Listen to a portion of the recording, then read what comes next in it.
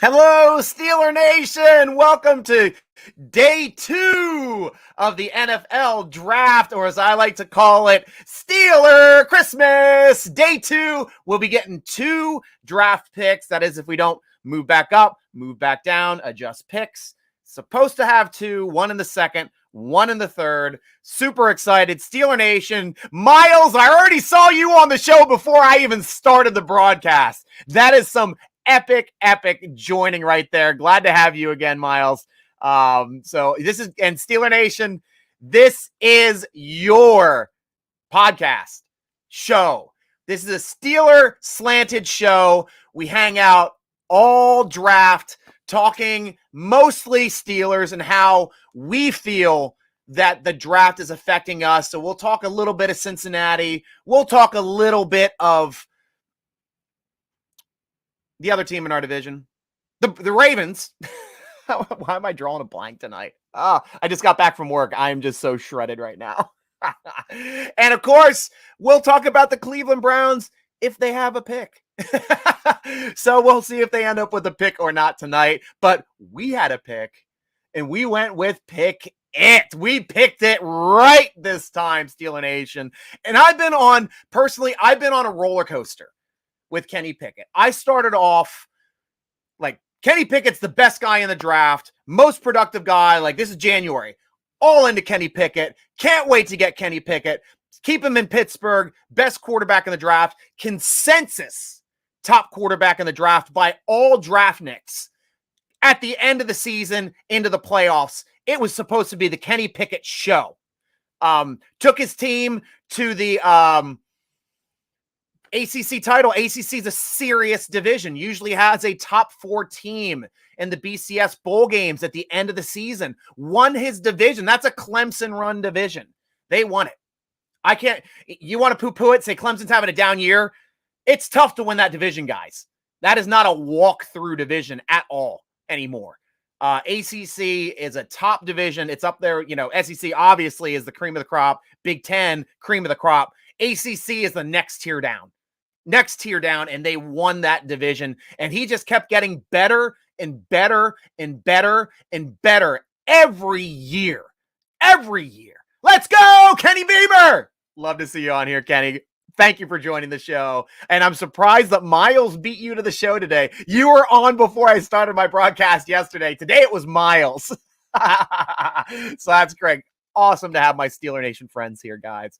And of course, I love to hear what you have to think as well. I don't know if my podcast even dropped.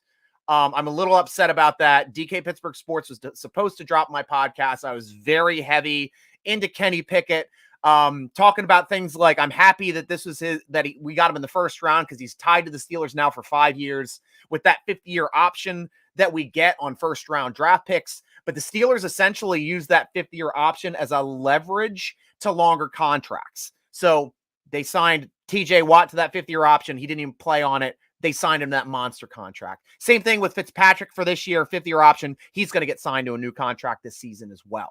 So it's kind of a tool that the Steelers use as a bridge tool to make sure that they're not going to be able to talk to anybody. We're locked in, and we're going to make sure that you're a Steeler for a long time, and I love it.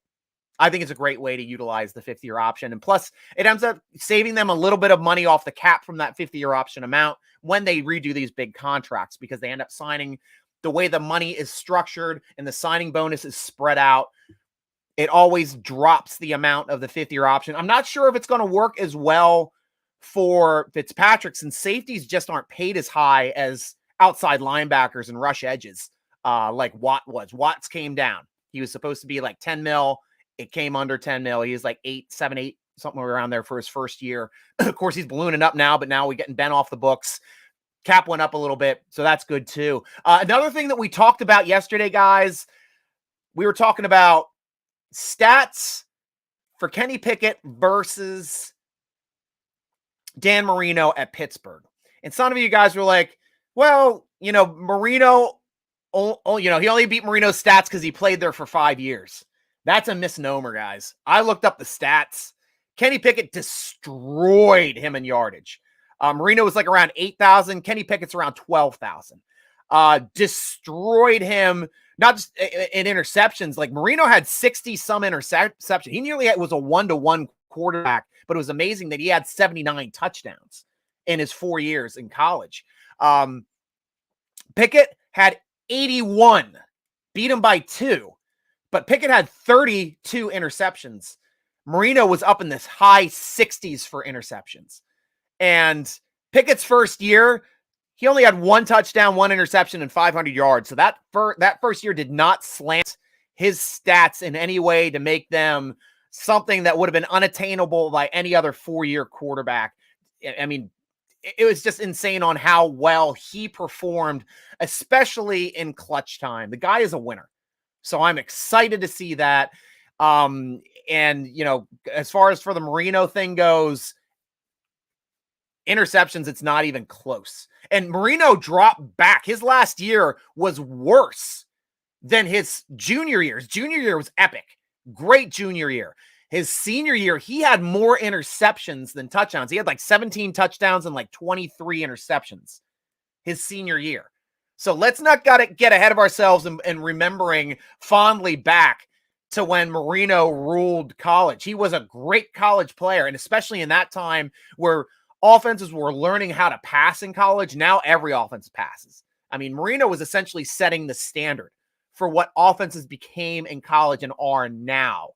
And then plus full-time year-round athletes playing football year-round just was not a thing. Like even up through the 80s, didn't start hitting until the 90s, making it a full-time sport for people once we got into free agency and things like that, where people were just like, okay, we're going to pay you guys full-time salaries. So let's hear from you guys, Steeler Nation. I'll get back to talking about some other stuff later, but that's at least what I wanted to get off my chest first. Chad, how you doing, Chad Hayes? I almost feel we could have traded back in the first, stocked more draft picks, and still been able to. Well, the only thing about that, Chad, is to trade back in any draft, you have to have a dance partner. And the Steelers were in a situation where they liked their guy. Their guy was there. And we've been watching the Steelers draft now under Tomlin's era. And we know if they like their pick, they're taking him in that spot because they're getting the guy they want. And in that situation, they had the pick of every quarterback in the draft. They got their top quarterback. So moving back, yeah, it's a good idea. I'd like to stock some picks, but does somebody else jump up ahead of them and take a quarterback? Might happen.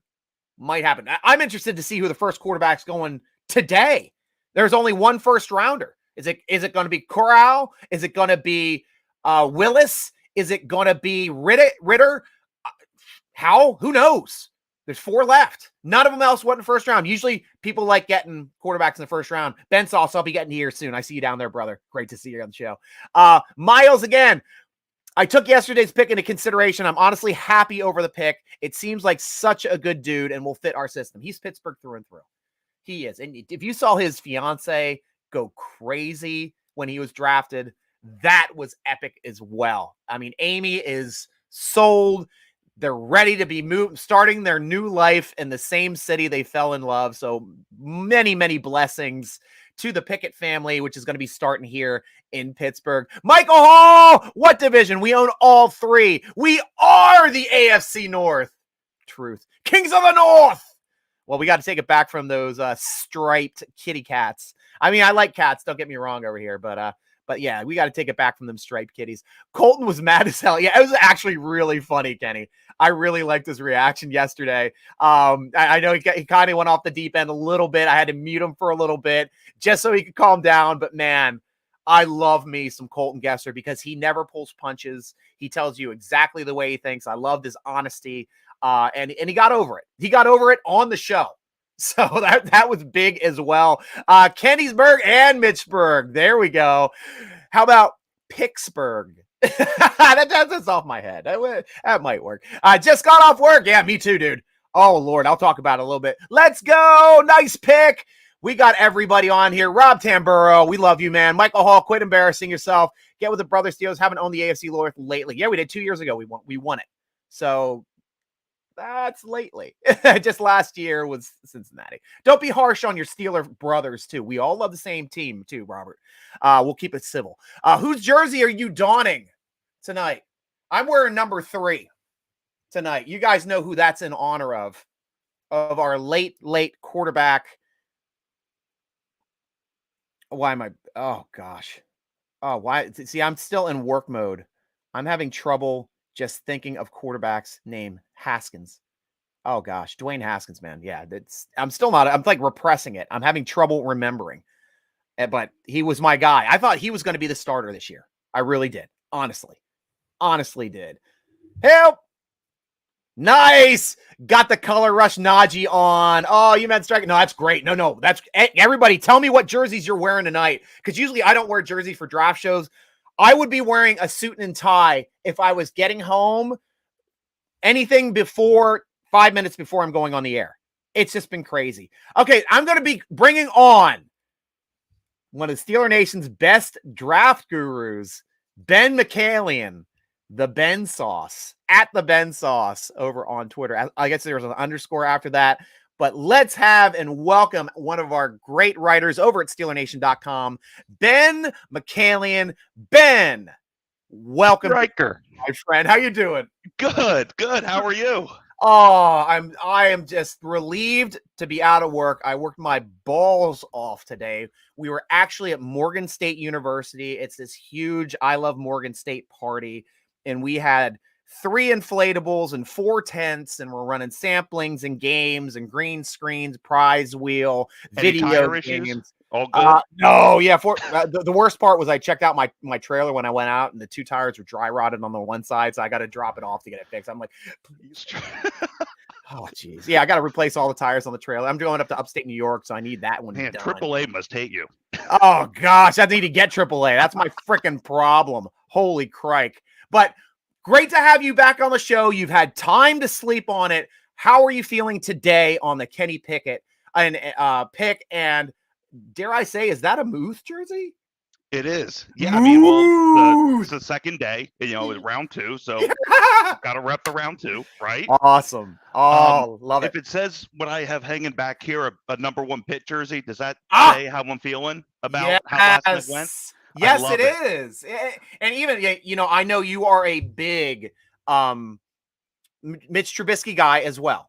And I respect that. And it seems like Mitch is doing the right thing, reaching out to Kenny Pickett already. They already have a past, I guess, too. Are you familiar with the past between Mitchell Trubisky and Kenny Pickett? I'll be honest with you, I'm not okay. At all. I remember reading it in passing that I believe they had a passing event when he was in college, and the 2 were working on the same field at the same time, I think right around when he was being recruited. So he knows Mitch Trubisky, and I think that's a nice, synergy going on there, to use a marketing term. And yeah.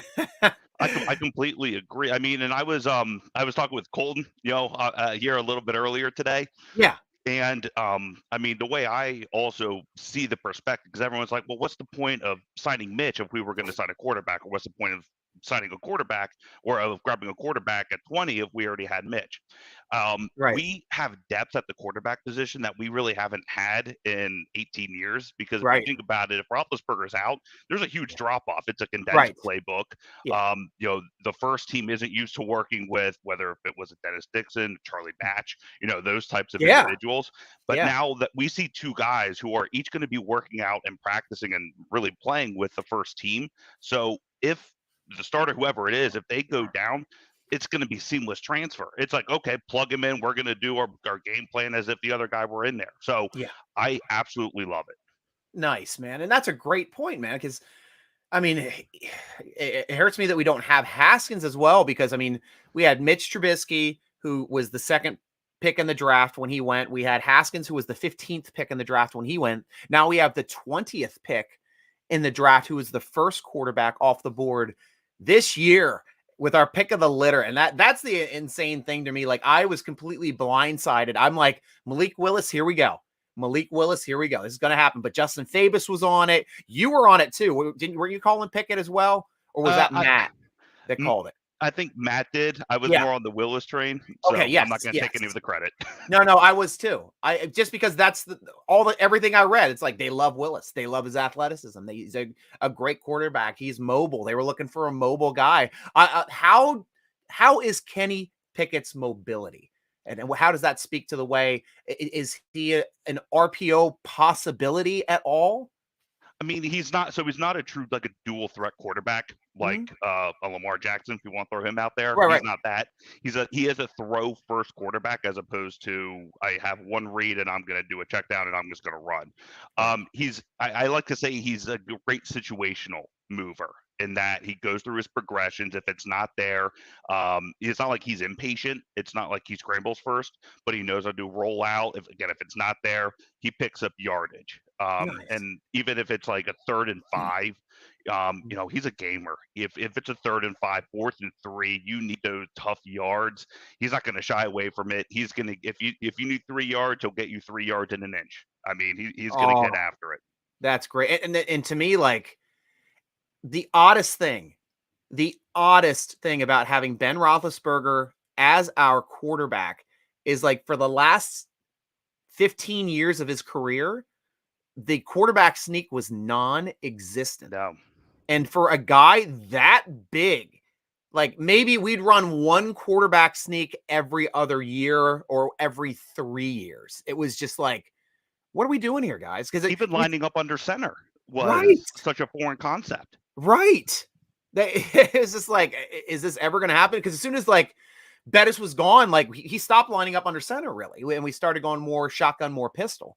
And yeah, it was just an odd thing to do. So I'm looking forward to having more younger quarterbacks who have the ability to move. I mean, we saw when we played Herbert last year, Herbert's not a mobile quarterback as well, yet he was smart, saw that we were vacating the middle of the field and took off with his legs. And he had like 80, 90 yards rushing that game just because he was being intelligent on the way that he was not a mobile quarterback, but he was smart. He's like, oh, it's there. I'm going to take it.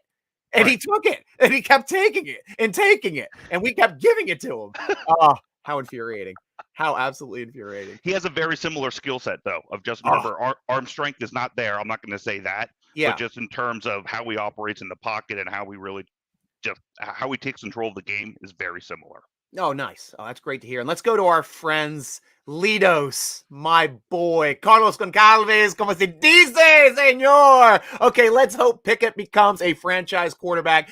He does have the tools. Where do you think he would have been picked if last year's quarterbacks were available in this draft? And I'll throw that to you because that is something that you and Matt have been talking about and have given some thought to. Yeah, I would say right around now. We would be talking about him now. Probably, I would say a solid 2nd rounder, depending on the demand, obviously. Maybe the 3rd round. Like now, not like now when we picked him 20th, but saying like right. End of the first, beginning. Right. So here's a question for you then. Let me go direct. Yeah. Who would you have picked between Jones that went to New England last year and Kenny Pickett this year if they were in the same draft? Who would you have taken first? Seeing how they played, I mean, like Mac Jones was one of the best rookie quarterbacks, if not the best rookie quarterback last year. He was. And he also I'm just saying, don't take into account the way he played as a pro, which he did make the Pro Bowl this past year. I'm just saying strictly as a college player, from college talent, from what both of them did in college, which one would you have taken first just on pure skill and their stats? Oh, my fandom's coming out here. So I would say Pickett. Yeah, I would say I would too, honestly. But that's to put it in context, because I know Jones went a little later. He wasn't like one of the top quarterbacks off the board. He was still there, fell into New England's lap, and they were happy to take him. Right, and he's such a pocket passer, and just seeing, again, going back to the Steelers need a little bit more mobility there. Their offensive line still in flux as of where we are right now. So I don't think he would be able to survive at this point where we are with the O-line. Yeah, right. And we have some more comments here. Bo, how you doing, Bo? Pickett, my guy. Great to hear, man. Love his highlights. Yeah, his highlights are sick. He's got an excellent roll of film for his college career. Definitely does. Jason Haycope, Steelworth here. Steelworth off of SteelerNation.com football forum. Great to finally meet you, talk with you, and interact with you. Someone is hyped. Love to see it. Maybe wear a hat that you didn't find at the bottom of a hamper next time. Best wishes. This is my Steeler Nation hat. I love this hat. I will wear it all the time. It doesn't fit right with my earphones on. Like always, it's a little cattywampus. Kind of slants, but like yesterday, it was like I was like wearing it like I was like having a great time, like drinking too much or something like that. But great to see you, Steelworth, to finally put a name with a face. Please, this is our show. Love having you here. Litos, was Colton a bit drunk? I was disappointed, but not pissed. Yeah, he was drinking. He was drinking. I think he drank even more as soon as that happened. I think he left for a little bit, had some shots, calmed down, might have smoked, calmed down, had a cigarette out back, and then he was good. Calvin Pittman, what are your thoughts on the quarterback pick first round, and do you think he's the best fit? For me, yeah, we've been talking about it. The only thing I've got to say is that we've got some really interesting and unique draft perspective for the Pittsburgh Steelers on Pickett. I mean, you had one of the people on the staff that helped recruit him in college. You have people, everybody has seen him for the past 5 years in our hallways, watching him practice, even throwing to Steeler receivers sometimes. That's for poops and ha-has, like we always seem to do with like Pitt and Steeler players intermingle. They know each other. It's like a really interesting. They share the same stadium. Sometimes they're there the same day. They can work out in the same facility there too. So it's really one of the few unique perspectives when we have a pro team sharing the same facilities with a college team. And we know this guy like Tomlin, and having just that longevity with our head coach and our GM, knowing the guy for 5 years. And you can tell me if you have any other perspective here as well, Ben, because I'd love to hear it. Yeah, well, one big thing too, just that whole bridge really across the UPMC sports complex is, Kenny Pickett's offensive coordinator this past season was Mark Whipple. Mark Whipple was Ben Roethlisberger's quarterback coach. Right. That's it. And yeah. He won a Super Bowl with him. Yes. So, I mean, in 05, you talk about a great, it's not only influence from a coaching perspective, but a way who can translate how Kenny Pickett plays to other coaches. Being, Mike Tomlin, Canada, and Mike Sullivan. That's the perfect guy right there. Yes. So I completely agree with you. I mean, it's a close-knit family. They like to intertwine, and it's been successful, I think. Nice. Miles! So with Kenny coming into the mix, will Trubisky still start? Ben, you love the Kenny pick. Ben, you love Mitchell Trubisky. I want to hear your opinion first. So I ordered both jerseys, just as a full disclosure. I have them both. Awesome. I mean, if you were to ask me to make a decision today, I would say it would be Mitch Trubisky, simply because he's a veteran. Yeah. I mean, opening day in the NFL isn't going to scare him necessarily. Not that it's a scary situation, but for a young kid, it might be, and it'll be a good smooth transition for Kenny in terms of having a couple games under his belt on the bench side, really having the headset on, seeing what the game plays are, how the game really moves. So that's a long answer for, I think Mitch really has the advantage here, but obviously this is way before training camp starts. And I agree with you. I honestly think like Mitch is showing some great leadership skills. He's very inclusive.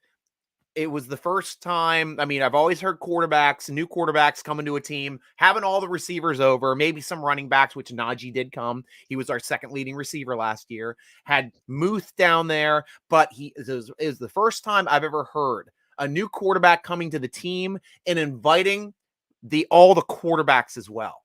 So Rudolph was invited. He couldn't make it. Haskins was invited. Unfortunately, he didn't make it back from that visit. Which is super tragic, but still the fact that Mitchell Trubisky is an inclusive guy and showing he wants to be he's part of this team. He wants to be part of this entire team. He knows that pretty much the way it was lined up. I didn't know if the Steelers were even going to draft a quarterback and they still had Haskins on the roster, to tell you the truth. That might've been McDuffie we would have gotten yesterday, depending on how that would have shaken out, which I thought, they might have gone that way as well. But it's not the way it happened. Yeah, no, I completely agree. And also, too, keep in mind that was not months, that was weeks after he signed his contract, too. I mean, as soon as he signed it, he was ready. He was good. Come on down to Florida, guys. I got a house. Let's relax. We'll get to know each other, throw some balls, have a good time.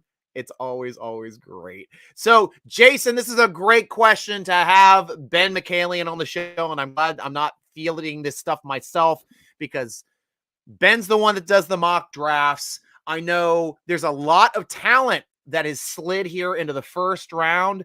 If you want to talk about some talent that slid, if you want to talk about your dream and who you think they want to go or which direction you want to go, you have the floor, my friend. Yeah, at first it comes down to what's higher on the priority here. And obviously we've been throwing out like cornerback. We were talking about Trent McDuffie here yesterday. But obviously the Steelers went a different direction. The wide receiver is still a high need, and even defensive line. Again, we talked about it being kind of on, kind of off, kind of whatever it is. So those three. Skye Moore is a name that we've talked a lot about. He's a fan favorite, especially within Pittsburgh, and he's one who's really risen up the ranks, especially because we saw such a huge influx of wide receivers getting taken last night. So big chunk of those are gone now. So now we're in like that tier 2, but it's almost like a 1A and 1B, if you will. Skye Moore, I like him tonight. I think second round may be a little bit antsy, if you will. I would say if he's a third round, he's there. Take him. From a corner back perspective, I like Trent McDuffie's playing mate. His name is Kyler Gordon. He's a very physical corner who would do well in Pittsburgh. We were talking in the group chat. I like Kobe Bryant out of Cincinnati. We saw his playing. Kobe Bryant playing? Right. Oh, wait, yeah. Not that Kobe. Other one, his namesake though. Yes. But he probably named after him. That's an awesome name. He was actually. That's great. And he actually was recognized as the number 1 cornerback in college football last year in the way of winning the Jim Thorpe Award. So he's still now he's more. Not gonna say every name I say here is not in the next round. It's at some point later on today. So I would see him being more third round. Some surprising names. I'm looking at linebacker, specifically inside linebacker for the Steelers. Those being Nakobe Dean out of Georgia. We saw a lot of Georgia guys go. Also, too, Christian Harris out of Alabama. He's another thud pounder. Where if the Steelers get him, I mean, he's going to be probably dethrone Devin Bush, maybe. Wow. But even then, too, safety as well. I'm looking at Brisker out of Penn State. Looking at Lewis Sign. Out of Georgia as well. So. I know I threw a lot of names out there, but really those, and I know we've been talking about George Pickens. I'm not really strictly in terms of the Steelers.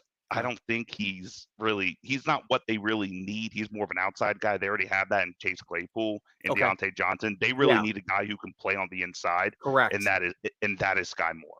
Awesome. Yeah, Jason's with you, wide receiver as well. Bo giving you a shout out for your jersey. Muth. Love that.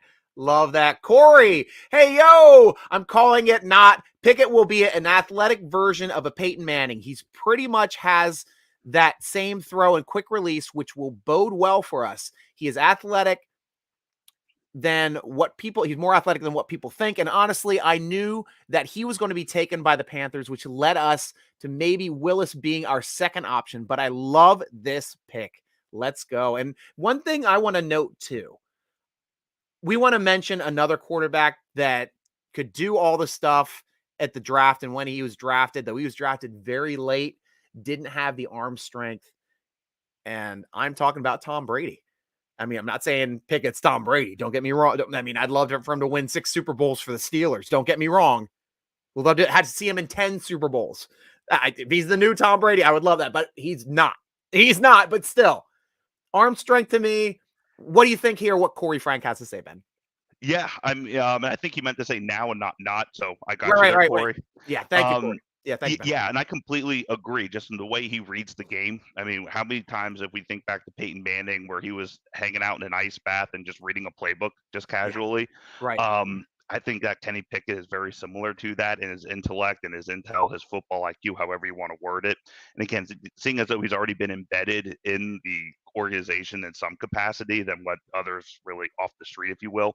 Right. I completely, agree. He is a little bit more athletic. Yeah, arm strength isn't there. Right. But we all remember too the caveat. Remember Peyton Manning's rookie year. So be patient with him. If he does turn out like that, just be patient. And I like that mentality though. Which Peyton had a terrible rookie year.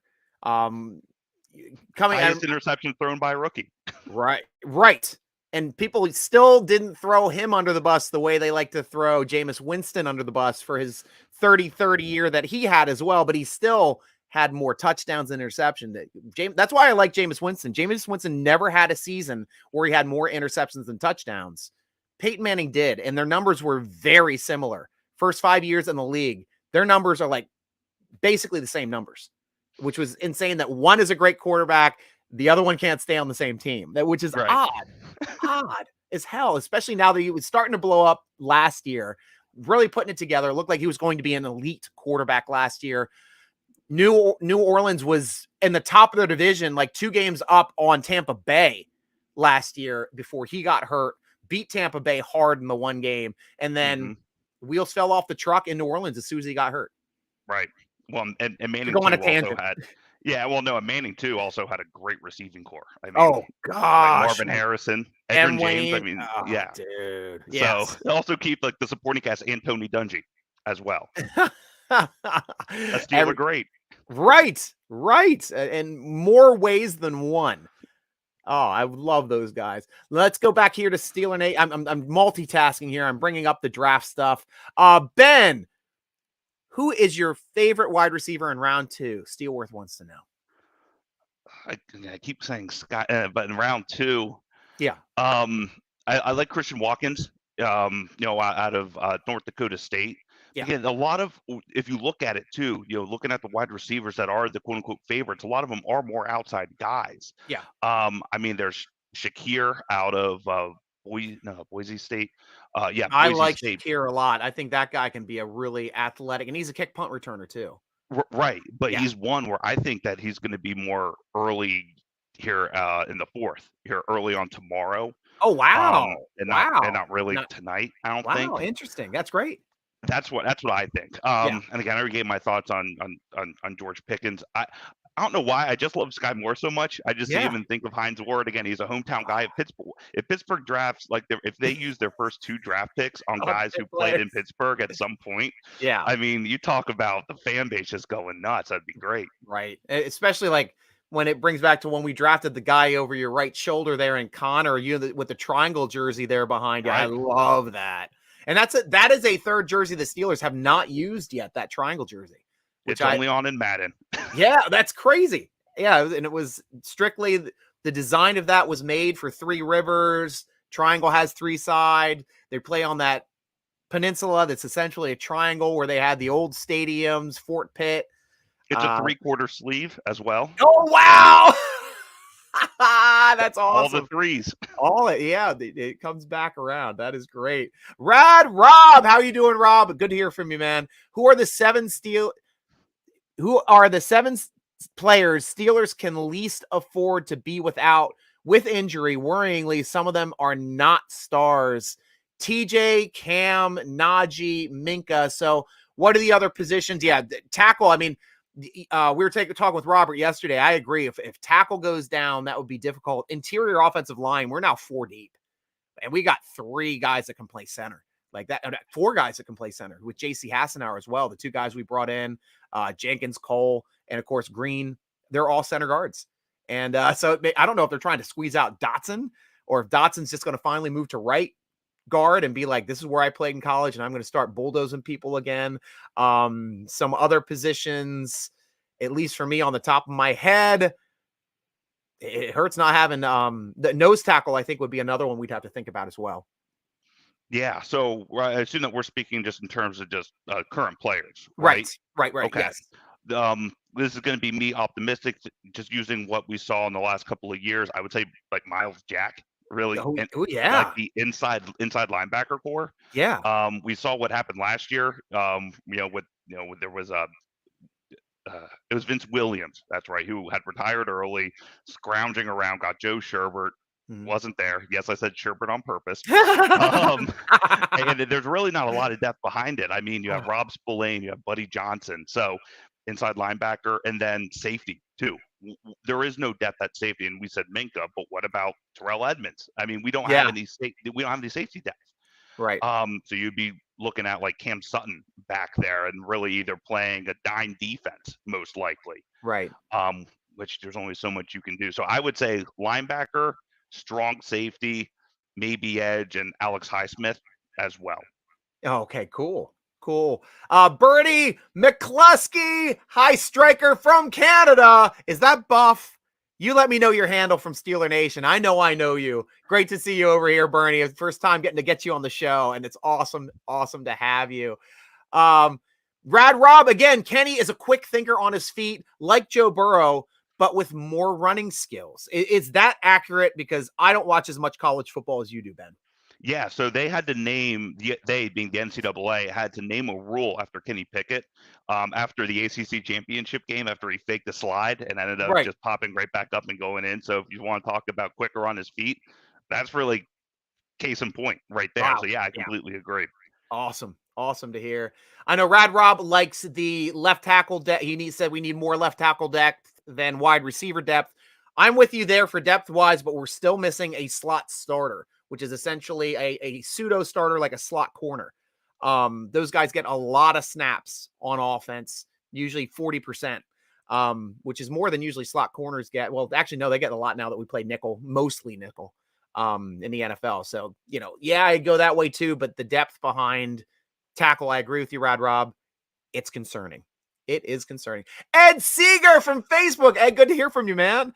The Steelers are arguably grabbed the best running back in the draft last year. There's no argument about it.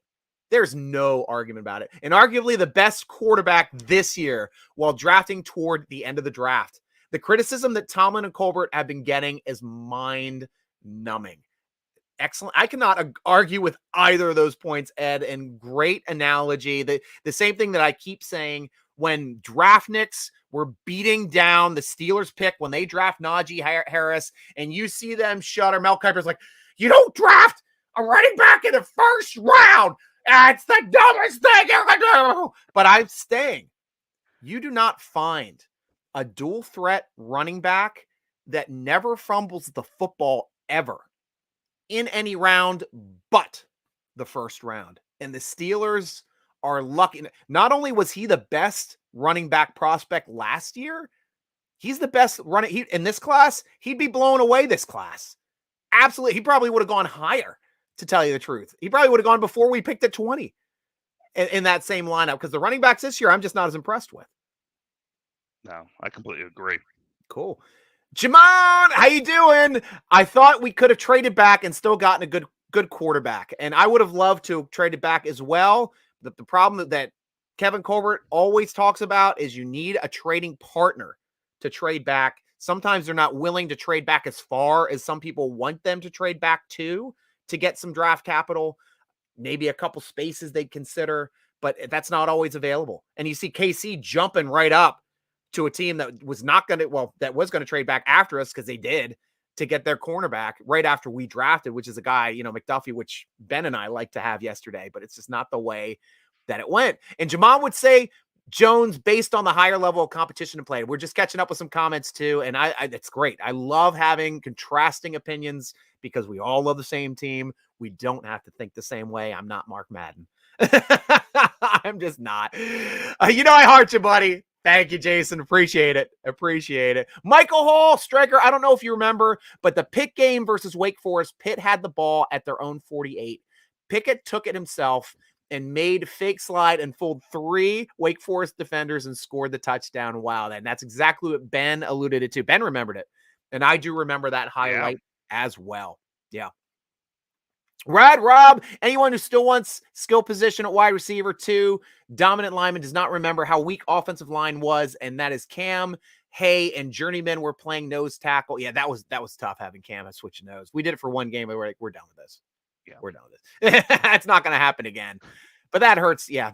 Any depth and run on injuries at one position, you're just going to get chewed up. It just happens. I think the only team that has ever done well with a run on injuries was that Philadelphia Eagles team that won their first Super Bowl. Their offensive line dropped like flies that year. By the time quarterback. Right. They went through two. Yeah. They were the backup quarterback too, and still won a Super Bowl. That was an insane year, because usually a team that has injuries like that, they do not put on a run in the playoffs. I wasn't betting on them to win in the playoffs, and they won it. And that was a great thing. Jamon, again, Mitch will surprise a lot of people this year. I'm fine with that. I want to be surprised. I want to be surprised. Hope you're right. Any quarterback. I just want to see the Najee Harris RPO offense. I think it's going to be a fun, new style offense, and one that I wish that we had like Cordell Stewart to run, because we never gave him the chance to run a college style offense. We were always trying to square peg, round hole slash and make him a pocket passer, and that killed him. Absolutely killed him. He was much more exciting when he was running around making plays. Really love to see that aspect. Michael Hall, it's draft time here, so let's go. 2 more to join the Steelers, and let me check with the draft here. Oh, quickly, Logan Hall, defensive end, first one off the board. That's a player we were talking about that we're expecting to go in the first round. Yeah, I was going to say, we got our friends down in Houston. This got their first guy called. So, unfortunately, I don't think he was going to be a good fit in the Steelers. But I mean, he's going to do really good in Tampa Bay. Oh, yeah, I'm surprised Robert isn't on here gloating already for the first pick in the second round. We love you, man. Christian Watson, second off the board, another highly rated wide receiver that we thought could have gone in the first. And Aaron Rodgers gets his weapon. That's what he wanted. That's the Devontae Adams replacement right there. Oh, you think he can transition that quickly to being as productive? Well, being 6'4", 208. I mean, yeah, that is some skill right now with a 4.36 40. That's insane. That's insane. Oh, yeah. And he jumps out of the building 38.5 vert, broad jump of 136 inches. So he's over 11 feet. The guy is definitely a sparky dude. Yeah, and he comes from a pass first offense as well. So I think he'll fit right in with Aaron Rodgers. Yeah. Rad Rob again, not wanting to draft defensive end in the second. Just saying, if you believe Tuitt will return, even though you have nothing to support such hopes, we don't. We only hope he returns. I'm not saying I definitely know he returns. Never said I would, though. I honestly do think that with the passing of Haskins, makes it more possible in my mind that he's going to return, because he was dealing with the death of his brother for an entire year, and now the entire team is dealing with the death of a teammate that he never spent a lot of time with, because he wasn't on the team since his brother passed. He may have seen him in the off season in voluntary minicamp, but once his brother passed in June, I know he was pretty much absent from Steeler stuff, but he may come back, help the rest of the team, and they can all grieve together. And that's an aspect to me, which I think that would be, 2 losses helping the entire team to come together, and I'd be all for that. I'm not saying it's going to happen. Definitely, Tomlin and Colbert and Rooney are all giving him a wide berth to allow him to grieve in his own way. But hopefully we get to see him back sooner than later, and we can all only cross our fingers at this point. I'm hoping we get a nose tackle soon. Safety next round, if a good one, then defensive line, or then wide receiver. That's fine too, Jamon. And how are we looking at like nose tackle depth, and how deep is that in this draft, Ben? I would say it's fairly deep. One that sticks out to me is Mathis out of Alabama. I think his first name is Fidarian with a PH. And Winfrey out of Oklahoma, who is just an absolute unit. He's a big boy. He's a big boy, and he's physical, and he's mean in a good way, I would say. But as of where we are right now, he's third round is optimistic for him. He's right there on the cusp between the third and the fourth. So I would say to keep an eye on him. Yeah, nice. And I keep throwing up your blast. I can't get to everything, guys, but I'm trying to get at least show stuff up here. Carlos, wide receiver is deep enough that I'd rather go defensive line in the second round. Offensive tackle is a bit shallow this draft too. So I agree, Rad Rob. Are you saying offensive tackle is shallow here in the second round, Ben?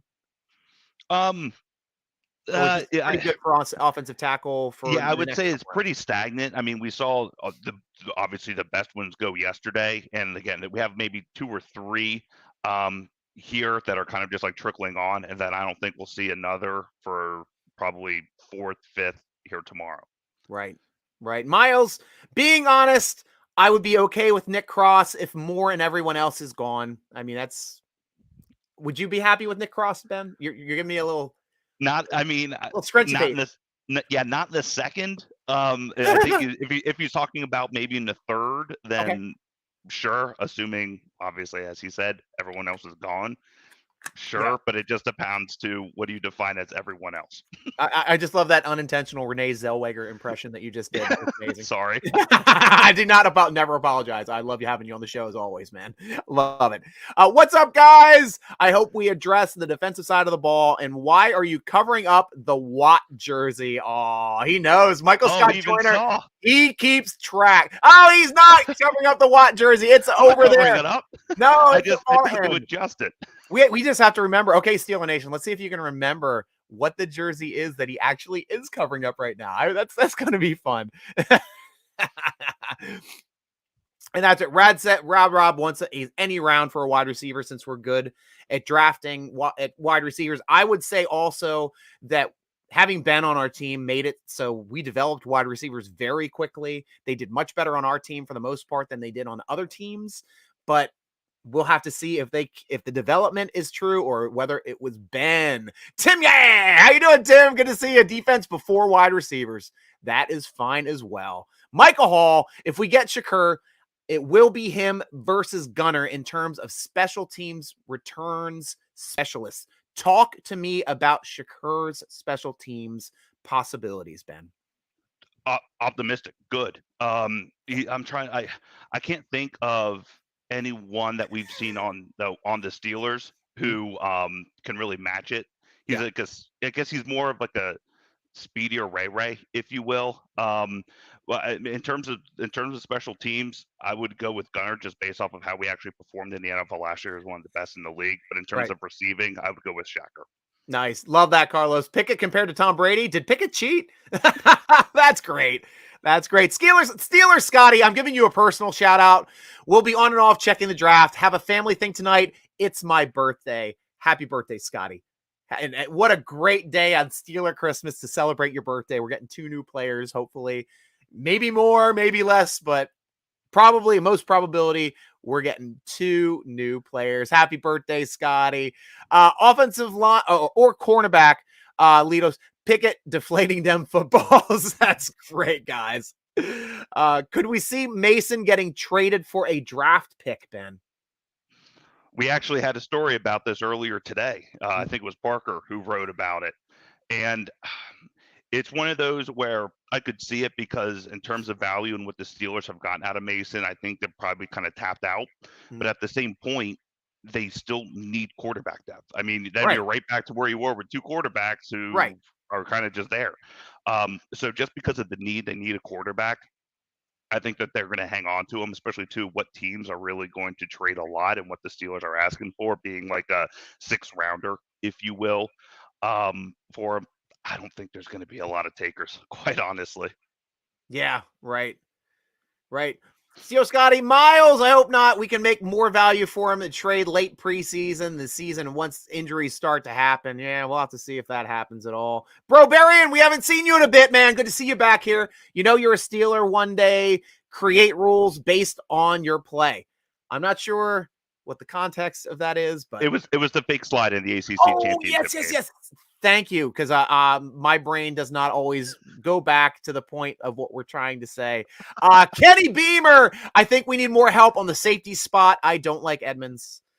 That's exactly where I sit. But then again, like, we have great depth there if we end up taking like a Brisker. If we're able to get somebody like him in the draft, let me switch over here to the draft here quickly, make sure Brisker is not off the board, because I saw he's pretty highly rated, being a prospect still on the board. He's still on there. Okay, cool. Because Tennessee Titans picked up Roger McCreary, the cornerback, Breece Hall, running back out of Iowa State, first running back off the board, going to the New York Jets. And the Houston Texans now pick is in. We're still waiting to hear what that is.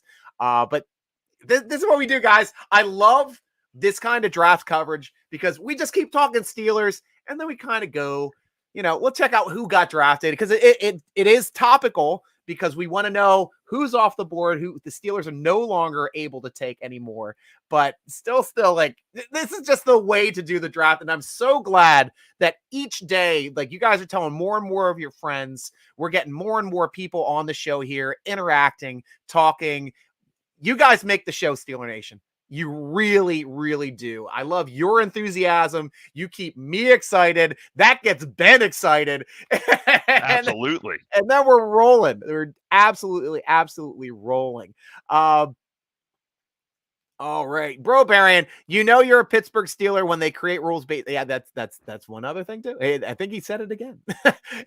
or am I just having deja vu? I'm not sure. It's the early onset. It's okay. Rad Rob, sorry above comment missing its preface. I'll add, if 2021 Steelers had a dominant body on both lines, they would have made the playoffs. Same cannot be said of adding stud wide receiver to weak lines. Though that's always been a mindset of certain offensive coordinators and Kevin Colbert. You either build the line or you build skill players, because we showed in 2008 that we could win a Super Bowl with skill players and a bad offensive line. Because we did it. Absolutely did it in 2008. And then our offensive line got better, yet we didn't win Super Bowls. We just, that interior line dropped back, or inside linebacker for 2017 killed us with Shazier and Mckalion going out in the same game, which we talked about before too. Either you or the other Robert, I know we've been talking about. There you go, Rob. Cooley, man. Glad to have you too. I'm going to keep throwing you up here for these, and it tells me how far we are. Okay, Logan Hall to the Bucks. Okay, that shows how far back I am. I'll be catching up, but I gotta watch this stuff. We'll catch you soon too. Good to hear from you, Litos. We'll see you soon. Cope, I am here. Logan will fit better in Tampa Bay than Pitt. Would still love to have liked him though. Yeah, talk to us about Logan a bit. Yeah, he's one where he's like right in between a defensive end and an outside linebacker, where the Steelers run that 3-4, so they need a true outside linebacker, a guy who can drop back in the coverage or rush the quarterback. Hall is really, he's going after the quarterback, so he's really the defensive end, almost like an undersized Cam Hayward, if you will. So that's just where he flourishes, and he's going to fit better in a 4-3 and not a 3-4. So yeah. Is Duck on TV somewhere, guys? Because I have no TV. No, that's the jersey. They know it. See, that's Steeler Nation is just the best. He won. They always help me out when I don't figure out what's going on. That's amazing. Aaron Harris, safety second round would be nice. What up, Striker? Hashtag MT Steelers. What up, Aaron? Good to hear from you, man. It's been a bit. It's been a minute, but great to hear from you, honestly. Yeah, I know. We're going to draft somebody. I know we're going to get a defensive tackle this year, honestly. Yep. Thank you there, Robert. I'll be catching up here soon. Now I'm at pick 2. Hope the Steelers' 2 mediocre offensive tackles will not be out games with injury. It's similarly pathetic. Yeah, I'm sorry that you feel that way. I am. We've been talking about it a lot. Bernard Railman would make a get birthday present just saying. Let's talk about Raymond. We haven't talked about Raymond yet. I think he means great. And yes, he's one where, yeah, I completely agree. It really, though, comes down to the priority need, and that's what we're jockeying for. I love Raymond and what he brings. Yeah, he's one of the best. I'm actually surprised he didn't get picked yesterday. But the Steelers, I think they have higher needs. Seeing what they did in free agency, I think they have higher needs than just offensive line, offensive tackle, if you will, where we saw, again, safety, cornerback, safety, whatever it is, linebacker, defensive line. I could name them off. We already got to that before. Aaron Harris, we did talk about, we think Mitch is going to start just because he's a veteran in the league initially, but it might be close. It might be really, really close. Rad Rob, I like this take. If we trade down in 2 and get late third rounder, we'll have 4 players in first 3 rounds. First 3 rounds or players most likely to play and have an impact. So getting a third, more of those by trading down in 2. What would you think about that perspective, Ben? Wow, that's a lot of numbers on a Friday afternoon. Right. Well, at least if we trade back from the 2, maybe drop back, if we can get like another third with a later second, I would absolutely jump on that. Right, and seeing again where the depth is at the corner or at the positions that they need, being wide receiver, cornerback, linebacker, defensive line. Yes, I would. It really depends too. I mean, we're at pick 38 right now. We still have a fair amount to go. So I would say like have that on ice. Let's see how the next 5 to 7 picks go, and then let's jump on it. Nice. And Rad Rob, I agree with you. We do not need a linebacker more than a defensive end. With you there 100%. And let's go over the draft here. We'll see who came off the boards. Here's a guy we were talking about, Jalen Petrae, coming out of Baylor that we mentioned. He's now off the board, Ben, going to the Texans. Yeah, he was slated to actually go yesterday. Yeah. His testing wasn't really too favorable, but yeah, he's definitely good. I mean, he's kind of like what Minkah is, but a little bit undersized. So in terms of he wouldn't fit in with the Steelers in that capacity. Right. He plays more as a free safety. But yeah, he's a good guy. I'm telling you. This is really interesting right here. Nobody wants the 6th pick in the draft. This is a trade from Carolina through the Jets, through the Giants, now to Atlanta. The pick is in. I think Robert said this was what happens. Falcon traded up for I can't even pronounce that name, but if you want to talk, is that what happened? I don't know if it's come off the board yet. It's not showing up on mine yet. Yeah, no, it says the pick is in, but not who it is. I'm still on a delay. Okay, cool. So we will talk about that. Steeler Nation, chime in, let us know, obviously, if that is the case. And we will talk about that. Go back to you here.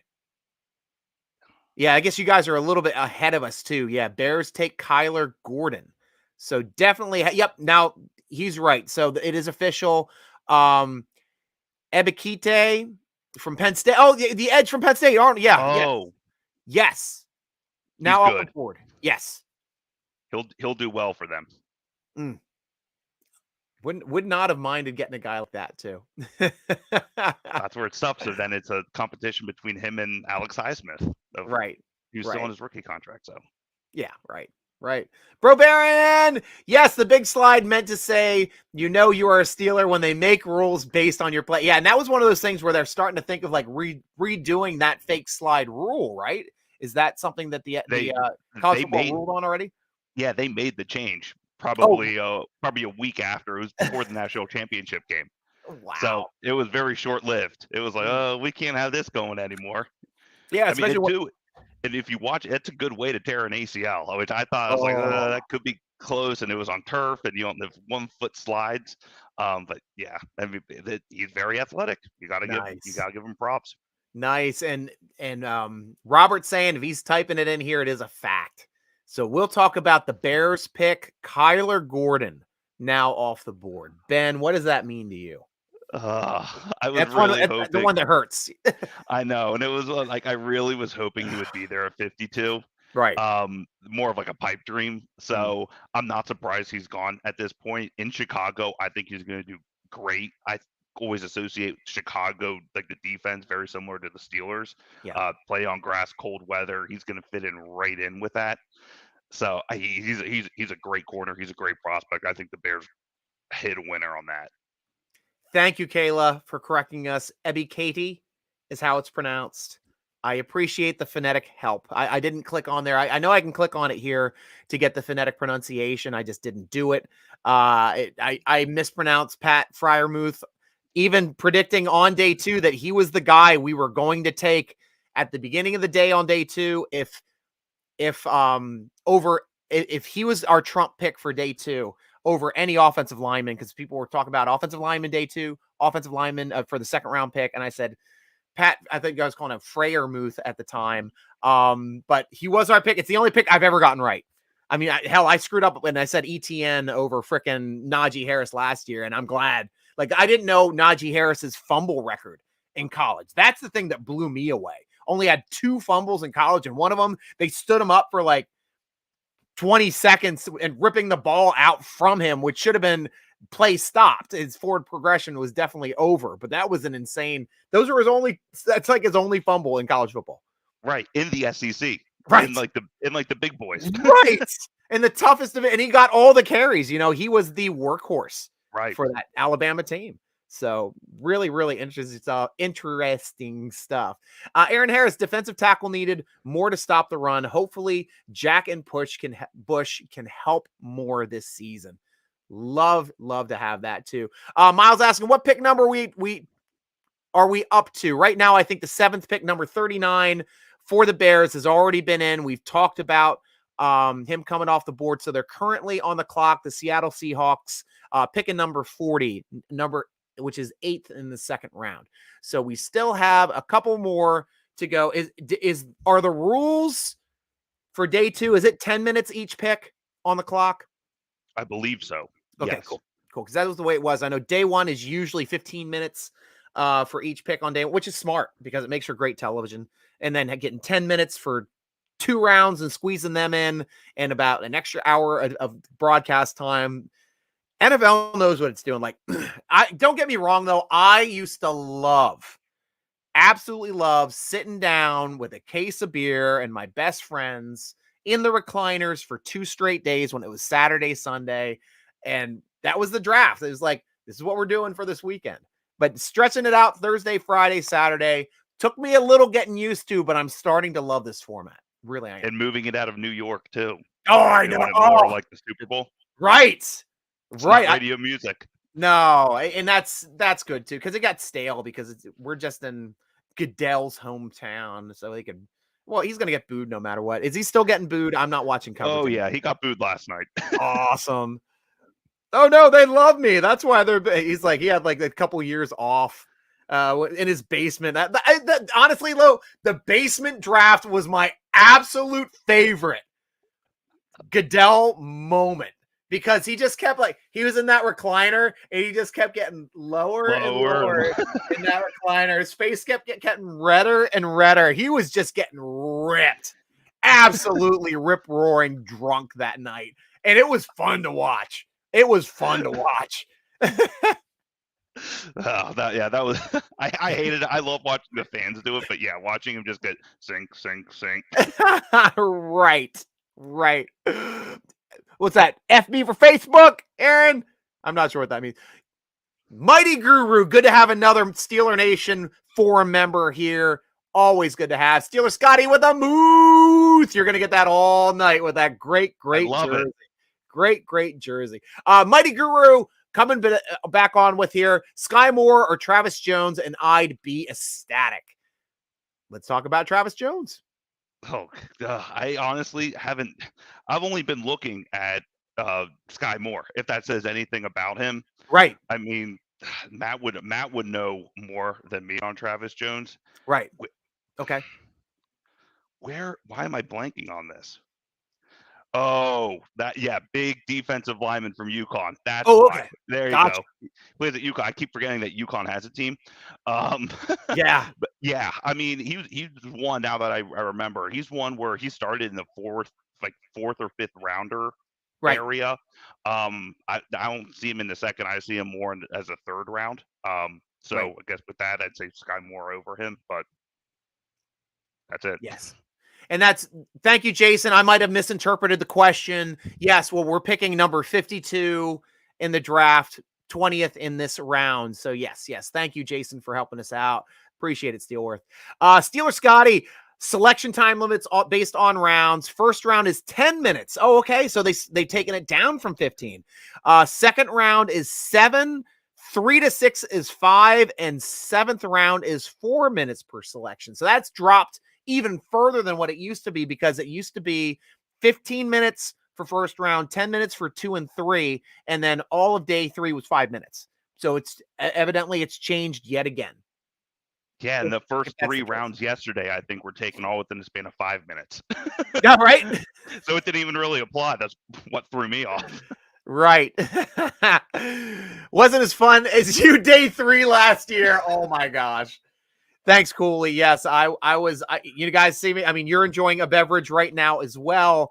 I always toasted to a Steeler drafted player each time we picked a player. So we picked like 5 or 6 on day 3, and I was definitely pretty lit up because I was drinking high percentage beers. And at the bottom of the can. What's that? Was it through the bottom of the can? Yeah, it wasn't that horrible. But yeah, I mean, me with the craft beer stuff, like usually if I'm drinking a craft beer, it's over 10% or 10% minimum, right around 8, 9, 10. I like heavy beers, and I was sitting down, I wasn't getting up all day, and I really started to feel it, not gonna lie. Miles, I'm scared the Colts are going to take more. There's a good chance. They need wide receiver help. Yep. Yes. Oh, Seattle Seahawks are drafting back to back here. 40th and 41st now, it looks like. So that's interesting. That's part of their glut of picks that they got for getting rid of Russell Wilson. Russell Wilson. Yeah. Which was an interesting move. Like, I thought Russell Wilson was one of those guys that was just like a pipe dream for moving, kind of like Aaron Rodgers. Like Aaron Rodgers maneuvered that situation to a point where he had his fan base thinking, he had his team thinking he might move, and he parlayed that into the biggest contract ever for a quarterback in the NFL. And coming from a 2-time reigning NFL MVP, smart to do, quarterback winner, but just like that, like I have nothing but respect for Russell Wilson's game. He is a franchise quarterback through and through. And I was always saying, like, he was the one I wanted the most. I even wanted Russell Wilson more than I wanted Aaron Rodgers. He was my number one get if we were going to trade for a quarterback, but unfortunately we just had too many needs. We couldn't give up that kind of draft capital and expect to compete, especially in one of the thickest drafts ever this year. Like you're saying, tell Steeler Nation why this draft is so thick, Ben.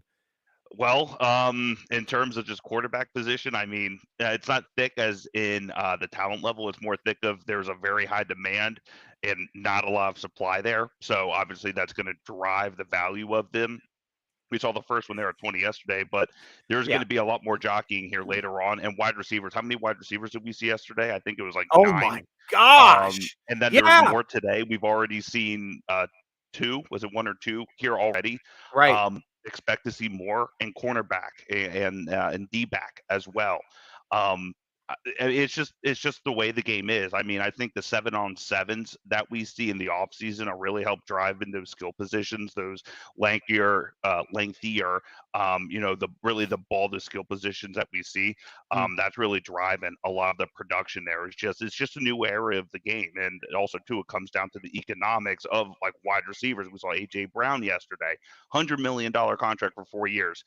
And you're looking at these wide receivers now who they're coming at a fraction of that, and you almost like you start from scratch. You get a fresh 3 years out of them. So it's just how the NFL is evolving is really what it comes down to. Nice. Yeah. Rob's reporting here too. Seattle taking Boyd Mafe. Am I saying that correctly? Mafe. Boyd Mafe. Yeah. Mafe. Okay, great. So wow, I'm really on a delay. Yeah, I am too. He's a good one. He's a there it is. Linebacker. Edge. Yeah, he's a Big Ten guy. He's I mean, this is gonna be again my bias coming out. He's more of like a discount version of TJ Watt, if you will. Yeah. So he's the same. Yeah, edge again, Big Ten guy. He's used to getting after the quarterback, and he also plays like an outside as well, where he can drop back if he has to. You want to talk about big guy, Big Ten? I mean, this guy is looking like Bud Dupree at 6'4", 261, yet runs a 4.5 40. That is an athletic guy. 10-foot broad jump. That's 10 foot 5 inch, 38-inch vertical, super sparky guy. And that's what you need as an edge player. You love explosiveness. Yeah, and tackles have no idea what to do with them. Yeah. I wouldn't want to. Good luck with the tight end. Right. Yeah, unless you had a crazy one. Rad Rob, Striker, remember last year, told you Portland has so many chocolatiers that it's like Wonka. That's Willy Wonka, and you lost it. Yeah, that's a great point, too. And I think I also followed it up, too, Rad Rob, with like when I took my trip, I've got one of my best friends from high school lives out there in Portland. If we're talking about, Portland, Oregon. And when I visited Portland, Oregon, I'd say about 8 years. Oh, I guess it was right when my daughter was being born. So that's 10 years ago. I'm huge in the craft beer scene. I went and I tried every single craft beer that they had out there in Portland. And my gosh, do they love Cascade hops. And I'm just like, these are the hoppiest beers I've ever had in my life. And one of the local Portland Indians stated, like, yeah, you come out to Portland, it's like an arms race for hops.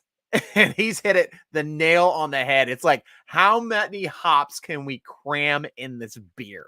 And to me, it's not always enjoyable. It can't just be Cascade either. I'm not a heavy Cascade hop guy. You mix it up with some other stuff, some Amarillo, some Colonial, some Centennial, some CTZ. I love the complex hops, and blending them and making some interesting stuff. So you can throw a little Cascade in with some of that stuff, and is pretty good. I'm as big of a beer nut, guys, as I am on Steeler Nation. I could run a podcast just on beer. And I'm disappointed that I don't have a beer sponsor yet. I really am. And what are you drinking tonight? We haven't talked about it. I've seen you throwing back a couple, having your beverage. What is your beer of choice tonight? Light and easy. The Sam Nice. Adams Summer Ale, which is one of my favorites. And I mean, yeah, it's April, but it feels like summer here in Charlotte. So that's what I'm going with. You're lucky. There's still a nice chill in the air here. And when the sun goes down here in Baltimore, it feels like it's below freezing. It is really, really chilly weather here in the Baltimore area. And even like we had a nice sunny day today, but that chill was still in the air with the wind coming through. So yeah, it's just the way it is sometimes. Aaron Harris, while we're at it, get Andrew Luck out of retirement. Yeah, I don't think he's ever coming back. I think he's one of those guys that had enough injuries, had enough concussions. He's like, I'm done. And I completely understand that. Really. Yeah. Yeah, and he's a Stanford guy too. It's not like he has an he can do anything he wants. So right. All power to him. And Steeler Nation, I'm going to happy to invite to the show another of our great Steeler Nation writing team. Suhaib was on the show yesterday. Suhaib, it's great to have you back on the show again today. How are you doing, and how is your day going, my friend? I'm doing well. Thanks you for having me on once again. And, looking forward to seeing who the Steelers draft today. Awesome. Now, what is your thought process on who the Steelers are going to be picking in this round and the two positions that you want to try to target here in round 2 and round 3? For sure, I'm going to stick to the same scenario I stuck with yesterday, and that is wide receiver or cornerback. Seeing a guy like Andrew Booth still available, do the Steelers trade up for him in the second round? I wouldn't mind that. A guy like George Pickens, Skye Moore, John Mechie, they're also in play for the second round pick. And then honestly, defensive line is another position of need that I can see the Steelers going after. Those for me are the 3 main positions I'd love for them to go after. But, if there's a player like in different positions, I'm all for it. Nice to hear, and great to have you back on the show too, man. Thank you for coming back, and thank you for spending time with Steeler Nation, because Steeler Nation is active today. Aaron Harris, is there any tall, quick receiver in the draft? Yes, there's a ton of them, and that's why we're taking so many wide receivers. It seems like there's like 1,000 Chase Claypools this year. Suhaib and Ben, you guys can mention some players if you have any off the top of your heads. I would say Watson, the one that we just saw go into Green Bay that we just talked about, is right. One. Jameson Williams that we saw yesterday from Alabama. He's another one. And Garrett Wilson that we saw yesterday. All these guys coming from yesterday. Again, like George, I'm not as high on George Pickens as others may be. Right. But yeah, I think the bigger guys have been gone. But there's definitely a lot of speed still left on the board. Right. And for us, I don't know if we're going to find, or if we're looking to even draft a big, tall receiver. I think Miles Boykin kind of fits that need as a backup big, tall that we just got. He is speedy as hell, and he is tall as hell. So that's why I think if we're going receiver, we're going slot. Like before we picked him up, I'm like, we're drafting 2 receivers. Now that we got Boykin, I'm like, he's essentially fitting Washington's role now. So he's going to be that backup guy. And I want to talk also, because the thing that when I went back and looked at Miles Boykin's draft potential and his combine and the things that he was doing, he was like the 8th fastest in the draft. He was like right around a 4.4, and at that height, that's awesome speed for a 6'4" guy. But his 2-cone drill, he was number 2. Number 2 out of all receivers in the 2-cone drill. And to me, that's change of direction. So, yeah, a guy like that could possibly play slot. Have we seen him do that at all in the NFL? A little bit. I think even as of right now, I know that there are no official any depth charts that were released, but I think Boykin right now is our slot receiver, as of where we are. Yeah. But yeah, I mean, he was a stud at Notre Dame. We just know how the Ravens are with wide receivers, as we saw the departure of Hollywood Brown yesterday. No one likes being a receiver with a running back as a quarterback. Right. So it's like he just gets put into a bad position. So yes, let's come over to the the light side, and we'll show you the way. But Lamar Jackson lost his mind on Twitter when Hollywood Brown left. So evidently, that it was a closely kept secret within the organization. It was something they were trying to do to bank draft picks, and they did it. I think I read that Brown actually wanted to be traded. Wow. He's the one who approached Baltimore and said, trade me. And he didn't tell his BFF Lamar Jackson. So that's going to come out. That's going to come out in the family reunion. So Kenneth Walker is the next pick off the board of Seattle. I know, Robert, thank you so much at least for keeping us up on these. Love the stuff. Another good running back, a second running back now taken out of Michigan State. Big Ten guy. I know you're a Big Ten guy. Suhaib, are you a Big Ten guy as well? Do you watch as much college? Oh, yeah. Michigan fan. Awesome. Well, you please lead in telling us about Kenneth Walker. Oh, man, it's gonna hurt. You played against him. Yeah, definitely. For me, honestly, he was the number 1 running back in the draft. The guy could do it all. There was a reason why he was a Heisman contender, and that's really rare coming out of the running back position, especially. Yeah. The only limitations in his game is his passing, part of his pass catching. Yeah. That's the word. Well, other than that, the man he can break tackles. You get him in the backfield. No, he'll break tackles, force missed tackles. His speed is, especially that second level speed, he's the total package that you want a running back. And it's a really nice pick, especially for a team like Seattle who likes to run the ball. And the QB questions going on around there. I really like that pick for Seattle. Really thought they'd go Willis though, but it's still a nice solid pick. Nice. Ben, any thoughts? Yeah, I was shocked too that they didn't go quarterback with that. But I love Kenneth Walker. He's an absolute animal, and he was one where he had the ability. He was kind of in the transfer portal, but he wasn't back right between 20 and 2021. He decided to stay on with Michigan State, and they ended up doing great. And that's what really, he was the driver on offense. And so, yeah, I mean, absolutely, he's a stud. I had him ranked a little bit higher of Breece Hall, who actually went ahead of him here, a couple of earlier picks. But I love Kenneth Walker. To be honest with you, he would have done well with Najee, but that's neither here nor there at this point. Yeah, but I mean, it would be like people would be upset if we went running back, though. I mean, it would be nice to have a Lightning Thunder. It's too soon. Two-headed attack, but yeah, but we're probably going to be getting one, maybe most likely tomorrow, I'd say. Yeah. Agreed. And I would be 100% on board with that. Me too. Rad Rob, you were laughing so hard you couldn't get your breath. Was hoping one of your microbrews would come to life and resuscitate you. That was it, man. I was in rare form. I like to say I could apologize, but I'm glad that you guys at least enjoyed my performance last year. Probably will not be done, but let's go to Steeler Nation. We'll hear what you guys are drinking tonight. St. Arnold Brewery Summer Pils with Robert. Robert, is that a Texas brewery? That's great. That's great, man. Always love the pills as well, especially when the weather starts getting a little nicer. Steeler Scotty, Miller Lite. It's alcohol-flavored water. I drink a bunch and still function the next day, and that's the way I also feel about Coors Light, and I've seen Ben drink that as well. Yeah. Oh, yeah. It's my Miller Lite from last year, and I actually have 8 chilling in my fridge behind me, so that's gonna be my little later. Oh my goodness, this is a great. I love this question, Kayla. Could the Ravens draft Willis with contract situation with Lamar on it, which is Lamar is right now is in his 5th year option. Quarterbacks are getting paid. Baker probably is not going to play on his 5th year option. With Cleveland, he's looking to get traded as well. Cleveland is looking to move him. Obviously, they're not getting a first rounder for him.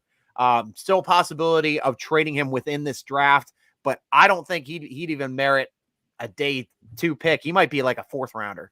And it's sad to say with his ability, but it's just that is what happens when you let your hand go. You already piss off who was your starting quarterback for the last 4 years. When you go out and you give up your entire draft to bring in another quarterback and say he's going to be the guy, I can understand exactly why he's salty, and I love it. I absolutely love it, because not only do they not have picks, they might not have a backup quarterback. And is there a possibility that the Steelers may add a 1st round overall draft pick to their quarterback room here? Because no matter what, that 5th-year option, I believe, is guaranteed. So they'd have to pay it no matter what, since it's already past the start of free agency. He can essentially play on vet minimum for Steelers and rake in that hot Cleveland Brown cash and just rub it in their face that he's just drove down the road a couple hours. Striker, I would not post your home address on here if for your own safety. But for me, I don't think he'd be a starter. I don't even think he'd be a starter on our team. But I'm fine with him being depth on our team. That would be hilarious if he came over and was like our practice squad guy. Right. To show like where he stands in Pittsburgh. Tackling dummy. Right. It's fine. League minimum. I mean, hell, why not? Red Rob Striker, 8 years ago, as of now, Portland has over 500 different beers. Yeah, right. And I know you can drink, but brother, there's no way that you had every beer. No, there was not. I mean, I had a good amount, but yeah, I had exaggerated at times. Don't take me for, especially when I'm drunk. You can't. I told you a million times, stop exaggerating. That's a good exaggeration of an exaggeration. I like that. Kendra Boog, what position do we grab next? We're still saying wide receiver, corner, defensive line, maybe offensive tackle. We don't know. It's crazy. Inside linebacker, probably not edge, probably not running back, definitely not fullback or kickers. But yeah, this is a tight end. I would not get a tight end. To tell you, yes, but to tell you the truth, we do have a need at a 3rd tight end position. Yeah, I'd say that's day 3. Correct. Yeah. Correct. Because I had that listed down. Yeah, go ahead. Yeah, and interesting. Andrew Booth just got drafted by the Vikings, so he's off the board. Oh, cornerback from Clemson. Yep. So he's off the board, and then now Wendell Robinson. Moore over to the Giants too. Yep. Wendell Robinson, Kentucky. Wendell Robinson. Yeah, he's another speedy slot guy. He's one where it was more of a pipe dream. I didn't think he was going to be available for the Steelers. Yeah. So, but he is short. He is tiny. 5'8", 178 pounds at 5'8". I mean, not quite as short as a Rainey or a Dree Archer, but people at that weight and height ratio, when you get under 5'10", at least he's a little taller, generally have a little bit of trouble in the NFL, and not as I expected him to be like a sub 4.4 guy. He's running a 4.44. Decent broad jump. He's under 10 feet. So not a sparky guy. I kind of see that 120 inches as being like the bench standard for the 10 feet for broad jump. He's at 118, 2 inches short of 10 feet. Decent vertical, though, at 34.5. Tell us a bit about his athleticism, Suhaib, if you know about him at all. But I know he's at least got some special teams talent as well as a returner. Wendell Robinson's just, speed. That's the first thing I noticed when I was watching his tape. And that's the name of the game in today's NFL. As Ben said, it's a pipe dream for him to be available for the Steelers at Steelers position. But, that's honestly a really nice pick for the Giants. I really like their draft so far. Nice. And what do we think about Alec Pierce, wide receiver out of Cincy? I like him. Quite honestly, I thought he was going to go up to Green Bay here earlier on. He's a guy. He's almost like a Jordy Nelson, if you will. Yeah. Where he has great straight line speed. He can create separation down the field. He played more on the outside than on the inside, so just in where he would fit in with the Steelers.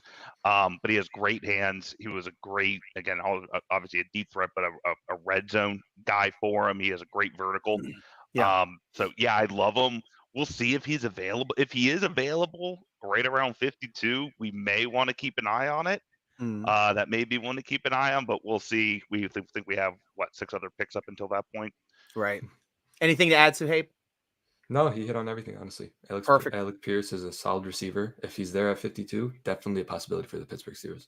Perfect. Rad Rob, if you were here for a week and drank a different beer won every beer and had many every day, then you'd still be in the single-digit percentage of the beers here. Yeah, it's a neat thing too, because I've been to both Portlands, and both Portlands are excellent beer towns.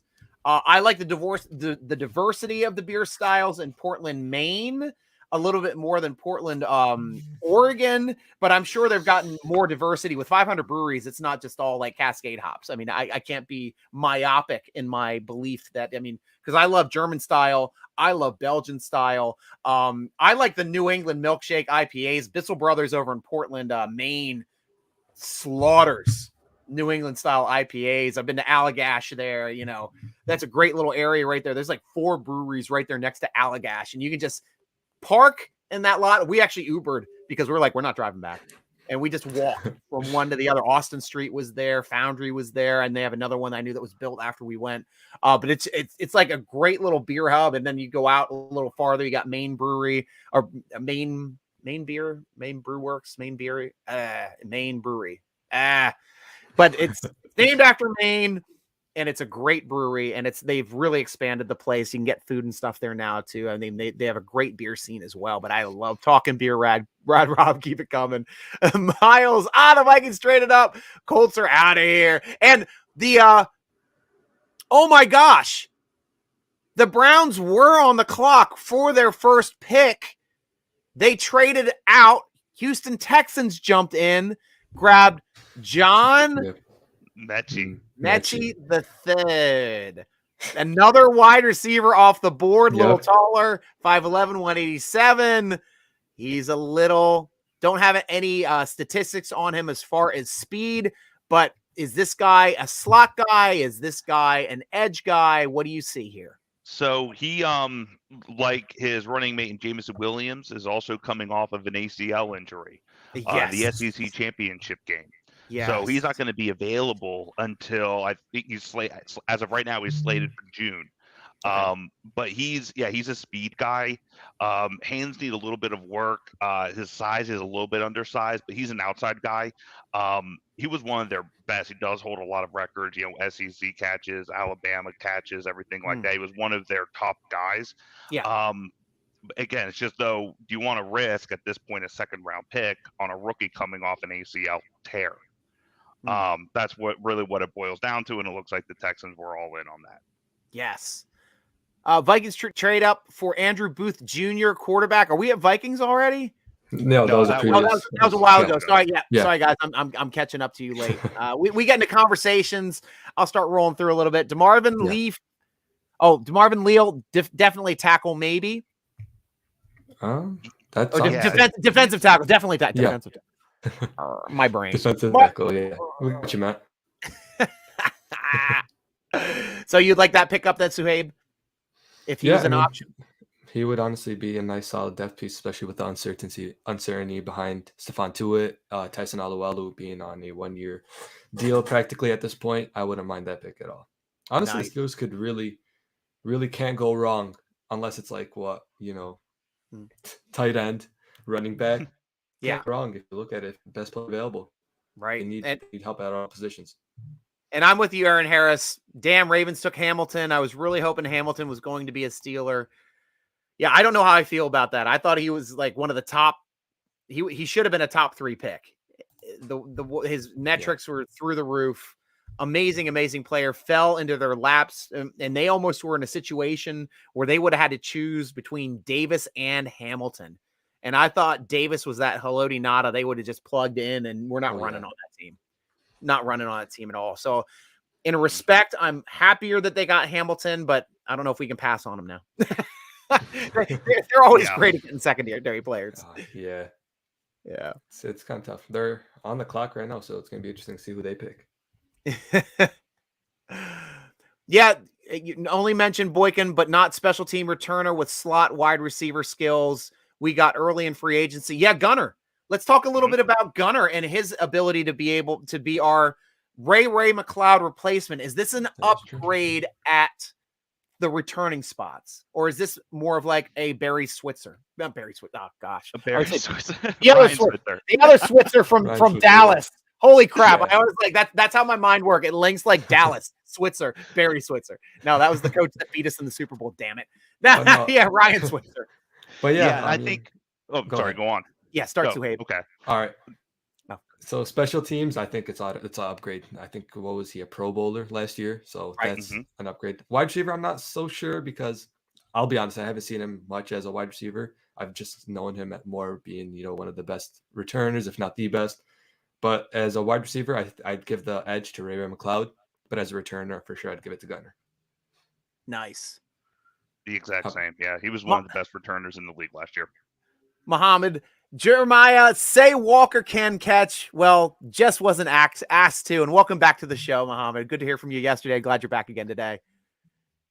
Yeah, I mean, it's Kenneth Walker. I mean, it's really interesting with him. As I said, he wasn't given the opportunity, which is why, can you really count that as a con for him? I'm not so sure, but it's going to be really interesting transition.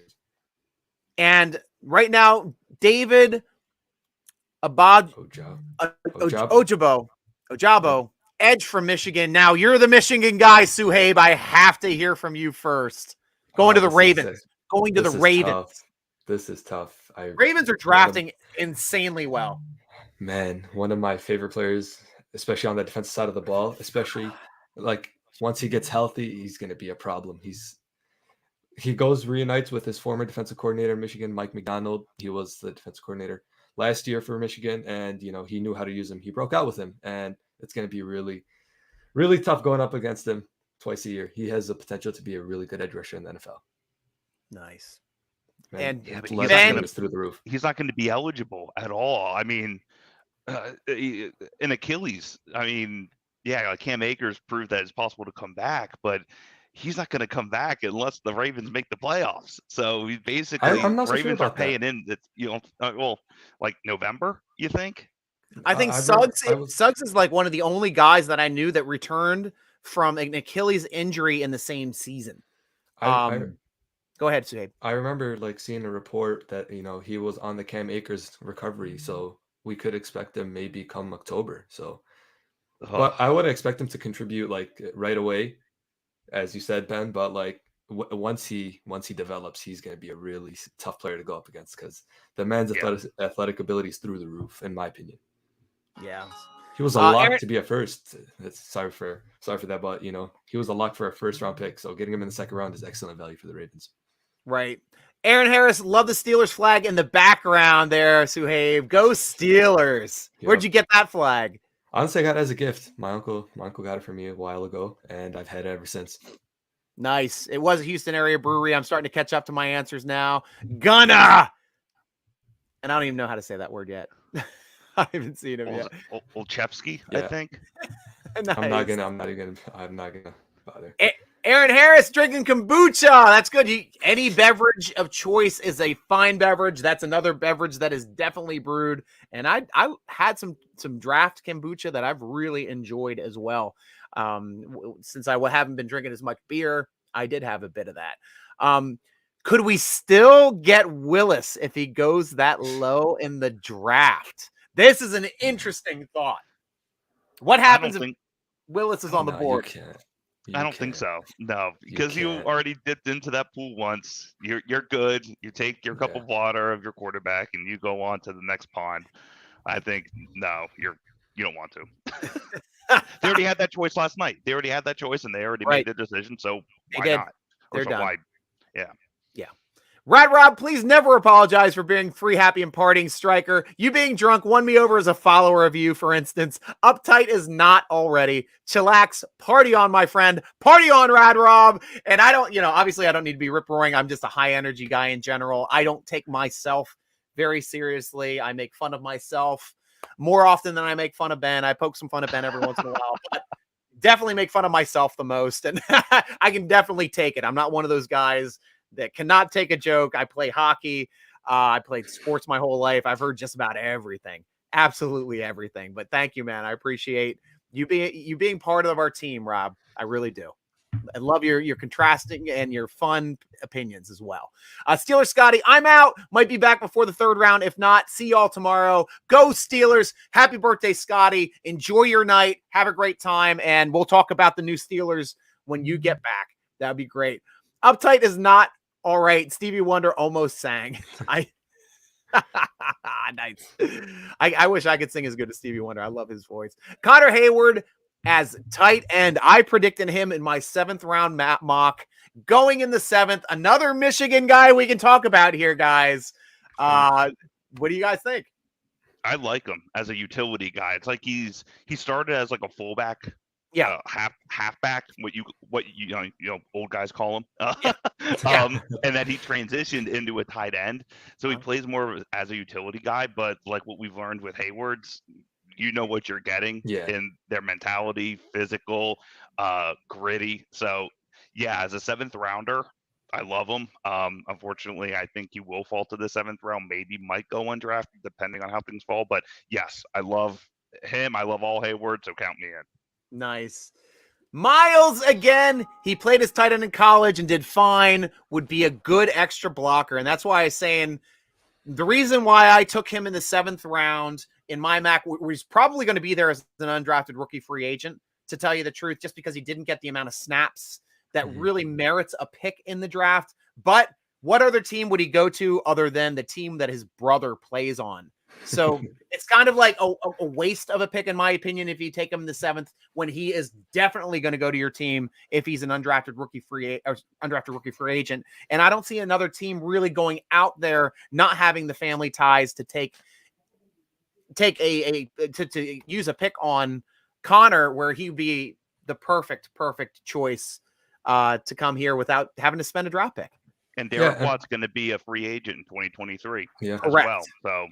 Correct. Though we don't usually keep 2 fullbacks on the roster, but to have him as the 3rd tight end, that's where I said this is a spot where you can have him at depth at both fullback and tight end. And this guy's going to be making a mark on special teams. Like this guy can be a special teams demon. And that is what Derek Watt does as well. So to have 2 guys out there being able to perform, I'm always for that on coverage teams, because that is a big part of the game. 100%. Miles, what do you think? The NFL never has 6-foot tight ends. Well, obviously they sometimes have short tight ends that can definitely work. I like Pierce too, Mighty Guru. Texans. Okay, now I'm gotten back to the Texans, but I know we're up a little farther. Let's see if I can catch up. Miles. Yep, tried it up. Yep. We got that one. Miles, if Connor grew 2 more inches, he'd be way too small for tight end. Get a grip on reality, brother. We don't need to poke too hard on each other. We all love each other, guys. We are all Steeler fans. Kyla, Dean, if he still falls to us, would be a hard pass. Do you guys agree or disagree? I'll let you go. Go ahead. It's tough because, he's such a talented player, but the Steelers have other needs to kind of draft and get a player. And, I don't know. It's 50-50 for me. I wouldn't be mad. I would like the pick, but I feel like, they have other needs that they need to fill. Yeah, he's a great linebacker. He's a great player. I was expecting him to go earlier, but Steelers don't need an inside linebacker now. Yeah, that's what we've been talking about. And if you're looking at other like wide receivers who are there too, it'd be tough to pass him up, but you got to do what you got to do. You got to do that. Right. Yeah. Brad Rob, Portland, Oregon has over 60 breweries and over 500 beers, more than any city on earth ever in history. So we are not just another beer town. We are the #1 beer town in the entire world. Now I know where you live. I can find you now, Rad Rob. But at least I know who I'm going to be getting a hold of if I come back out to visit and have some beers with, Rad Rob. That's awesome, man. Great to hear that. Bro Barian, I like this perspective. Boykin and Claypool seem like a great duo. And like that's what I'm thinking right now, maybe in 4 wide receiver sets, seeing Claypool on one side, Boykin on the other, with whoever's going to be our new slot and DJ on the inside. I think that would be a fun way to see a 4 wide receiver set. Yeah, you're probably gonna have to fact check me. This is me just off the top of my head. I don't know if Boykin and Claypool played together at Notre Dame. I don't know if their paths crossed at all. But have 2 Notre Dame studs. That would be interesting. Mighty Guru and Beer loves you. Love that, Robert. Welcome back, Robert. We have so many Robs and Roberts. I know you all. Just because you're on the show so much. Lions get Pascal. Yeah, they're edge rusher. I think their edge rushing is going to be amazing this year. Yep. Yep. Yeah, I Yep, mean, talk about. I live near the Metro Detroit area, and like I haven't seen fans this excited in the team in a very long time, and they really like what's going on. And I really like respect what they're doing in the draft. You know, I don't know if they're going to be the same old Lions. I think they're on the come up, and we'll see how they do. Defensive tackle just came off the board. Fedarian Mathis. See, now I went to the phonetic spelling. See, makes it seem like I'm smart, but this is for every single draft, Nick.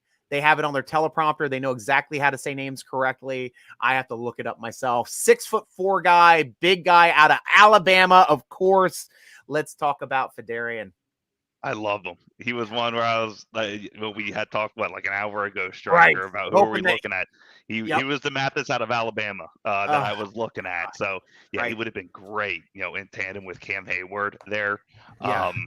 So yeah, there was one of those I knew was optimistic to see if he was going to be there at 52. So I'm not surprised he's not. But yeah, he's good. He's good. To answer your question, Ben, they did clear pass that 3 years together. And all right. Yeah. I had to look at it real quick because I was pretty sure they did. And now we know 3 years. So there's a connection there for sure. Where is the beer? I got home. I keep my beer actually out in my external garage on the second floor in what I call my beer fridge. Like, I had a problem with beer, so I had to keep it in a different building from me. So it's like, otherwise I just want to keep going out. Though I guess in my beer closet right here, I might grab one of these. Now I'm thinking about it. I have an aged 2018 Mad Elf. Ooh, that was a good year. Yeah, that was a very cherry year for Mad Elf. So I haven't opened one up yet this year because I haven't been drinking this year much. I'm going to crack one here soon because at least that one I can get here to that one real quick. And it's cellar temperature. Yeah. So it's a little cooler down here. It's right up against the wall. That's half in the ground right behind it. So it keeps it a nice like 60 degrees in that closet. It's like my favorite. So, here's a topic.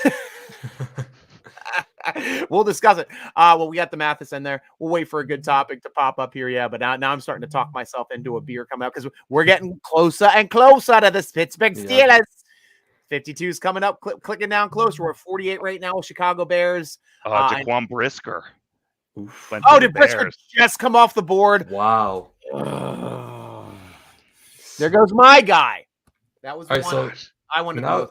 Now it's interesting with the way the board's falling. Do you think, Steelers trade back potentially? Would you be fine with that? Or you think just get the best player available at that position? I would say best possible player, I guess. You wouldn't trade back to get more assets? Just a random thought. Yeah, we've had people mentioning that earlier in the show. I think it was Rob, Rad Rob mentioned that earlier about trading back and trying to bank some more picks here in day two.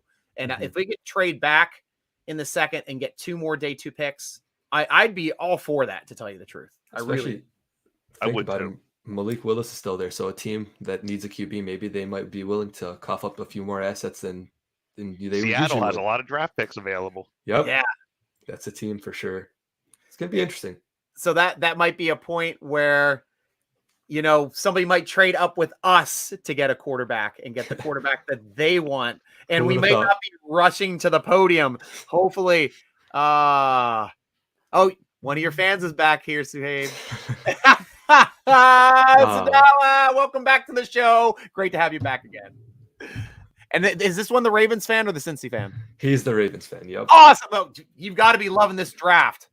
He does. We talked yesterday, and he absolutely loved it.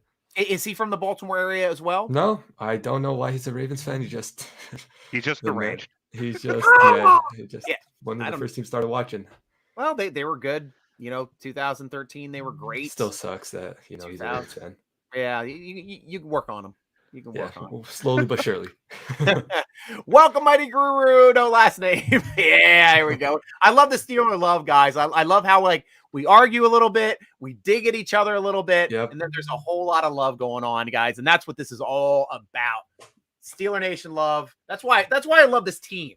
To tell you the truth, we're not angry like freaking Cleveland Browns fans. We're not dickheads like Philadelphia Eagles fans. I lived there for 13 years. I can say it. And honestly, it's like my second favorite team is the Eagles. I love watching Eagles games, but man, their fans, all Philadelphia sports fans are just absolute douchebags. And in the preseason, I got pelted with freaking peanuts watching Eagles and Steelers. And I'm like, it's freaking preseason, guys. But Philadelphia got to be tough, guys. You can't come to my stadium.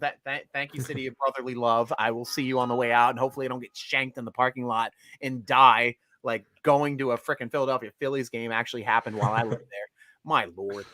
I've got stories galore. I've got this stream of consciousness. When we start talking on the topic, I'm sorry if I go on rants and tangents and stuff, but I just have a lifetime of stories, and sometimes I can share them. Miles looks like he'll be banking on Nick Cross. Cross is coming back up again. Oh, no, not in the second. Not in the second. No, that's right. No. That's right. I think it's too early. Perfect, Robert. Cooley man hates us all. In the later rounds, of course. So yeah, Miles is with that as well. Okay. William, new member to the show. Welcome to Steeler Nation on our Vidcast podcast and now draft show, William. Can't wait to see the season form together. Glad to see Pickett in Steelers uniform. We are too. Like we're starting to come up. We don't have Colton on the show, of course. Like he had immediate discourse immediately, ran through the range of progression, the denial, the fear, the anger, the hate, the loathing, and finally acceptance. So it is. He lived through all 7 stages of grief in 5 minutes. It was amazing. It was amazing to watch. It was just like it was, man. I love having this. This is just like so fun. Absolutely so funny. fun. But I didn't want to step on Justin Davis too much because Justin Davis was a big Pickett guy. But you please continue your thoughts, Suhaib. Yeah, I mean, that was kind of built. We all know with Colton, it was building up from the Twitter Spaces. He was, right? if they go QB, he kept repeating it week after week, and when it happened, I'm like, I have to see his reaction. It was the funniest thing. Yeah, and Miles, I have to agree with you a bit here too. Franchise and the fans that I hate the most are Cowboys. I live off their tears. And living in the Philadelphia area, the thing that I hate the most, actually anywhere in the country, are people that decided to be Dallas Cowboy fans that have no connection to Dallas. Like Steeler fans are all over the country because my dad moved us out here when we had to move away when the steel mill shut down. We started a new garage. Everybody left Pittsburgh. That's how we got spread out through the entire nation. That's how we became when the NFL came to Steelers first and said, we want to make you America's team. Rooney said, we're not America's team. We are Pittsburgh's team. Yep. But you go to the Dallas Cowboys. Yeah. America. America. Yeah. We all hate them. We all hate the Cowboys. There's an equal. I mean, I grew up in the 70s, 80s too. Like my dad hated no other, like the Raiders and Cowboys. He hated more than any other team. Raiders were number one. And that was like Madden was a dickhead coach. He's lucky. He's lucky to be to win a Super Bowl. We had to have our entire running back to all of our running backs got hurt. Franco, Rocky, Frenchie, everybody got hurt in 76 in that playoffs. And that was the only time they ever beat us in the playoffs was in 76. We could have stole Madden's championships all the way across the board if we won that damn game. And that's just what I wanted the most. But, I loved Madden as a broadcaster. Absolutely hated him as a coach. Yeah. Yeah. Honestly, I'd say New England Patriot fans are up there. I definitely despise them, man. Yeah. Because they're front runners, man. Those guys are, I hate all front running fans. Like guys that like, who do you like? They're like, I don't know. I don't really watch football. And then when their team starts winning, they're like, the best fan ever. And I lived in Baltimore. That happened in Baltimore. Like I was going to Steeler games in Memorial Stadium, and there were more Steeler fans than Baltimore fans when they played in Memorial Stadium before they built their M&T Bank Stadium. It was called PSI Net Stadium back there during the .com boom. I love that one.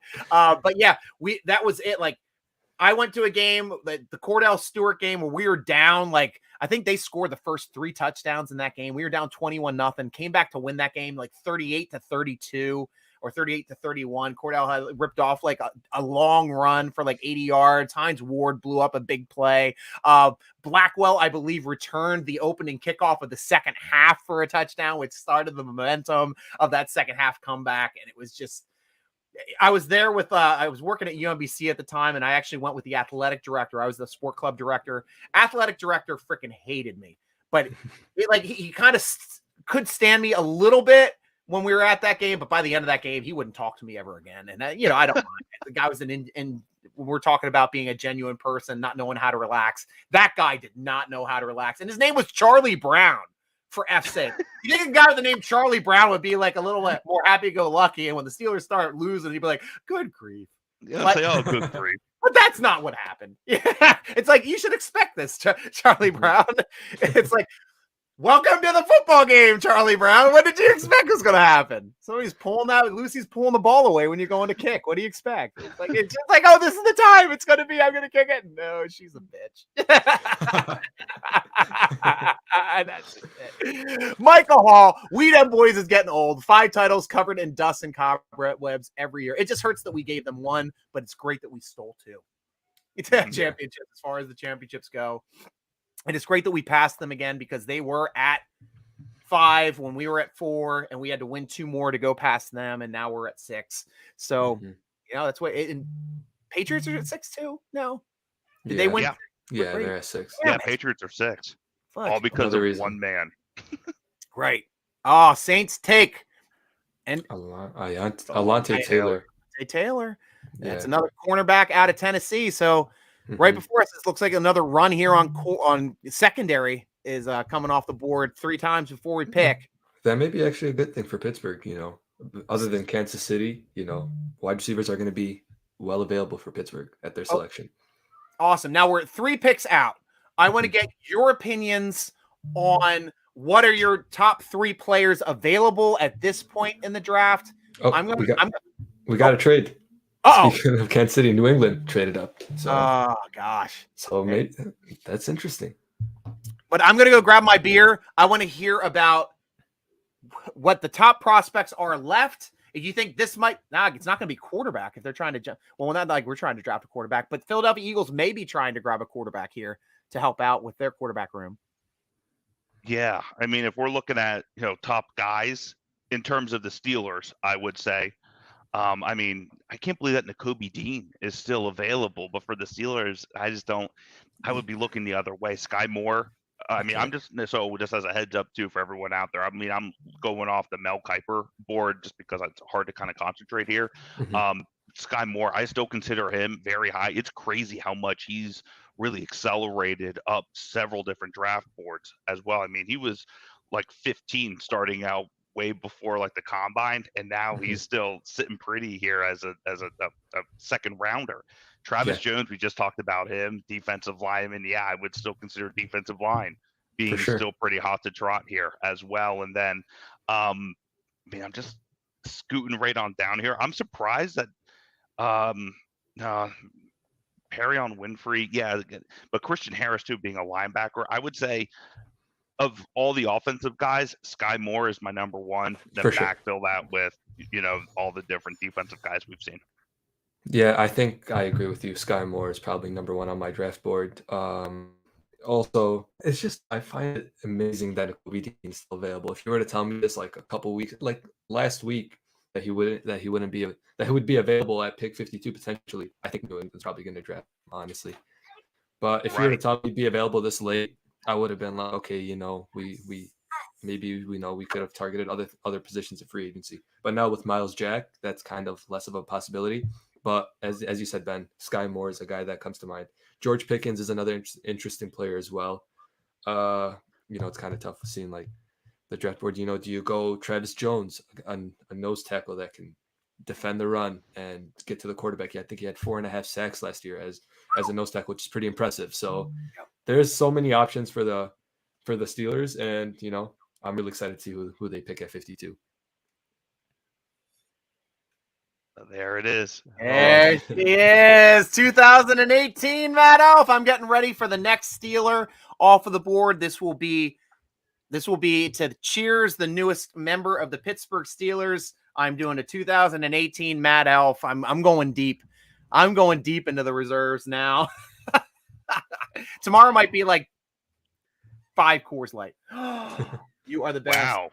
Can you warm this up, please? Is it warm? Can you put that in the toaster oven for me, please? Who do you guys think Patriots go? Nakobe Dean has to be the pick, right? Just to the light. They went Put it on light for toast. Thornton? Which I'm blank. Wow. I think that's the Baylor receiver. Yeah, is that Taquan I am Thornton? thinking of the right one? If that's the one that you're talking about, that's honestly I don't know what to say about it, man. I thought he'd be there like 3rd or 4th round for Pittsburgh, and to see him go traded up. And they traded up for him too. So we're learning all this on the fly, by the way. So that's right. Yeah. Wow. Excuse our informality. and Cooley's asking 2 picks away: Skye Moore, Pickens, or Pierce. I'd say Skye Moore. Okay. In that order. Okay. Yeah, that's the order. Oh, great. Yeah, that's the order for me. Skye Moore, and then George Pickens, Pierce. Those are my guys. Miles, literally every year we are going all the way. I just want to shove a sock in their mouth, right? Yeah. Then their last game 1, unfortunately, was against us. Their last big playoff win was against us in the damn Super Bowl. Still a good Super Bowl. I mean, they hurt when you see a loss, but hell, it's happy to be there. I like being there. I'd like to win them more. People that know jack poop about football love the Pats. Yeah, because you got a lot of fair weathers. You got a lot of fair weathers. Oh, I want to hear this perspective, Rob. I lived in Dallas, wore my Steeler stuff everywhere. Many Steeler fans in Dallas and everywhere, but the local Cowboy fans agreed with me.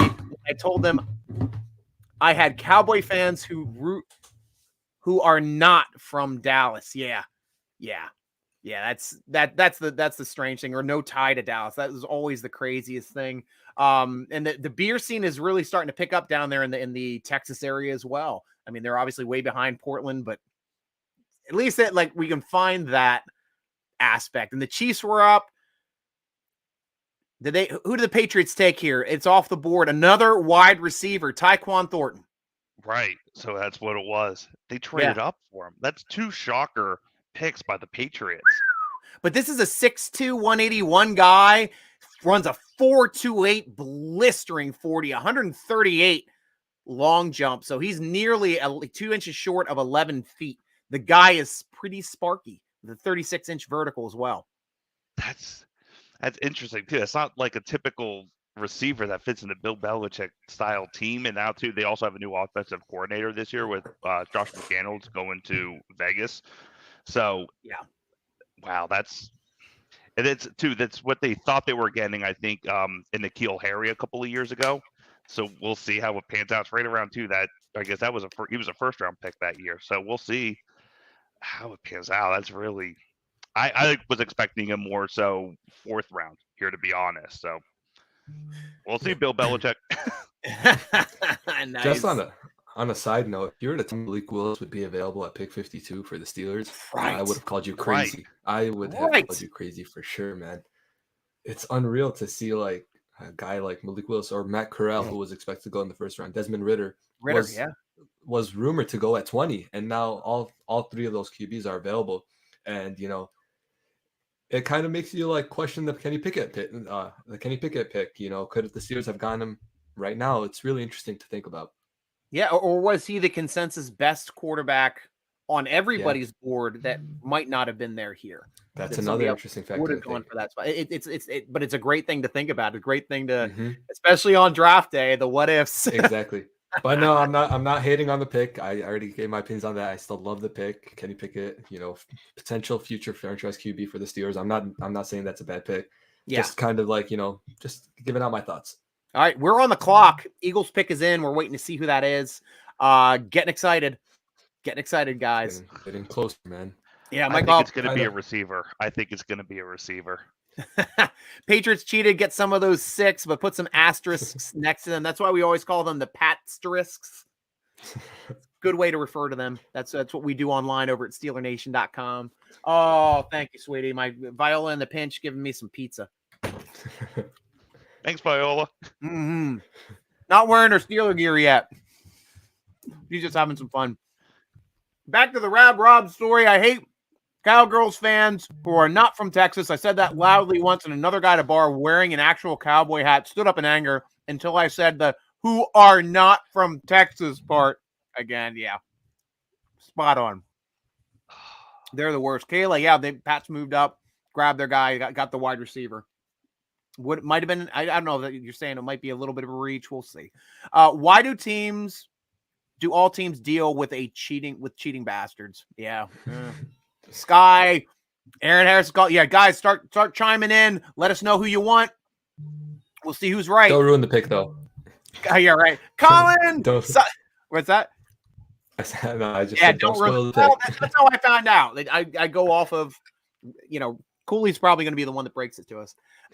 So, fam, let's have a night here. Here we go. Thanks, Colin. Welcome to the show. And we are excited for our newest Steeler about ready to join our team. No quarterbacks. What the F? We could have snagged Pickett in the second. That's something to think about.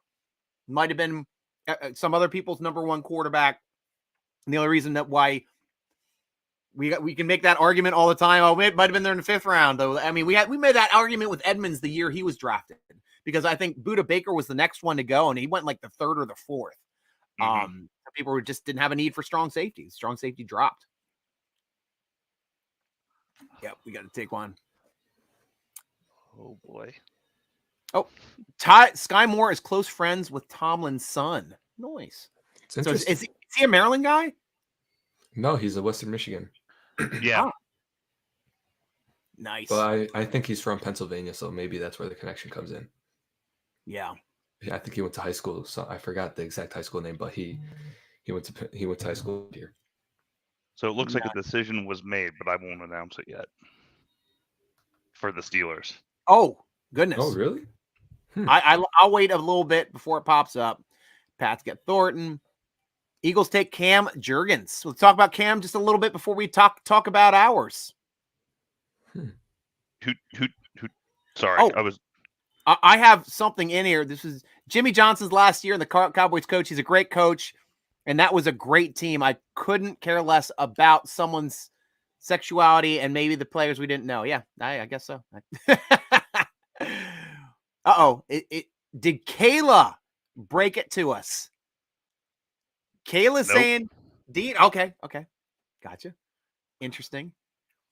Shouting out there, Penguins winning 4-1. Thank you for the shout out, Miles. I am always happy to hear about the hockey scores. Are we in playoffs yet, or is this still end of the season? I think this is last weekend. Yeah, April's last. This is last week. I had to think about what day we were on. It's kind of a questionable pick from Philly. Who is it? Cam Jurgens, center out of Nebraska. Right. I don't like that pick, but it is what it is. We're not Eagles fans. Did I tell you that Cooley would have broken this or what? What you talked about? First thing that I asked you, Ben. So is Pickett passed to Pickens is picked? Is George Pickens the pick? Jason saying it is. Kayla's saying it is. Oh man. Yep. Oh no, Miles is sad. Why are we sad? What are we thinking about Pickens? I know Guru's happy. I'm loving it. Want him more. It's going to be interesting. He's a big body. He's a big body out there. So it still begs the question: what do they plan on doing with the slot position? I mean, are they going to move someone else inside, being Chase Claypool, which I thought, or even Boykin? I don't know. I miss Skye Moore, but whatever. I love the pick. I'm halfway through my beer celebrating the pick before you even mention it. Yeah, thanks, Robert. I mean, we're hanging out. We're having fun. This is fun. Mighty Guru, good night, Steeler Nation. Got to go to work. Have a great night at work, Mighty Guru. I don't know what you do at work, but if you can stream us, that's fun too. Sorry, we don't just have a straight audio feed. It would be a lot easier. Rad Rob, Pickett would not have been available for the Steelers pick 2 just because the other QBs are still available. Doesn't mean Kenny would have lasted that long and been drafted. And I agree with you too, Rad Rob. It's the butterfly wing scenario. Musician, awesome. What do you play, Mighty? Oh, that's great. I used to be a guitarist for a pop punk band that was signed back in right at the turn of the century or millennium. Had some fun doing that and touring a little bit locally. Turn of the century makes it sound like you came over on Ellis Island. Turn of the millennium. Yeah, no, but we can talk about it. Oh, back when I was the century turned the millennium. We remember we were worried about Y2K. Were the banks shut down? Would the planes fall out of the sky? We didn't know, but we all went away into cabins deep in the woods just in case it happened. Of course, it didn't happen, but it just screwed up the 2-digit system, and now it's a 4-digit system. So how are we feeling about the Pickens pick? Yeah. I guess we should talk about this. The Claypool just announced it. Yeah. Oh my gosh. Yeah, from Georgia, off of the national champion Georgia team. Tall guy, 6'3", pretty quick, like 4.47, 33. Tomlin likes him. Yeah. Mm-hmm. Tomlin, they were talking to each other at the pro day for an extensive amount of time, I'll say. Is he slot capable? No. I wouldn't say that. No. Really? He's an outside guy. He's just under 6'4". Speedy. He has great hands. He's able to get separation really well, especially at the top of his routes. But he is not really good with crossing routes. He kind of gets lost in the coverage, especially for his size. He's a lot better against zone coverage as opposed to man. Yeah, he can block. I know that there was a clip going around of the game against Michigan. Actually, he blocked one of the corners like into the ground. So he's a physical guy. He definitely kind of fits the blue collar mold for the Steelers, but he's a strictly outside guy. That's what he does. So he's going to be like their deep pass, almost like a Martavis Bryant, if you will. Yeah, I feel like that's a good comparison. And that was a type of receiver that I thought was off of the board with taking Miles Boykin, which we just talked about. Does this now have the writing on the wall that the Steelers might not be as happy with Claypool as we thought they were? I'm not so sure. I think, honestly, you could probably move Claypool to slot, or with the way Deontay Johnson runs routes, maybe you can move him to slot. There's the versatility you have with Claypool and Deontay allows you to draft a guy like Pickens. And I feel like Pickens, especially pre-injury, the man was expected to be a first-round pick. So the talent is there. He's a really talented receiver. He's athletically gifted. As we said earlier, strong hands, physicality. That block against Michigan is like a testament of like the type of physical player he is. There's so many to like about George Pickens, and getting him at pick 52, I think it's really good value for Pittsburgh. And just the Steelers' track record of a wide receiver from Georgia. Yep. I mean, throw that out there. Putting that out there. Yeah, my favorite receiver of all time, Hines Ward. Definitely great call there. Also played some quarterback over there with the Bulldogs. That's an interesting connection there as well. So now we got a connection with Miami Dolphins, Pittsburgh quarterback with Marino. Coming over, missing out on Marino, didn't miss out on Pickens. What about Marcus Jones in the third? That's a possibility. That's the corner from Houston, right? Yeah. I still think that's early. I still have him as a fourth, and we had talked about him last night where he's more of like a Mike Hilton slot guy, where Steelers are at the point opposite of last year where they already kind of have that covered with Arthur Mollett, Trey Norwood, throw him in there. Yeah. I still think they need more help on the outside than on the inside. Yeah, that's a fair point, saying it's a bit too early, but you look at the Steelers, they don't have a fourth-round pick until the comp picks, right, if I'm not mistaken. Yep. Right. So, you may, if they really like the guy, you might have to reach to get him. That's how, with the way the picks are set up. I don't know. I agree with you. It may be a little too early, but with the way their picks are, like, kind of, there's a long gap in between. I think if they really like them, just go get them. Nice. And before we start toasting, we've got the other half of the draft gurus from Steeler Nation, Matt Papiernick, getting ready to join the show. He's shoving in his earpieces. We see him in the green room. He's ready to roll. Matt, welcome back to the show, my friend. How have you been? I've been great, guys. How about yourself? I'm even better now than draft George Pickens. I think that's a solid pick. That's great. There we go. Let us hear your perspective on this draft pickup. Overall, I mean, he's a very, very physical receiver, especially for someone his size. I mean, he's 6'3", about 200. I like his physicality. He screamed Steelers to me. I think I said it multiple times. He screamed just what the Steelers look for in a wide receiver. Kind of honestly, now that I'm thinking about it, I originally said like a skinny Mike Evans. Kind of reminds me of Plaxico Burress a bit. Not just a natural separator. He's not going to beat you, with his quickness all the time or his like fancy footwork. So he's not like Deontay. And he's not a true physical freak like Claypool to where his size and speed combo really kill you because he's more of a build-up type of speed guy. But Plaxico is a great comparison now that I think about it. Long arms, big, lanky, one of the more physical wide receivers in the class, kind of like Plaxico was. Plaxico was just a physical beast. Yeah. That's a good comparison now that I think about it, in my opinion, but still has enough speed to beat you deep if you aren't paying enough attention to him. So he has some wiggle too. Yeah. Yeah, I'm happy with the pick. Obviously there's other people that I may or may not have had higher on my board. But overall I still think it's a solid pick. And I see some people like saying, "Oh, what does this mean for Deontay? Does this mean Deontay doesn't get re-signed?" I don't think that means that at all.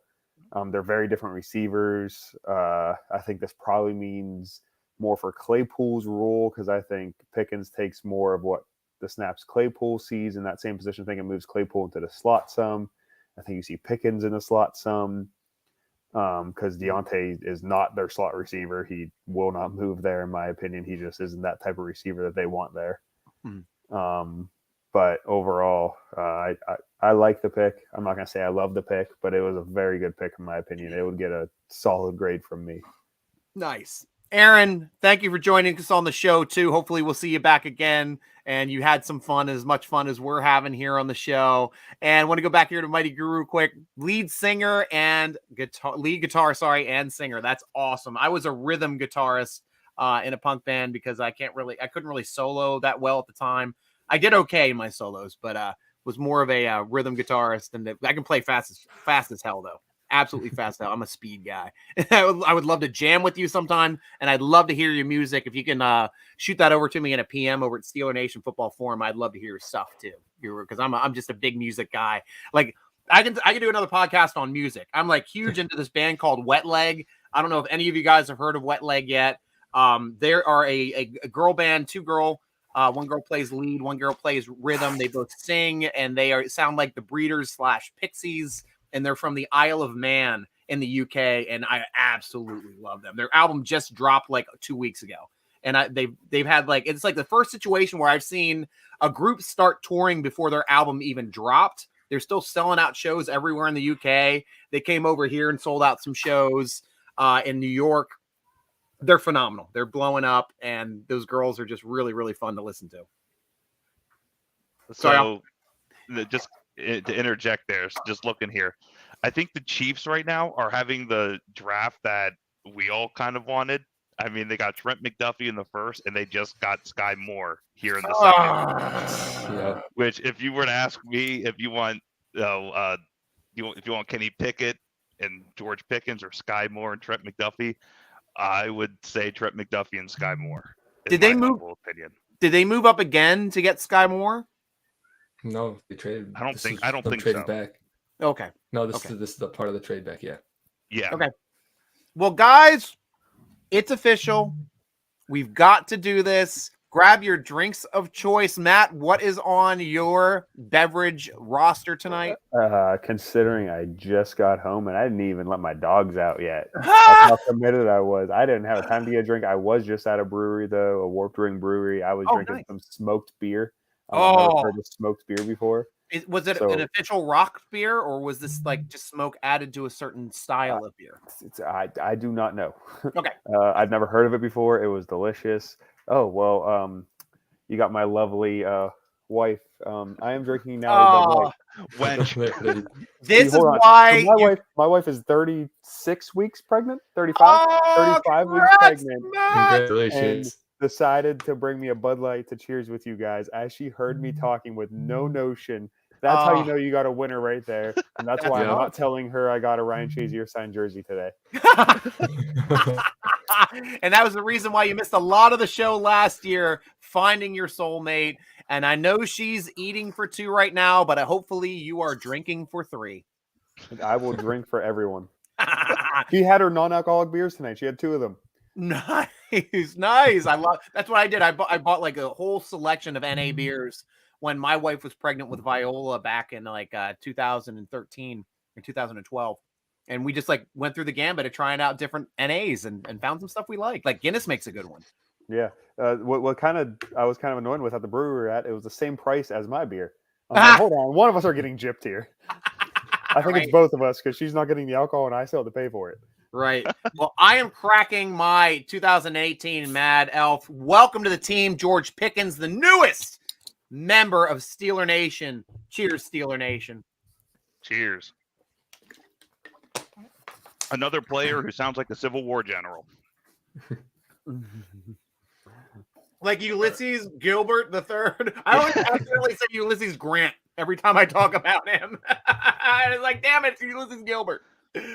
UG3. Oh my gosh, this is freaking beautiful. Holy hell, did it age well. The cherry. Right, oh, go ahead, Suhaib. I just want to say I'm gonna step out. I'll come back. I just need to do something. No worries, man. Thanks for joining the show. We will see you back soon. Yeah. All right. See you guys. See ya. Awesome. Hey, we got the 3-way now. Like three shot. I don't know which one sounds more sexual. Well, 3-way in Cincinnati means something very different. 3-way in Cincinnati means you're getting some pasta with chili and cheese on it. All right. Well, it's better than a Cleveland steamer, I guess. So, but this aged freaking gorgeous. It's bringing out. It almost feels like a Belgian double, a cherry Belgian double. It is just. This is a perfect. So it's more cherry than vanilla that year? I remember I had one where it was very vanilla. Yes. In a good way. Yes, but I liked it when it was more cherry, to tell you the truth. And this is like the most cherry year that Mad Elf had. It's right in Hershey, Pennsylvania. My family actually lives in Hershey. I lived in Hershey for 4 years growing up. But now my sister's a school teacher there and moved back into the town. It's a great town. Absolutely great town. And this is freaking delicious. Yeah, I think 2016 was when they were really playing with it. And they also, I think, got the new label that year. And they made like a spicy one where they added more cinnamon and more nutmeg into it. So it's really aromatic. But yeah, I spent a lot of time at Trogs Brewing. Right. That's a great place. At Trogan. They know me well. Good beer. Oh, gosh.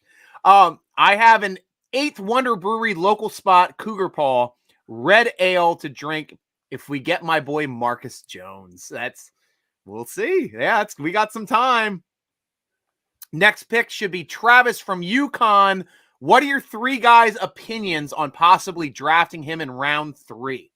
Matt, let's go to you first since we haven't had you on the show a whole lot. What are you thinking about Travis from UConn? I like him. I'm surprised he's on the board, if I'm being completely honest. Earlier in the process, I saw him round 3 occasionally, but recently I've been seeing him as round 2 very heavily. He's a very athletic nose tackle, can actually rush the passer, unlike most nose tackles.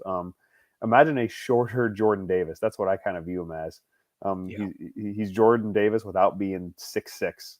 Yeah. They have somewhat of a similar skill set. Obviously, he's not as fast as Jordan Davis because not many 350-pounders can run a 4.8 or whatever Jordan Davis ran.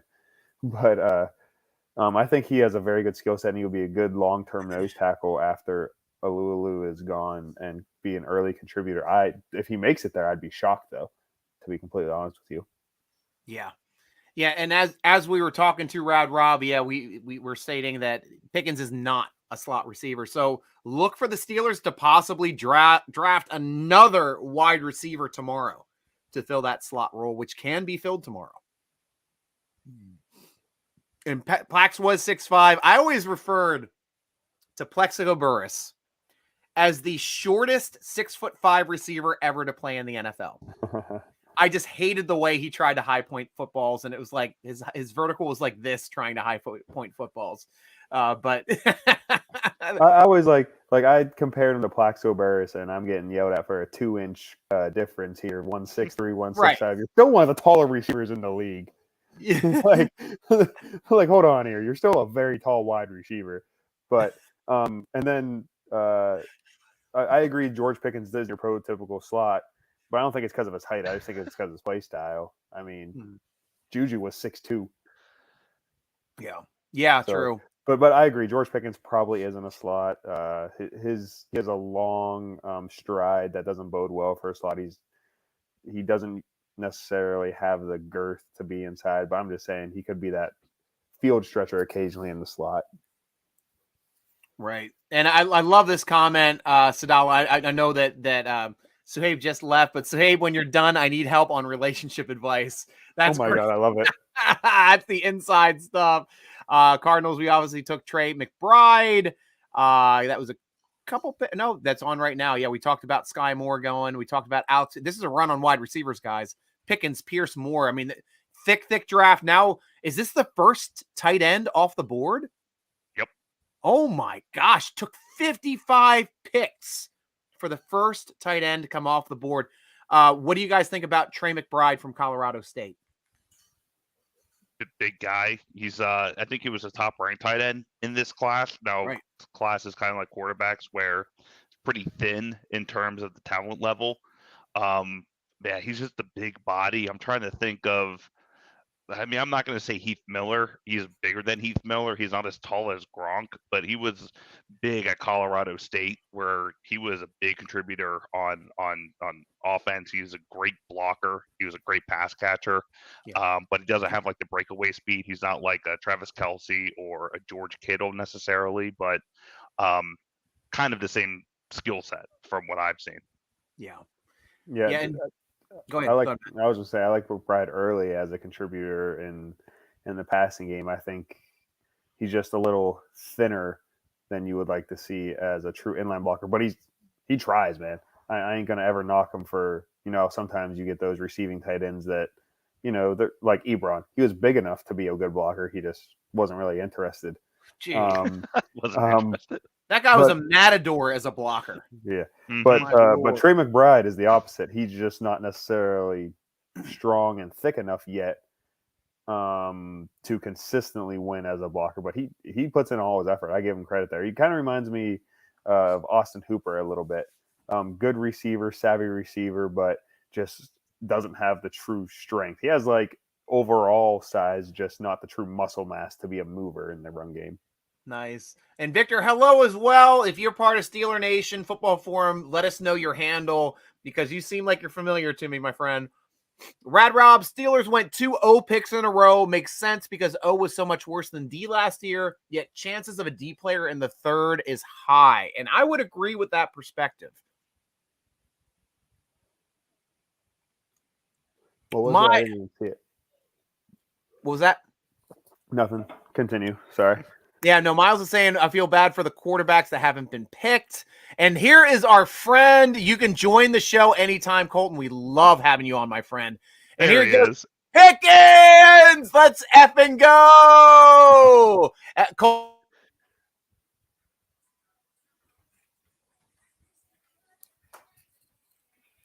That would be a great screenshot of Striker's face. Oh. Oh. Yay, Pickens.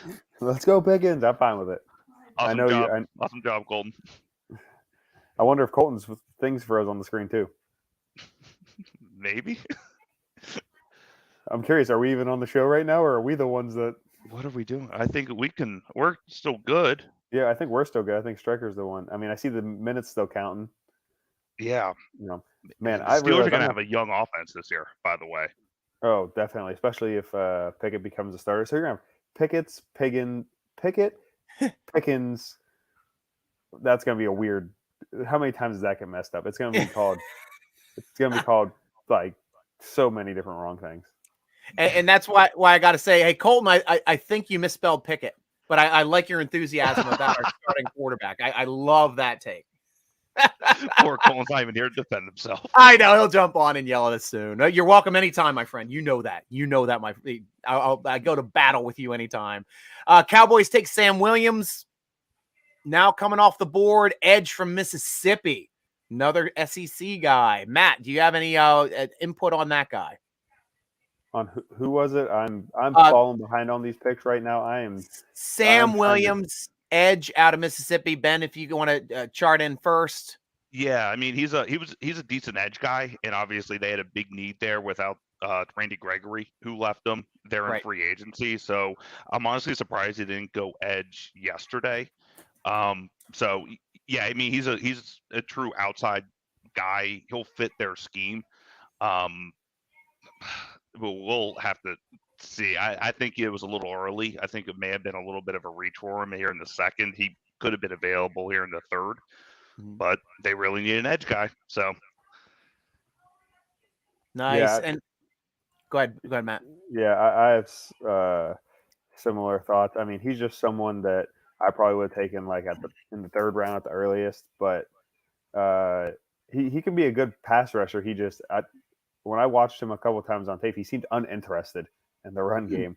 It was literally like he got bullied by SEC offensive linemen, and it didn't necessarily seem like he was that much smaller than them or should be that much weaker. It just seemed like he didn't care enough to truly engage them. I mean, maybe he burst off the line. Yeah, maybe he was just smaller and not as strong than he appears in ways. Like maybe he doesn't have that functional play strength, but he just didn't seem like he could hold up against them. Yeah, and you guys are right. My screen froze. I think that was because I was attempting to make fun of Colton, and he probably destroyed my internet there with some malware. I'll show you and your Kenny Pickett. I'm gonna get you, Striker. Joe, how are you? Welcome to the show, Joe. We love having all members of Steeler Nation coming in and having fun instead of listening to the crap you got to listen to on TV. This is a Steeler driven show. Go Steelers. Thank you, Joe. Welcome to the show. No great loss, Miles. I hear that too. Yeah, with me out of there. Thanks for digging it again. Turning the knife in the back. I see you, cool piece. Husky! We got a Husky sighting. Go Zeus. Go UConn. So Travis Jones is what we're rooting for then? Go UConn. Yep. Go Washington State. Who else is a Husky out there? That's Washington. Yeah, University of Washington. University of Washington. Yeah, sorry, not Washington. Isn't Washington State also Huskies? That would be hilarious. They're the Wolfpack. Okay. Another Husky is Bloomsburg University up in Northeast Pennsylvania, which is where Matt Filer went. Old Steelers guard there. So there you go. Yeah, and the New England Patriots, when they were winning Super Bowls, they had a starter on the offensive line from Bloom as well. Yeah, I went there. I mean, it's my alma mater. So nice. Hey. I still live not far from there. I was in Lycoming County, and Muncie was where I grew up near Williamsport. There's not a lot going on out there. We always made the joke, you only go there if you're lost. There are some decent areas in Williamsport. I'm going to say, I like that town. It's a bigger town, but it's really grown too. Yeah, your closest stuff is Sunbury, maybe. Having something. I would say New York City, Scranton. Right. That's a hike. That's not close to Bloomsbury. That's an hour. That's an hour northeast. Right, but there is a lot to do up in Scranton. And even you can go down to Harrisburg if you want to, but that's still an hour and 15, hour and 20 down there. 93 minutes. I did that drive pretty consistently. Spot on. Is that where you used to live? Yep. Yeah, so I used to do that pretty regular. I think it's right at 90 miles from Harrisburg. It's right up Route 15. Just take it straight up. It'll take you right up to the steps of the campus. Oh, that's great. And you used to be, were you in Mechanicsville or were you actually in Harrisburg proper? No, I was in Mechanicsburg. Yeah, that's where my brother currently lives. One of my brothers, my eldest brother, Justin, he lives in Mechanicsburg. Yeah, good area. Really grown. I've moved out since, so I'm here in Charlotte. It's a longer drive to Bloom from here. Charlotte's a fun town too. Yeah, I got to go there for back when my team UMBC was playing in the NCAA tournament.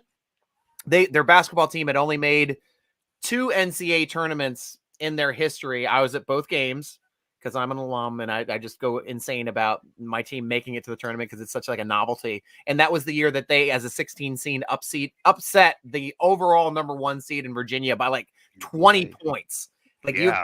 You expect a 16 seed upsetting a number 1 seed by a buzzer beater. 20-point shellacking.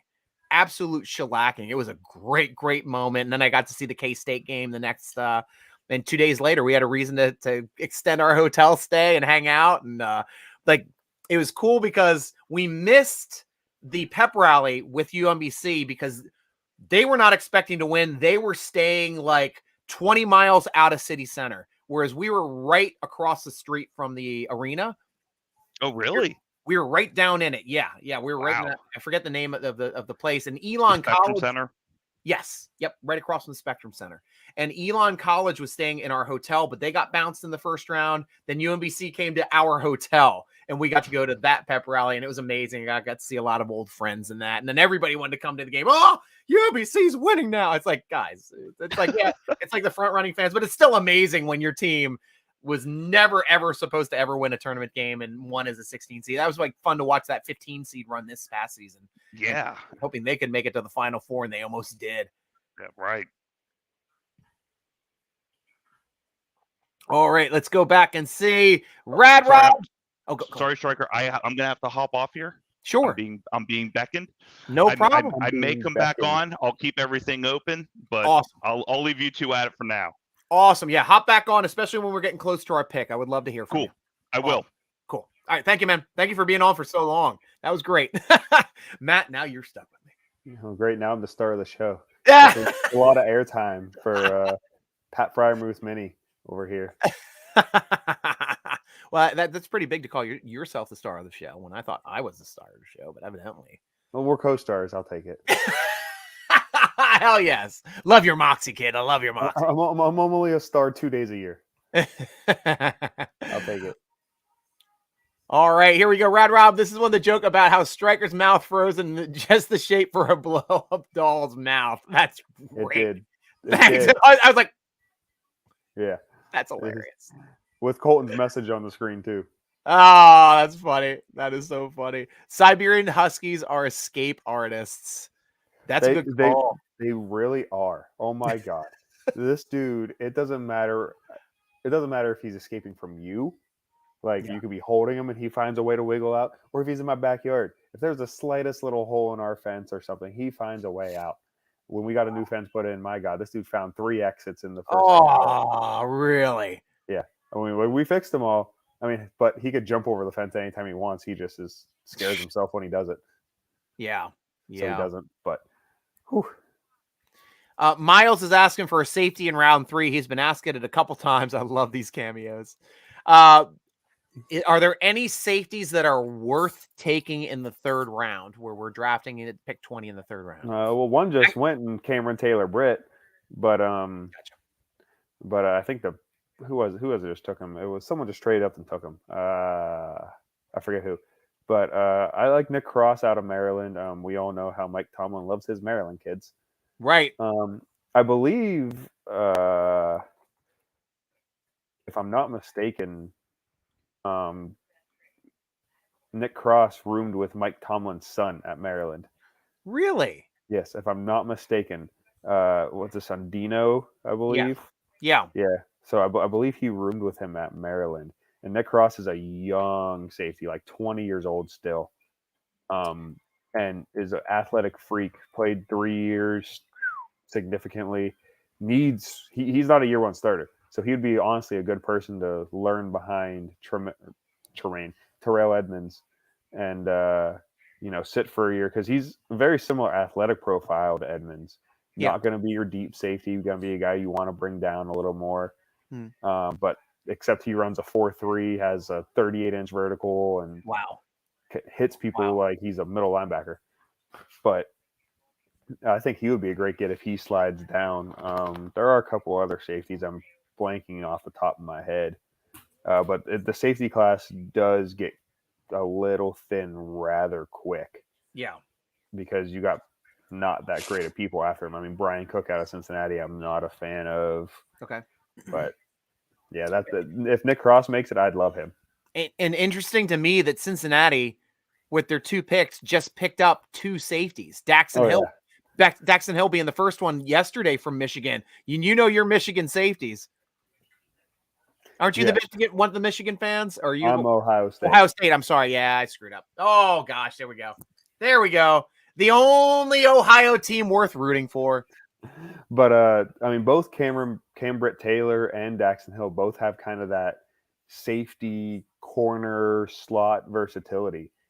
So it's really weird, actually, now, in my opinion. I mean, because neither of them are outside corners, and you could play both of them at safety, you could play both of them at slot, but I would play neither of them at outside corner, in my opinion. So that adds a lot of people to that little rotation, because I believe they still have Von Bell. They still have Mike Hilton. Right.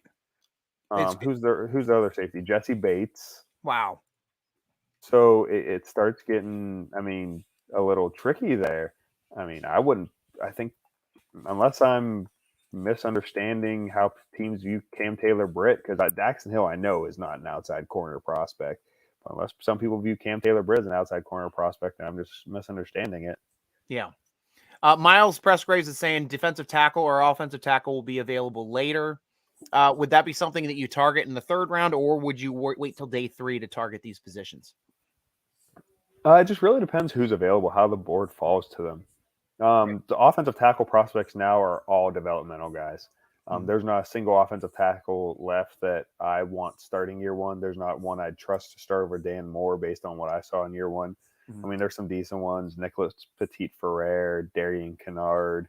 But you have Dan Moore Jr. and then Chooks, who's basically on a 1-year deal that could turn into a longer-term deal if he plays well. Right. So I do think you need to draft one at some point, but none of them are day one starters. So I don't think you take one in the third round. And then what was the other D tackle? I mean, Travis Jones, we talked about him. He would be a good pick. They got the Marvin Neal out of Texas A&M, who would be more of a defensive end than D tackle. So like a Cameron Hayward, Isaiah Loudermilk, Tuitt type guy. If you're talking nose tackle here, there's not many of them throughout the draft left, in my opinion, because that's a rare breed. Yeah. Even though Tyson Alulu was not a nose tackle to start his career either. Right. So, I mean, you could always groom someone to be that, but the D-line as a whole, there are more names than O tackle, in my opinion, available for the third round.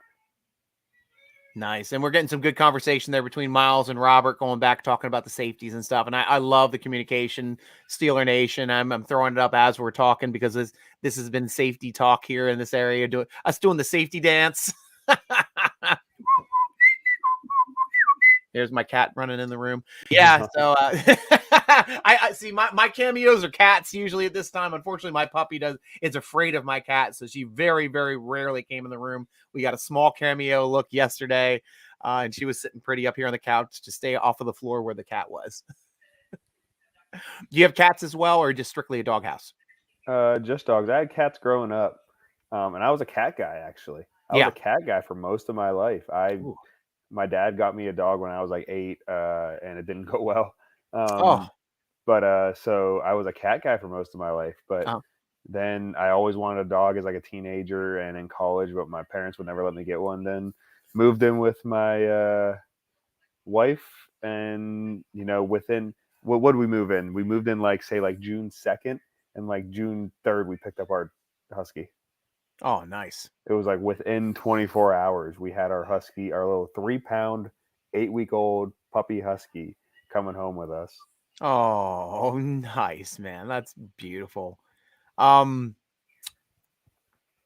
Taylor-Britt going to the Bengals as well, the cornerback out of Nebraska. It looks like they're going straight secondary. Like this is a team that feels like secondary is probably the reason why they lost the Super Bowl. Would you agree with that, Matt? It's definitely part of it. But like I said, that's more outside corner than anything, in my opinion. Yeah. And I mean, like I said, maybe they view Cam Taylor-Britt as an outside corner. He was used there. Here's my lab. Oh, you got 2 puppies. Zoe. Oh, hi, Zoe. So I got Zeus and Zoe. But he was used a little bit there in college, but I felt like he was kind of misused a little bit at Nebraska, because he's a very physical player, and so utilizing him strictly on the outside is not something I would do. But I don't know. Maybe, like I said, these NFL evaluators sometimes are, or I shouldn't say sometimes, should always be smarter than I am. Right. So if they think he can play outside, then that could work. But if other than that, I don't. It doesn't make much sense to me. Nice. And Drake Jackson, edge from USC, just went to the 49ers. Thanks there, Robert, obviously, for keeping us up to date, too, on what's going on. You have any opinion on Drake Jackson? He's someone who can contribute early as a pass rusher, definitely a speed rusher at this point.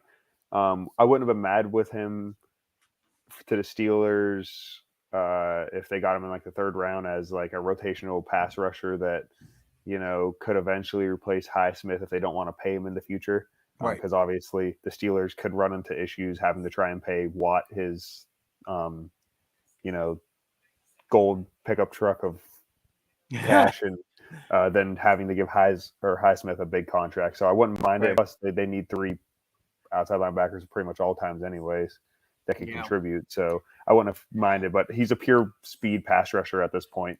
Not big enough to truly be a 4-down player or 3-down player. Too bad we still don't have Roche. Right. That would have been Moneyball. Miles, Kobe Bryant still available. What are your opinions? I mean, Ben talked about Kobe a little earlier with us. What are your opinions on Kobe Bryant? I think Kobe can be an all right corner. He's a little bit harder of a projection in my opinion. Brian Cook, the safety I was talking about, just went to the Chiefs, also from Cincinnati. But Kobe Bryant, yeah, he's harder of a projection because he was always used as a boundary corner for Cincinnati. So they kind of would flip sides with their corners and let Ahmed Gardner kind of take the more difficult side of the field and match up most of the time.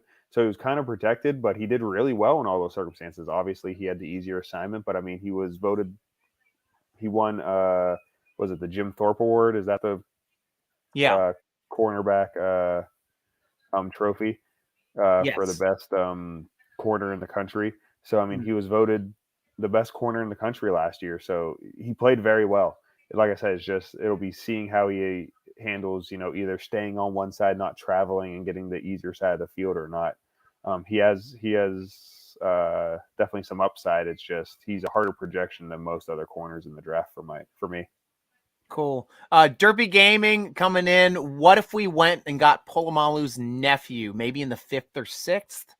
Do you know of the? I heard that Polamalu's nephew was in the draft. I know I think it's Carnell Lake's son is also in this draft. So we've got some interesting day 3 people. We're talking about Connor Hayward as well. So some interesting, you know, family links to the Steelers. When they went and got Greg Lloyd's son, I think it as an undrafted rookie free agent that one year when he was available. So any thoughts there? I wouldn't mind him. I don't see a role for him ever truly on defense, if I'm being completely honest. He reminds me of Miles Killebrew. Labeled a safety, but could have a role as like a goal line corner, like how Miles Killebrew had that a little for the Steelers. But the way he's gonna make his way in the league is a special teamer like Miles Killebrew is. That's my opinion. I don't see him ever developing into a true full-time defender. He's not big enough to be a linebacker, not fast enough to be a safety, doesn't have the coverage skills to be a safety. So he's kind of that tweener that kind of run into almost like later years Troy a little bit, how they used him, how he would get beat occasionally in the secondary because his physical skills just couldn't match up with his instincts as much as he wanted them to. And you could tell he was even frustrated with it. But Right. And then injuries started to pack on there too. So I hear that. And here it is right here. Robert stating Brian Cook is off the board. The safety from Cincinnati, a run on safety is going on now. You just mentioned him as being a possible target. Now he's obviously off the board. And it looks like we were talking about this earlier too. It looks like Kansas City is having the draft that like the Steelers fans wanted. You know, Duffy in the 1st, 2nd round. Who'd they grab? Skye Moore. Yep. And now they pick Cooks. They're having a great draft, in my opinion. Yeah, they're having a solid draft. I mean, you could argue they got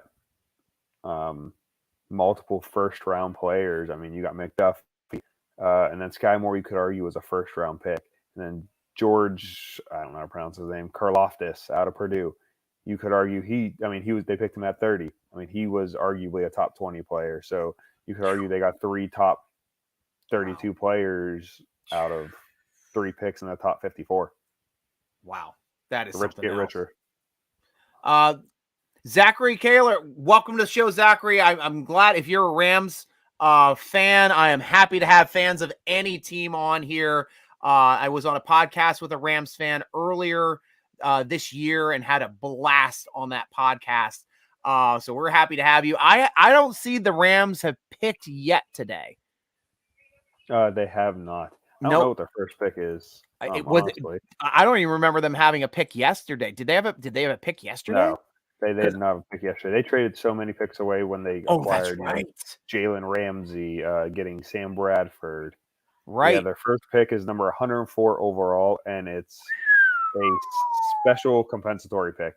I don't know what special means. Well, it's a compensatory pick.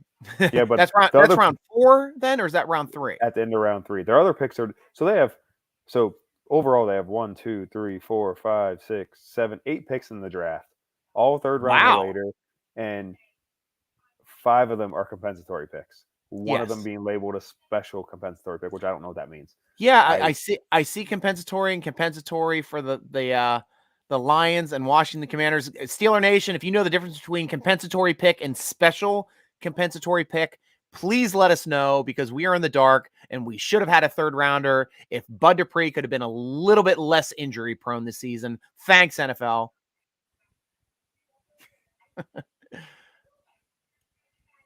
Yeah, that's why, needed to know. Bills take next running back off the board, James Cook. And that was out of James Cook out of Georgia. That's right. I knew that. I recognized that name. He was in the national championship game and won a championship. There being Georgia's guy, somebody that was linked to the Steelers in a couple of these mock drafts that we had, maybe in the 3rd round, for being a possible backup to Najee Harris. Yeah, I think he would have been a good pairing with him. Could be a 3-down back, to be honest, but he's definitely better in the receiving game as a 3rd-down back. But with the NFL going to kind of that smaller build back, kind of like that Alvin Kamara type, I think he could still be a 3-down back. Did find what special compensatory pick was. It was because the executive or coaching hires of a minority candidate. So if you have a coach or executive in a specific role that gets hired away, you get the 2 third-round picks in back-to-back years. That's what the special compensatory pick means.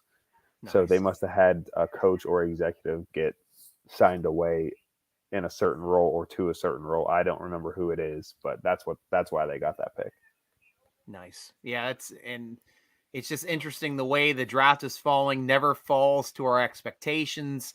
And thanks, Derpy. Yeah, I'm glad you were with us. You were saying get O-line or corner next, though. If we were thinking we're going to do that, it's going to be best player available. And to me, I looked at the roster. I didn't even think cornerback was really an option. Though I thought if if McDuffie was there, I thought it was a definite possibility that the Steelers would be taking him in that slot as opposed to a quarterback. But we didn't go that direction. So now I'm starting to think, like, we got Witherspoon. We went out and got Levi Wallace from the Buffalo Bills. We still have Sutton, who can drop down and play the slot as good as anybody in the NFL. And that's whether or not they choose to have Sutton back out on the outside and throw Mollett. Is Killebrew still on the team too? I don't know if he's still on the team. But yes, I believe he is. Because I think he signed a 2-year deal last year. Yes. And Norwood, of course, starting as a rookie game 1, which was a big surprise. But obviously that was something that Mike Hilton did when he was an undrafted rookie free agent. He was dropped by the Patriots. Steelers scooped him up, and he was a day 1 starter for the Steelers. And sometimes that slot corner position can be a guy out of nowhere. And it was Mike Logan that year. And he was one of my all-time favorite players and I really wish they would have locked him down as opposed to letting him go to Cincinnati and have a pick 6 against us. Right.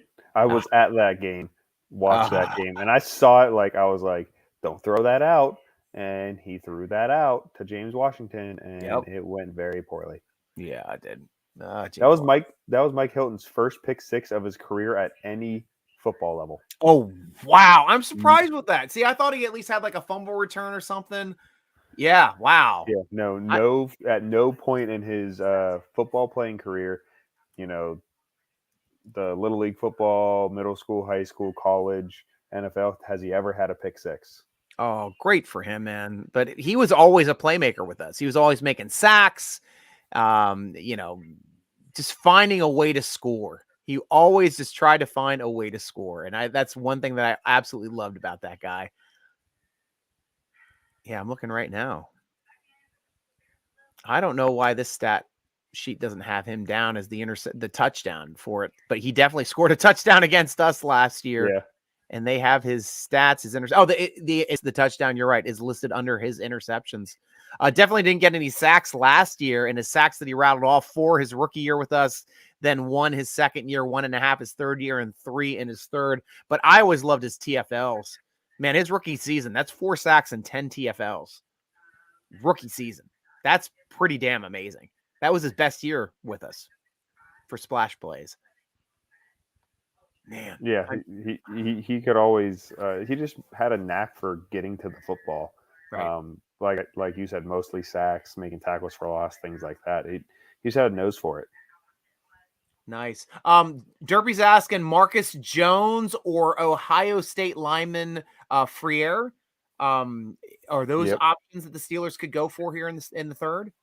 Oh yeah, Marcus Jones is that slot corner they bring up. That a lot of people are bringing up. He's kind of been a favorite of the scouting community, as I would call it. A lot of people like him out of Houston. He's feisty. Like I said, reminds me a lot of Mike Hilton.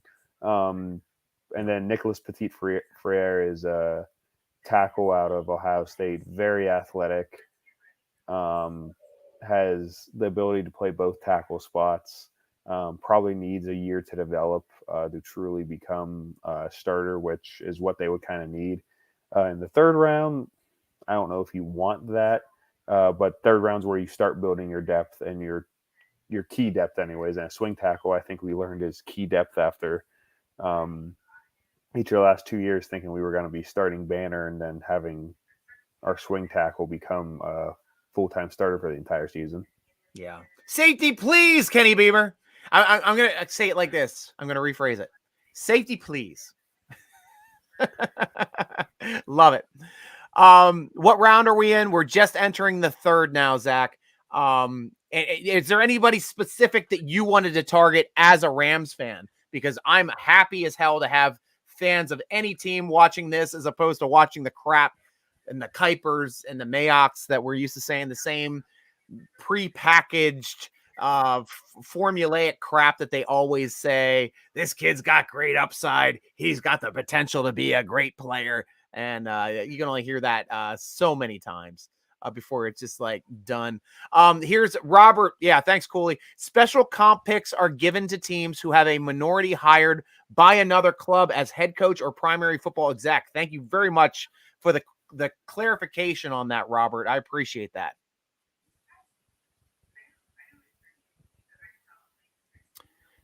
First pick, third round, Jags take Luke Fortner.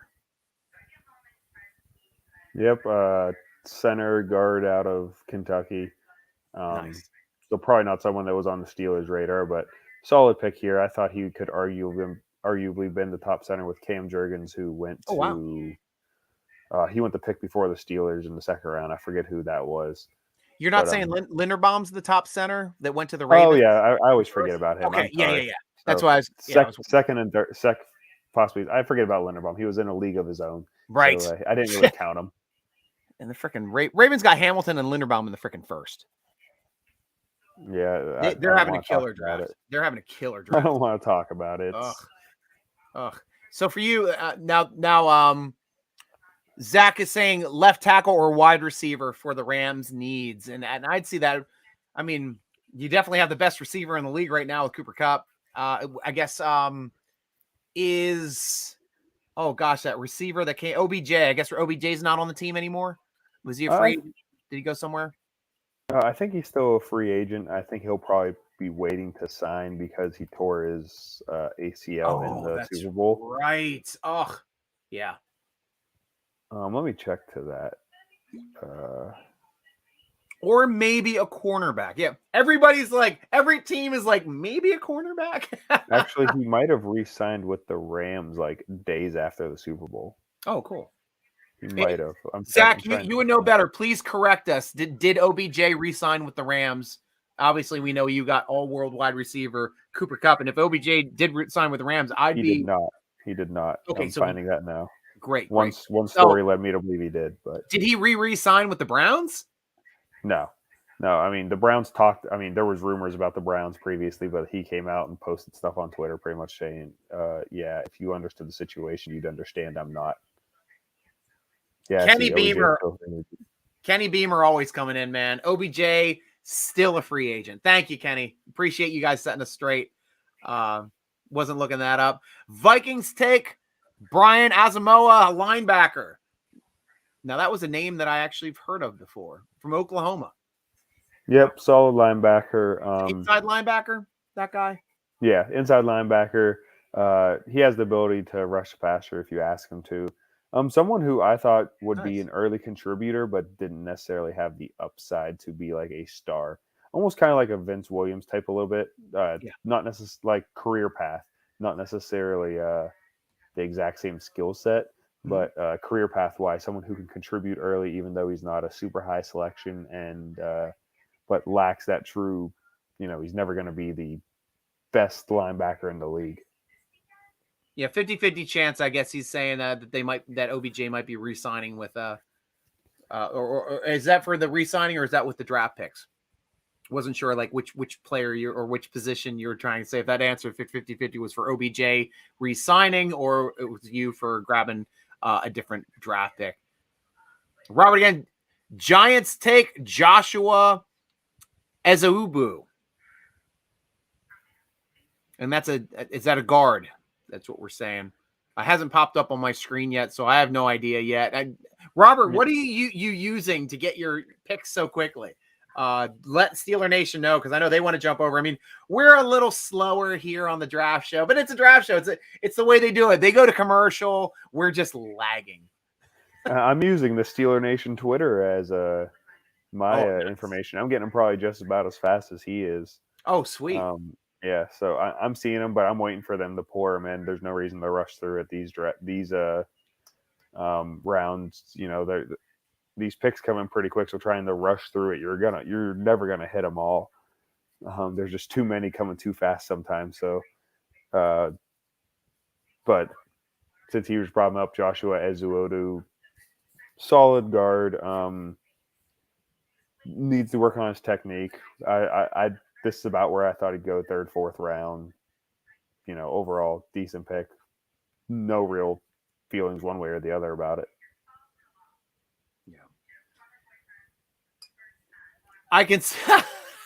I love that, Robert. I can see the future. I remember last year, we were on the chat, just the Steeler Nation chat with where everybody, all the writers and stuff were on, and I remember like Justin was flying. He was like getting his information before anybody, it seemed. Yeah, he always does. I mean, he's the one controlling the Steeler Nation Twitter. Yeah. And he has this stuff going crazy. That's what Kenny's saying too. Yeah, we're always on top of it. And that's the reason why he started and owns the website and has driven it to new lengths and new heights, because now we are getting 1 million hits a month. We're close to 2 million for April. Close to it. And we think we're hoping the draft would push us over. We'll see. We still got a couple days here. We got a couple more draft picks coming in. So it might jump up, because especially when you get to more picks on more days, we get more clicks. Hit that like button. Oh, thank you, Kenny Beamer. Always hit that like button, guys. Give me some hearts. Is that a heart? I don't know what that is. Is that a heart? That's more like an amoeba. But this is what we have to do, guys. We have to have fun. We have to hang out. Ben, if you're ready to rejoin us, you can give me a thumbs up. Yeah, okay. So welcoming back the three-headed dragon that we just had, the Hydra. You can't cut a head off because two will grow back. We got Ben back on the show. Ben, welcome back. How you doing, man? Good to be here. Sorry about that. Had a barking dog who hasn't been outside in about 4 hours. So. Oh, you're so sweet. I'm glad I've got my family doing the heavy lifting tonight, bringing me pizza. Hopefully someone brings me a beer. I'm surprised my wife knows I'm still alive anymore. You should have seen it when I had COVID. Holy crap. Like, I'm in the same house. I don't think I talked to her for like 2 weeks. It was I got it bad too. Like I could breathe fine. I was just like sick in bed for 2 weeks, which sucked, and couldn't taste anything. That was the weirdest thing. I don't know if you guys had COVID, but when I got COVID, I completely lost my sense of taste and smell. And it was weird. It's not like you have a stuffy nose and like you like barely taste stuff when you got a flu. Like, it was just gone. I had a whiskey next to the bed. It was a crap whiskey. It was because I was trying to drink like my good stuff. And I was like, I can't taste this. I got to pour it back into the bottle. So I got like my bargain basement crap whiskey that somebody left at my house. And I just started drinking that and sniffing. I couldn't even like cough. Like, usually when you inhale whiskey, like real close, you like cough and stuff. That stuff didn't even happen. Couldn't smell my soap. Insane. Did you guys lost your taste? That explains the purchase of the Browns jersey, though. Yeah. I mean, I was wondering. Right. But that was exactly like, yeah, I started listening to Barry Manilow. It was really weird. My taste was completely gone. But like that was like one of those things. And then it like slowly came back. Like, it went away quick. Like, I lost my sense of taste. I could feel it start to go. And I'm like, oh crap, I got COVID. The next day I tested positive for COVID, locked myself in a room, and I was like gone. And then I was like really hard, like flu-like symptoms. A lot of lethargy. I was really tired the whole time. They're still doing the, I don't know if you guys ever saw, but I was still doing the vidcast from my locked room. I hung the blanket behind me and just had enough energy to like pop out a good. What that was? Yeah, that was when I was locked in my room for the vidcast. But the show must go on. The vidcast podcast still continued. We had a great time. And Steeler Nation, you guys always kept me up and energetic and going. And love that. But yeah, did either of you ever catch COVID and completely lose the sense of taste? I feel like I had to have it just because with my job, we never really went remote other than 1 week. We went remote for 1 week, which was kind of weird. So with that paired with the fact that our lifestyle, my wife being a nurse, so her being still at work, I feel like we had to have, like, just by odds. The chances of us getting it were just high because we were still out every day. Yeah. But neither of us ever had symptoms. So I feel like if so, we just happened to be the two people that were asymptomatic throughout it all. Okay. Miles joining in. I'm going to leave it to you guys to decide which jersey I buy. This will be my second jersey. My first one was a Troy Polamalu jersey when I was 8. That's a tough jersey to go. But if you want to go probable Hall of Famer on his career track, for me, it would be the next jersey that I want, and that is TJ Watt. How old are you, Miles? We need to figure this out. He's a little younger. Yeah, we've been talking to him. He just turned you're either in your early 20s or late teens. I know we talked about this a little bit, but yeah, Miles, Mr. Trubisky or Kenny Pickett, because a lot of the times people don't want to roll dice on jerseys. Like, you definitely can't go wrong if you get a TJ Watt jersey. That jersey is going to run for another 5 years, and if he's anything like his brother, he's going to continue to be productive and get a third contract out of us. Or even, I would say, like a Cam Hayward. I mean, he's one where, he may not he's coming towards the end now, I would say, of his career, but I mean, arguably a Steeler for life. So, right. Perfect. Nice. Tyler Roman, go Eagles! E-A-G-L-E-S, Eagles! That's one of my buddies. That's one of mine. Entertain them. That's great. Yeah, I lived in Philly for 13 years, and they're actually my second favorite team. There's a lot of D-bag Philly fans for athletic sports enthusiasts, but hopefully your friend is one of the nice ones. And I did know a lot of nice Philly fans as well. And Cleveland Browns picked up Martin Emerson, and I love Derpy's Gaming's quote here. Who the F is Martin Emerson? Can you guys enlighten us? You want it? You want to, Ben, or you want me to go for it? I'll let you go. I mean, it's fine if we're all looking him up. Obviously, he's a guy that we don't know about. I know about him. I was fine with him. I think third round's actually a real good spot for him. That's probably about where I had him. Yeah. The knock on him was he was a tall corner with short arms, but he's not very physical. He's a finesse corner. Doesn't necessarily contest the ball in the air very well. Overall, I was fine with him. He just needs to get more physical. For how big he is, I mean, he's 6'2", about 200. He plays a little softer than what you would like. I mean, I'm fine with him in the third round. Yeah. And considering, especially since the Browns traded back, so if they liked him, they traded back to this point to get him. Oh, so wow. You added picks to get the guy you want. So I'm always a fan of that. I think Pickett's going to carve him up. I don't think he's going to play. I mean, they got Denzel Ward, Greg Newsome. True. Yeah. Right. Like but why would you trade up for a backup? Well, they traded back. They traded back. Oh, okay. Yeah. They had the 44th pick and they traded back to whatever pick that was, 68 or something, and then added another third round pick as well. So they got 2/3 for their. So that's why I was okay with it. Like if you're going to trade back because you liked Martin Emerson and he was closer to the top of your board, and you're like, oh, we can snag him later. Fine with it. Yeah. You added picks. And Steeler Scotty, welcome back, birthday boy. So we took a wide receiver in round 2. Yes, we got a Pickens to get passes from Pickett. Nice pick. To quote Cooley, or at least to somewhat bastardize it. Rams traded Robert Woods. That's an interesting move. Did they get a pick for that? No, they did that that was a while ago. Yeah, they did that to the Titans. Gotcha. I think they did get a pick for it, but I just don't know off the top of my head. Here he is, Nicholas Petit-Frere. We mentioned this as being a possible pick, Ben, earlier in the show. That's Matt's boy. Yeah. Oh, that's Matt's boy. Yeah, from Ohio State. Matt, talk to us about that offensive tackle. Needs a year to season. He's athletic, has upside, but needs a year to season. Needs to get a little stronger. Needs to get with an O-line coach, an NFL O-line coach, to really take that next step. But a good swing tackle year one. Like I said, he's kind of reminds me of Dan Moore Jr. a little bit. Someone who probably shouldn't start year one, but could be a good swing tackle. And if you had to start him, has the experience. I mean, he's started now for 3 years for Ohio State, so he knows how to start on both the left and the right. So he was the left tackle for Ohio State this past year. So nice. What up, Tyler? Derpy, you got to let me know. Are you a Steeler Nation Forum member? If so, give me your handle, because I love to meet Steeler Nation Forum members all the time. Robert, why you got to take my dreams like that, brother? Heard you. Zach's never had COVID.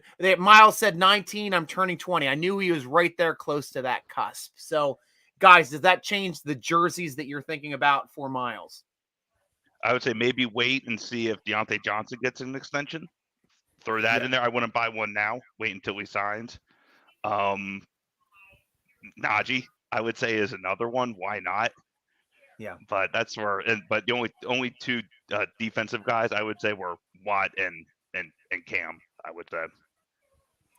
Zach, I love your call. Aaron Donald, go for him. Another Pittsburgh guy that we wish we got.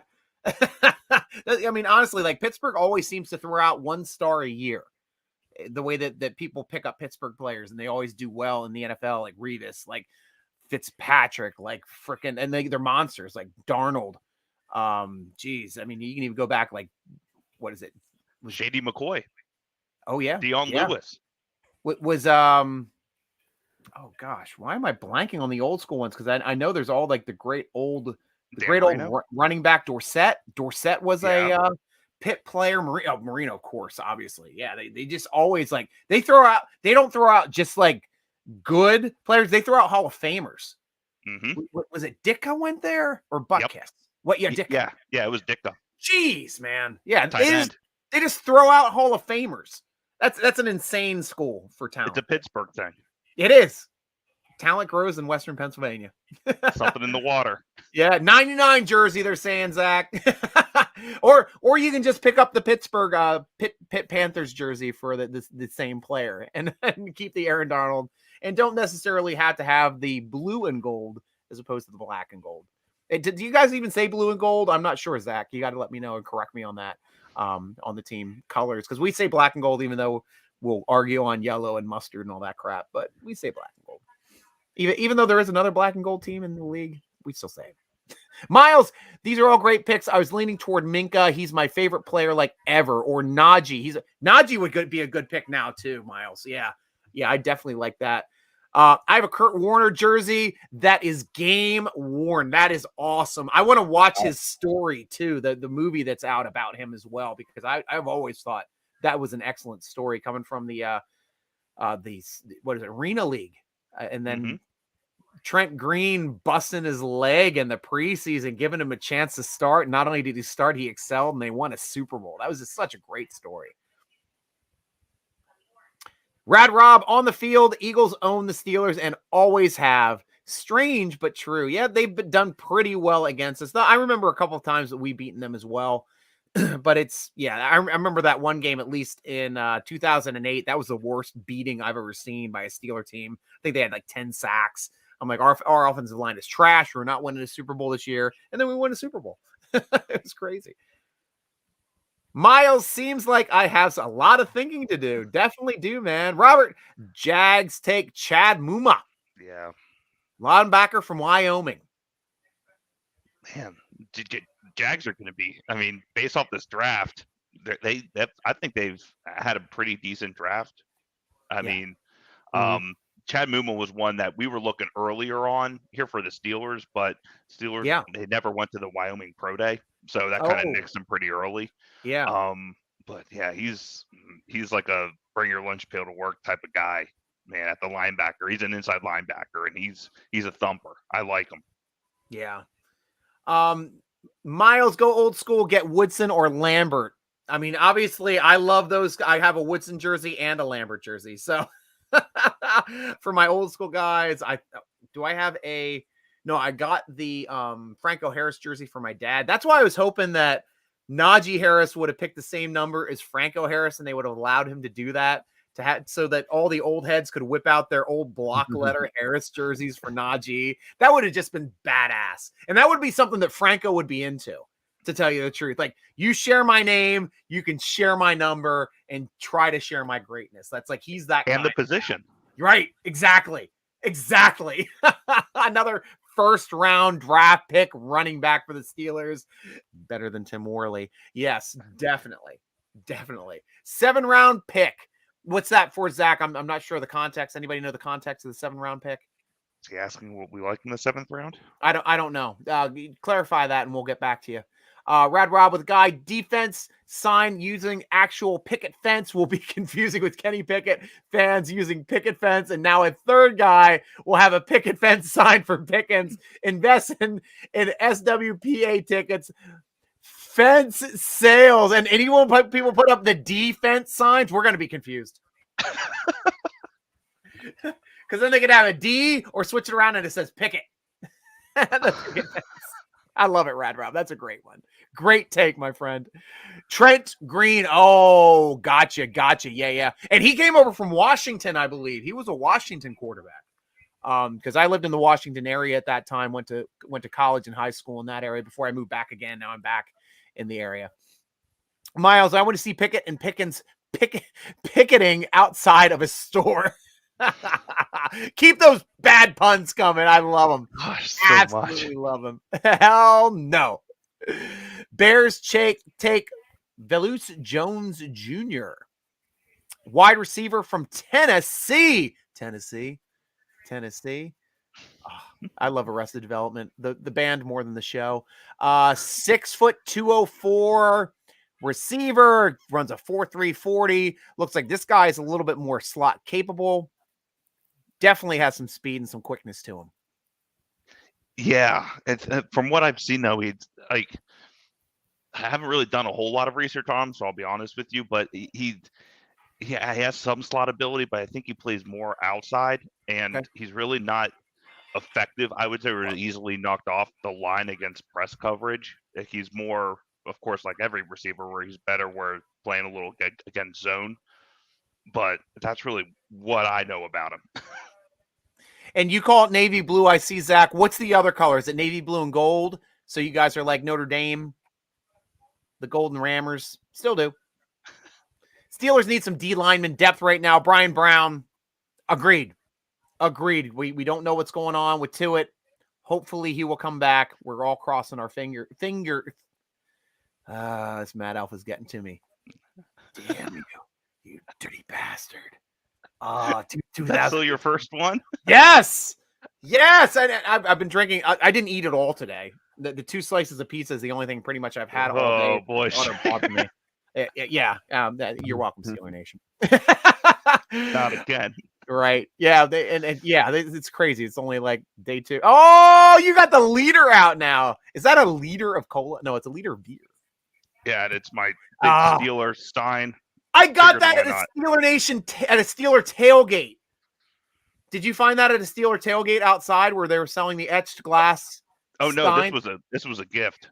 Oh, awesome! Because that's where I bought it for $10 outside stadium, and I bought like 4 of them because it like $10. That's a great gift. It holds it's a 32 ouncer too. Yeah, it's gorgeous, man.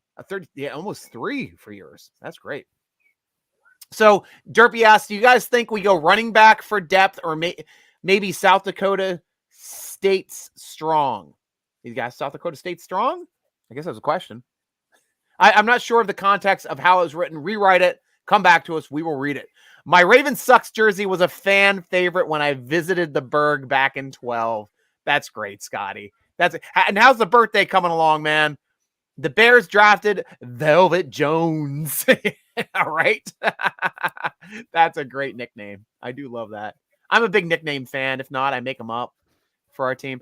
I got Eric Dickerson, Marshall Faulk, Trent Green, you name it, from the old Rams in the 2000s, from the 80s and 90s. Pretty much have all those players. I've always loved Marshall Faulk.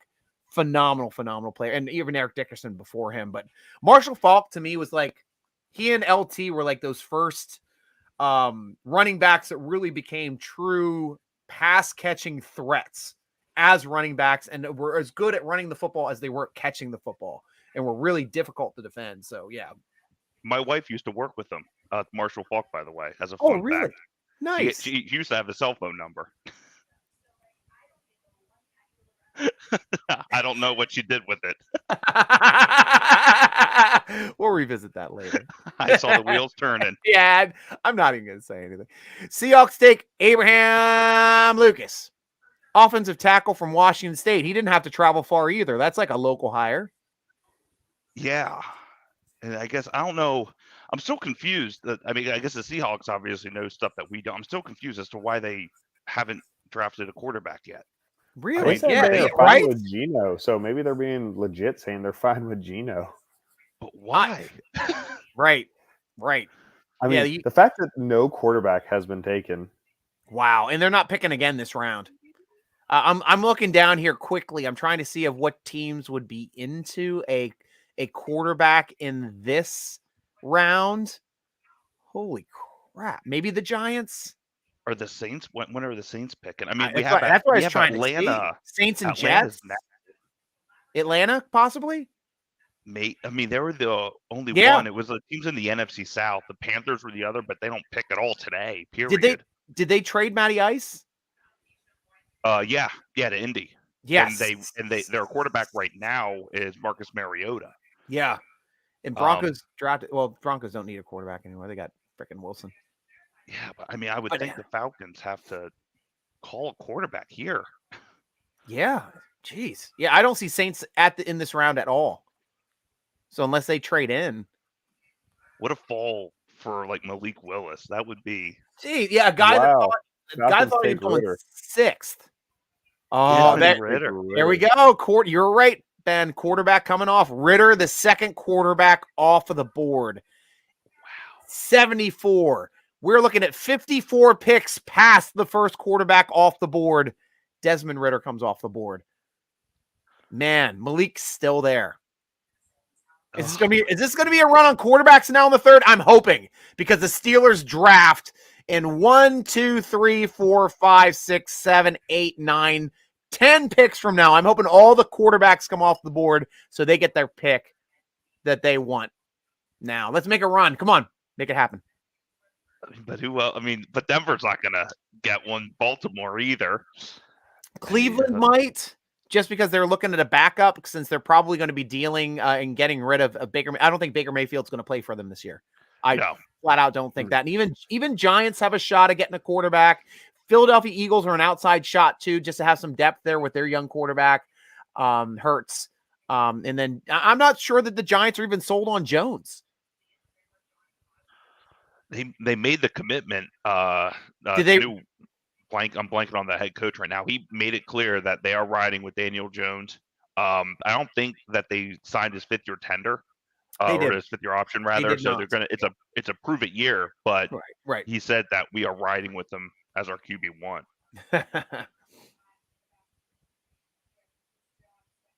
7th round draft pick was Robert Woods. Nice.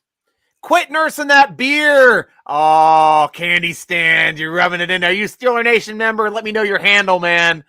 But I'm nursing it. I'm nursing this hard. Rad Rob, only arena player with as quick a release as Warner was Tommy Gunn Maddox. Both quarterbacks attribute their NFL success to tiny arena fields with dangerous concrete by sidelines. Dangerous to wide receivers, definitely. Yeah, it's fun to watch. I do like watching arena football. It's like arcade football. I refer to arena football as arcade football. It's all made for scoring as many points as you can as quickly as you can. There's essentially no way you can end any drive without at least trying to attempt a field goal because the field's just so small. It's a 50-yard field. Yep. There we go, Brian. Gonna be slim pickings on picket fences. Oh, yeah, baby. Keep it running. Velvet Jones, how to be a I forgot about that. It's great, Scotty. Thank you for bringing that memory back. Is that Don't Drink Your Juice, the movie? I'm not sure. You guys got to tell me. I have no idea. Can Pickens and Pickett's pick a lock? I think everything's funny now. If they didn't release their passes quickly, they may be putting their wide receivers in a coma for concussions with arena concrete walls. Definitely. And and they were getting hit. Like that was the one thing that Warner also attributed Arena League to, was making decisions fast, the game slowing down for them. And he said it was a much faster game than the NFL, because it is. It's football in a tight space. Like you're essentially playing football on a freaking hockey rink. That's why it's not a sport anymore. Is the Arena League fold? Yeah, it's. I don't think that's why we've seen such an immersive presence with the XFL and the USFL. Yeah, George, welcome to the show. Hi, BB. I really like a few of these later edges. Good. Yeah, I'm hoping we pick somebody, find a new Roche this season or this year. That would be don't cut them. Right. New blue looks good. Ass on Allah. Yeah, man.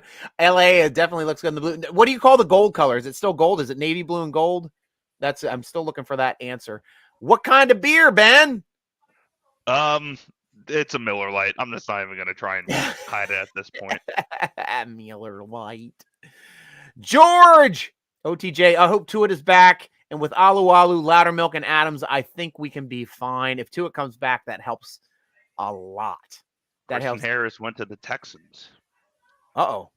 George OTJ, yeah, Steelers really need to go defense now. So Texans we got? Christian Harris, he's one that I linebacker from Alabama. Yeah. Talk about him then Ben. He's a great middle linebacker. I mean, he's a thumper. He's 6'1.5", 226 pounds. I mean, he plays almost like the play caller on defense, if you will. So think of him like a Devin Bush. Great closing speed. Again, he's huge. He's a great tackler. The reason why he dropped was probably because of his coverage skills, which kind of limits his upside. But as a tackler and just on blitz packages and pass rushing, so on and so forth, I mean, he's a dream. He's what but if the Steelers needed a linebacker, which obviously they don't, so it's irrelevant, but he's one that should have been high on their list, and I'm really surprised that he fell to the third round. He was one that was teetering on the first and second round here, but I love Christian Harris. Cool. And Steeler Scotty was saying Pierre Strong, the running back out of South Dakota State. Where do you guys see him going in the draft? He's a speedier guy. I think 6th round, I would say, is pretty conservative. I mean, yeah, if he's asking about how he would pair with like a Najee Harris, yes, I would love him. He's a great change of pace back. He's not going to be a starter necessarily right away in the NFL. He's definitely going to start out as RB2, RB3, and kind of work his way up. I would say his skill set's kind of similar to an Anthony McFarland. He's bigger than Anthony McFarland, but just about how he plays offense and where he, sees the line and so on and so forth, he's very similar to that. Yeah. Ian White, welcome to the show, Ian. I believe I remember you from shows last year, Ian. So welcome back. Maybe they go defensive line here or offensive line. Could be a definite possibility. If they want offensive line, I don't think they're going to draft an interior offensive lineman at all. They've got 5 capable players right now at interior offensive line, and that is Dotson, you got Jenkins and Cole that they just picked up. You got Green, who they drafted for last year, and you have J.C. Hassenauer. 4 of those guys can play center as well as guard. So I don't see us picking up interior, but offensive tackle. Robert's been talking about that as well. That can definitely be an option, and so can the interior defensive line. Offensive tackle could be fine too, obviously. Zachary Kaler, new nickname for the Seahawks. It's Seahawks. I love that. I love the shade, getting to hear the perspective shade from NFC West fans. I am all for this, Zach. Awesome takes. Ravens get Travis Jones. Uh-oh. Really? Are you dude, they're freaking draft. They're don't freaking even need them. Oh boy. Right. Miles is saying safety's a special place in my heart. Since I was little, watching Troy Polamalu and Ryan Clark tearing it up, I idolized the positions. Obviously, Miles, then you might want to go Minkah Fitzpatrick, especially when we re-sign him to a long-term contract this season. That might be the pick. If you love safeties, Minkah's one that's going to be here for a long time, and that would be a great jersey to wear. Really would be. It's like the first round draft pick we never had, but we earned. Mm-hmm. I absolutely love that. And with getting his 5th-year option and everything else, it's like, and we got him just barely into his 2nd season. And like everybody's like, oh, use the first round draft pick and get a guy. It's like the reason why the Steelers gave up a first round draft pick, which is something they never do, is because they got an all-pro. They knew they were getting an all-pro player for a first round draft pick. He was their 2020 first round draft pick. Exactly. In a sense. Yeah. And he played a year in the league, but we still had the 5th-year option, so we still had him for 4 years. So we got the best out of Minkah Fitzpatrick off of a first-round draft pick. So trading first-round draft picks like these other people do for wide receivers that are like on their last year, like that's just dumb. Like that trade, like the Ravens made out like bandits getting a first-rounder out of freaking the cousin where we only got a 3rd and a 5th out of freaking the older cousin, who was a much better football player, because he nixed and scuttled our first round draft pick that we would have gotten from the Bills in that trade because he didn't want to play in Buffalo. Blah, blah, blah. Not like he would have played there anywhere. He would have fucking scuttled that too. That guy's a douchebag. But yeah, maybe he might play on a team someday. It's not going to be in Pittsburgh anymore. Ain't going to be Pittsburgh. And this is something I want to say, guys. How crazy is it that the first 2 quarterbacks, not necessarily that Ritter went in the 3rd, but the first 2 quarterbacks off the board were Pickett and Ritter, and Willis still sitting there. My 4th and 5th quarterbacks were the 1st and 2nd quarterbacks taken, and 1 in the 1st and 1 in the 3rd. It makes me think even more that the Steelers could have waited on a quarterback to the 2nd round. Right. Yeah, I mean, it's just. Hindsight's and I knew that Sam Howell was going to fall. I knew that Matt Corral, I consider him kind of overrated for what he brings. But I mean, I thought like overrated that he was going to be drafted like right around now and not like day 3. Like I would not. I mean, at this point, as you were saying, Striker, like they could be drafted here in the 4th, 5th, 6th, or 7th round after being projected as 1st or 2nd, which is just astronomical. Mm-hmm. Zach, I like this take, man.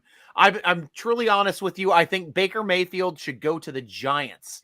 Just been thinking about it, and you just kind of think that is not a bad call at all. A guy that either can help Jones, or if Jones falters, he could be that veteran presence that could run the team. Yeah, I'm still kind of expecting that, he could be going to Seattle as well. And that was one, this was about a month ago. He was on a podcast being Baker. And he was asked, where do you think you're going to be traded? And his response was, I don't know, Seattle. So I would take that for what it is. Right. And we talked about Christian Harris. We talked about Travis Jones from Connecticut.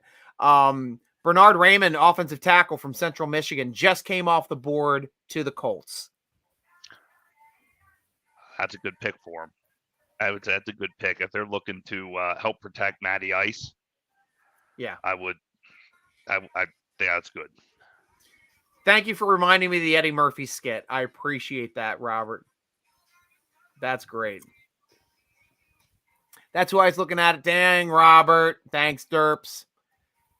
It's only here in Missouri. Eddie Murphy. That's it. We're all getting on board now. I'm finally getting to your. I'm still about 8 minutes behind on these chats, but keep them coming. They don't really collect gold. I call it golden gold. Navy blue and golden gold. I like that. I'd be down for that. Ian, 97, we took Mike Vrabel here in the 3rd round. I think that was a miss that they'll regret. Honestly, I was one of the very few people at the time when he was about to hit free agency. I'm like, let Gilbert go. Let's ride with Vrabel. Like we ended up doing with Harrison over Porter. The fact that Cowher failed to do that, and Mike Tomlin made the right decision, at least in that respect, because Harrison was never a starter under Cowher. That's what I was hoping that they would do, and Vrabel ended up becoming a Hall of Fame player. And I wish we used him at tight end. We could add two birds with one stone there too. We win a Super Bowl. Yep, you guys get to crow. You guys get to enjoy it. It was an enjoyable Super Bowl. And you got to beat one of our division rivals. So a lot of Steeler Nation thanks you for your service. Zach, the Steelers need to pick up Ryan Fitzpatrick out of the free agents, and then they need to pick up a rookie quarterback, that they need to pick up a wide receiver. Okay, you guys need a line. Okay, catch this. You guys need a tight end, which is aging. A tight end, which is aging. We just got a second. Our tight end for the future is now. We just picked him up, Pat Fryermuth, last year. He's wearing the jersey. Muth. Got him in the 2nd round. The guy is a monster. I looked at you guys' team. Okay, it's getting old quite a bit. Ryan Fitzpatrick is going to fit your team perfectly. Actually, we've gotten very, very, very young lately. We got rid of Hayden, who was one of our oldest players. We got rid of old Ben Roethlisberger. I can throw those quick 2.5 seconds, 2 seconds, 1.5. Look at that. I'm quick. I'm old, but I'm quick. Look at that. You can't see me. You can't see me. Ben Roethlisberger. Yeah, we got a lot younger, honestly. Those 2 moves, we got a lot younger. Like, I think our oldest guys out there might be Alu at nose tackle. Cam Hayward's getting up there. Cam. Yeah. But I honestly think Alu is definitely older than Cam. Mm-hmm. Trying to think of who else would be old. We got all new offensive linemen. Like all of our offensive linemen are fairly young. Yeah, Trey Turner isn't on the team anymore. Yeah, right? That was an interesting pickup. Bro Barian back again. That was the one I remember. The Bengals having Carl Pickens. Now we got George Pickens on one of their related. Is he related, or is Carl Pickens and George Pickens related?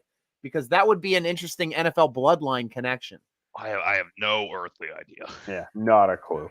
Yeah, I'd have to look that up. Speaking of AB, we sent a care package of clothes, etc., to my wife's family in Guatemala. I put my AB Bumblebee jersey in there. Banished. I have an AB Bumblebee jersey too. Not gonna lie, Scotty. It's the only AB one I had. I was gonna actually tape all of the letters on the back, except for the B for Brown, and put ITCH. and that was what I was going to wear at stadiums, but I never ended up doing that. I considered it. Steelers Scotty. Oh yeah, we just talked about that. Ian, back again. Since we signed Edmonds to a 1-year deal, do you think they take a safety here or later in the draft? I was hoping they would have gotten a safety by now, but there was a run on safeties, of course, before we drafted in the second round. So that would have taken them off the board. When is the next viable chance? Which round for getting safeties, in your opinion, Matt and Ben? It could happen this round. I think Nick Cross is someone that I already talked about with you briefly while Ben was gone. Would profile well as a backup year one to eventually take over in a year or two. 3, I'm not going to say it's too high, but obviously you'd love to get him in the 4th instead. If he's there or not is a big question mark, especially because they're picking the 4th is at the very end being a compensatory pick. But then after that, the safety position kind of drops off, in my opinion. Anyone after that, you're not looking at someone who's contributing early. That's larger projections, in my opinion. How about Kirby Joseph? Yeah. I mean, I wouldn't take him in the 3rd either, personally. See, I consider him and Cross kind of like, I think that they're cut from the same cloth. A little bit, yeah. I could see that. I would say one's not there, you're good with the other. But yeah, I mean, if you were to ask me, I would say 4th round. Quite honestly, even like with JT Woods from Baylor, he was the other safety. He's another one, but I think tomorrow. I think it's going to be tomorrow. What do you guys think about the Minnesota guy? I don't know how the edge guy. Yeah, I don't know. Boyd Mafe? I was gonna say, isn't he gone? I don't know. The guy you mean from Minnesota College or from the one that Minnesota picked up? Yeah, were you talking Lewis Sign, who went to Minnesota, I believe? I don't know. Fala or something like that. Fala. I think the edge guy. Oh, okay. The edge guy. Yeah, he's a huge guy. Boya Mafe or something like that. Yeah. I mean, I like him. Sure, But he's a big guy. Staines just took Alex Wright out of UAB. Yeah, he's an edge guy, and he's one of those where he's like a dedicated edge guy. He's not like an outside linebacker. He really lacks in coverage skills. So if he's on the field, he's looking to get after you. He's kind of like what a Quincy Roche is, where he's going to be on the line. He's going after the quarterback. Very rarely he's going to drop back into coverage.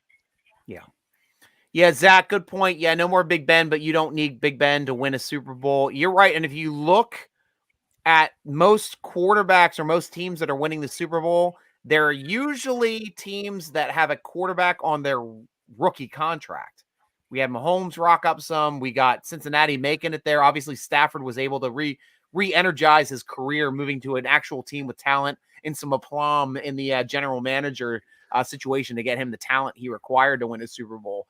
But yeah, that was great moves on that part. Miles, I do like this one. Are you guys big into the comedy scene? I'm a huge fan of Bill Burr. I'm seeing him in June. I absolutely love Bill Burr. I have Sirius satellite radio, and I'm usually listening to Raw Dog. So yeah, I love comedy. Any you guys comedy fans? Oh yeah, I think Bill Burr's hilarious. Whoa, guys, hold on. Ben, you're a Pitt fan, aren't you? Yeah. You know your beloved Jordan Addison? Yeah. Might be transferring. Mm-mm. Oh no. USC. Oh. Thanks, Matt. Yeah. Okay. Just anyway, back to the draft. Yeah. Well, at least talking about comedy, I'm a big my favorite ones. I love Jeselnik. I love Daniel Tosh. They're some of my absolute favorites. I've seen Tosh live, and is he still touring? Well, this is back in the day. I saw him at Tower Theater in Philly. You were talking about 6-7 years ago. But I like the way that he integrates sports with comedy, because he will rail on their local football teams, no matter where he goes. And we were in Philly at the time. He's like digging into them, and he's a big Miami fan. So of course he makes fun of himself all the time for being a Miami fan. Hates the Patriots, and like it's just I like sports mixed with humor. I just really, really love that aspect. But I always love rock. And I went to this big comedy tour. It was Dave Chappelle was the headliner. And that's when I got to see Jeselnik. I got to see Aziz Ansari. Amy Schumer was there at that one as well. Oh gosh, the Flight of the Conchords played too. So it was just an amazing, amazing show in the Philly area. And like, yeah, anytime That's you can see lineup. Yeah, it was just like there's different stages. So I was going back and forth to the side stage and checking stuff out. And it was just a phenomenal, phenomenal night. It was essentially like Lollapalooza for comedians. Is Dean, would he be a target if he's still there in the third? But I don't know how he's still here. There has to be something wrong. He must have, like, I'm not going to speculate. Yeah. But I mean, this is like, and this is not me speculating, but this is like something along the lines of like failed drug tests, something in his background that was brought up. He twisted his ankle working out, something. Even twisted his ankle working out. I mean, it would have to be tear his Achilles working out to fall to this point. I mean, David Ajabo got taken, and he's better than Ajabo. True. Pickens is not related to Pickens. Thank you for clarifying, Cooley. I appreciate that, but it's always fun to speculate. Broncos. Broncos take Greg Dulcich. Tight end. Is that big tight end? Is that the second tight end? No, third tight end off the board, right? Yeah. Yeah. The other UCLA? one from UVA went second, and this guy's from UCLA. Yeah. Jelani Woods went second. Was that his name? Yeah. I think this guy, though, he's going to be Russell Wilson's best friend. He's going to be a great safety blanket for him. I like him. I think in a third round, that's a great value pick. Yeah. George in here too. I face the fact that whomever I want, the Steelers almost certainly won't take. Did want TJ Watt. I did too. I honestly was super happy about that pick. That was probably one of the happiest I've been in the first round other than Najee. And Steelers brass a lot smarter than I. Though I will admit I was not as happy when the Steelers drafted Ben Roethlisberger. I was like, oh gosh, who was the lineman? Sean Andrews. Ended up going to the Eagles that year a little bit later, the guard, because I was just like, oh, Maddox just needs some help on offensive line. Get Sean Andrews. And that guy, like, he had mental issues, unfortunately. Like, mental health's a huge thing, guys. I'm not going to diss a guy with mental issues. Happens to the best of us. But yeah, he was never able to really even turn his career at all. So I would have been dead freaking wrong on a guy that was like bounced out of the league in a couple years, as opposed to a guy that's going to be putting on a gold jacket and won a couple Lombardis for us. So that was, I'm happy to be wrong in these situations. Giants take Cordell flat. Yeah, he's like a slot corner. I say he's like a Mike Hilton. Okay. Really. He's more plays inside. He's better in press coverage. He's kind of undersized to play outside. This is really exactly, I had him as a solid third round guy. So I think it's right in line. Zach, 1 beer, 2 beers, 3 beers till drunk off your bun. I guess I can say ass. That's a form of donkey. When I worked radio, we could say ass. Though I couldn't say dick, oddly enough. I always got dumped for saying dick. And I'm like, Dick's my dad's name, you piece of shit. And then they had to dump me for saying shit. Funnest comedy available. Kill Tony. World's #1 live podcast and addictively funny. Hundreds of episodes on YouTube. Oh, I will look that up, Rob. Thank you. I'm going to write that down. Awesome. And hopefully I'll let you know what I think on that. Falcons already take? Did they jump? You're way ahead of us right now. Falcons take D'Angelo Malone. Yep. Yeah, he's an edge guy. Okay. I don't know, man. He seems kind of undersized from what I've seen. Yeah. He plays more of like that outside linebacker as opposed to like an edge guy. He's smaller than like TJ Watt. I mean, that's really, I really don't know much about him. I mean, he's a MAC guy. I think, Western Kentucky's in the MAC, right, Matt? Ooh. Yeah. Or were they okay? I believe. Oh So. no, Conference USA. Yeah, Conference you're right. USA. And Derpy, let me know too if you are a Steeler Nation football forum member, and if you are, put your handle in the comment section. You're doing a lot of great stuff tonight, man. I think Dean decided to deny surgery on something, and that's worrying some teams. Was he the one with the spine problem? I haven't heard of anything. Damn it! I'm finally done with this. And the reason why I was nursing this, guys, To get to the Steelers. a 5-year 2018 beer is freaking perfect. This is a perfect beer, an absolutely perfect beer. This is in my top 10 beers all time drank when I was like on Untapped, and I had like 3,000, 4,000 beers monitor on there before I stopped my problem. And but that was a perfect beer. Absolutely the best Mad Elf I've ever had. And I've had aged Mad Elves in the past, but the cherry on that is spot on. The Belgian comes through perfectly. Absolutely perfect beer. So, per league source, feeling of Nakobe Dean is looking at a possible redshirt year because of a pec tear and a meniscus injury. Oh, Eagles take Dean. He did end up going with him. Yeah, he declined surgery on his shoulder. Wow. That's what it was. Wow. Yeah, so that's it. What about the other defensive end from Cincy?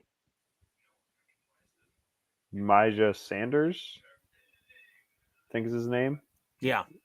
Is that it? Is that him? Am I thinking of the right guy here? I think so. Yeah, that's him. I haven't really paid much attention to the defensive front of Cincy, only the corners, safety, Ritter, Pierce. Gotcha. Yeah, to be honest. Mijah Sanders, he's just small. I mean, I think he only weighs like 225, 230 pounds. So he just needs to bulk up. Can contribute rushing the passer early and sub packages purely, but not someone that you're going to put on your defense on early downs or in running situations at this point in the game. Probably could be a great special team contributor, though, because he's very athletic, quick, has good speed. I could see him being very good out there. Guys, talk to us about the safety from USC. I'm going to run out and grab my second beer since the Steelers are about ready to pick. All righty. Safety from USC. Are they talking about Troy Polamalu's nephew over here? I think so. We talked about him very briefly earlier because someone else asked about him. I said he'd be a special team contributor, and that's kind of it because he's kind of a tweener. Too slow to be a safety, too small to be a linebacker.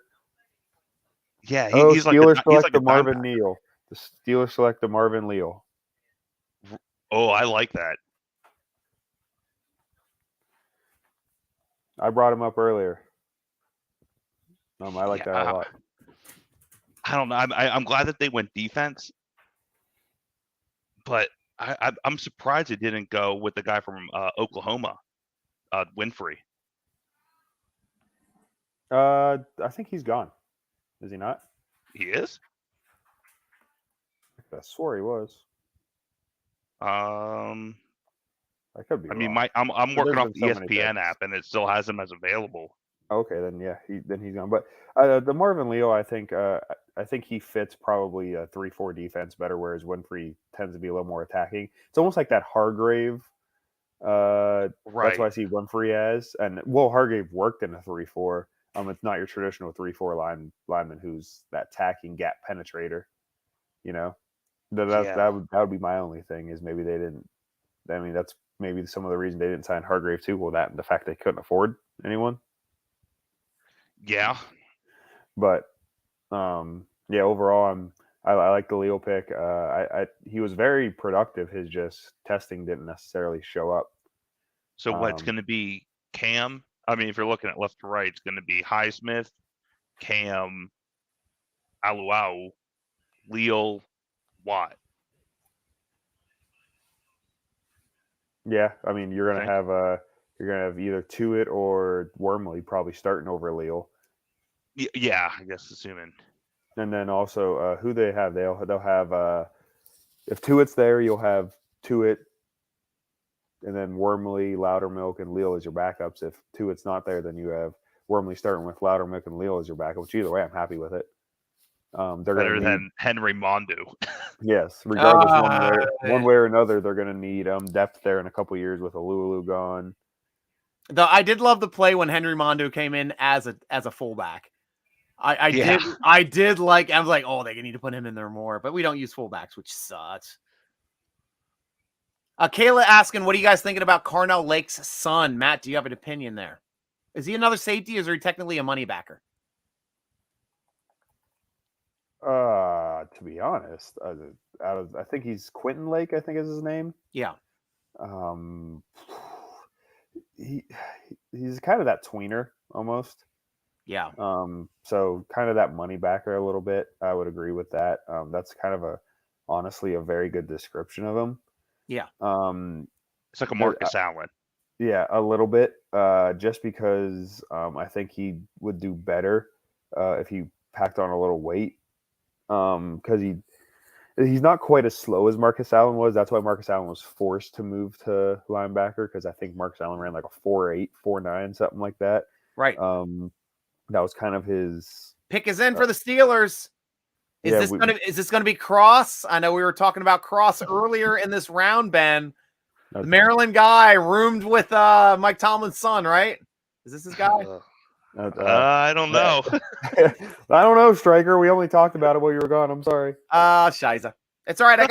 I got my beer, which is now a Falcon Smash double dry hopped out of Triple Crossing in Richmond, Virginia, which is one of my favorite IPA places.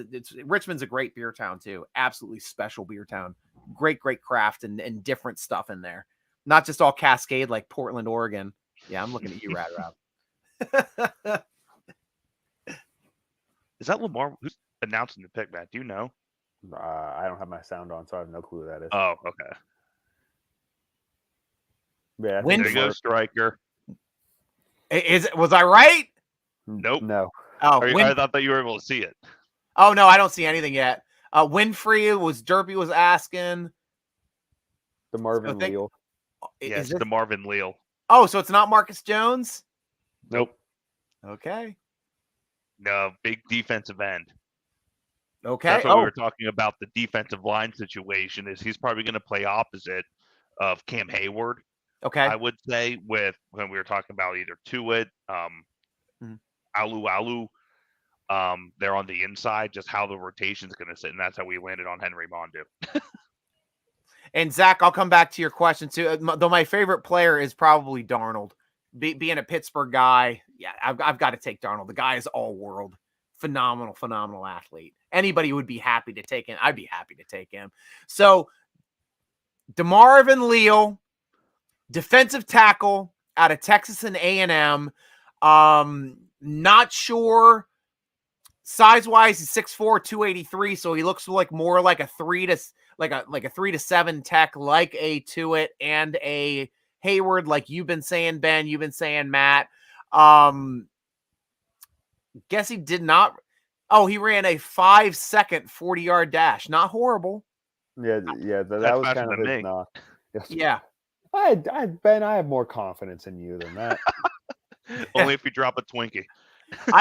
My best was a 4.7 when I was a receiver. That was my tops. Put a beer at the other end. I guarantee you I can get there faster than that.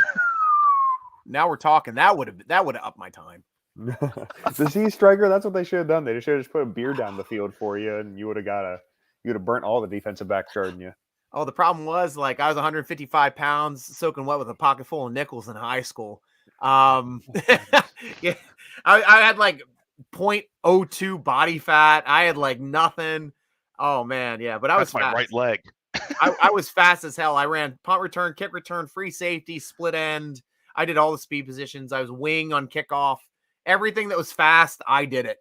And I enjoyed it.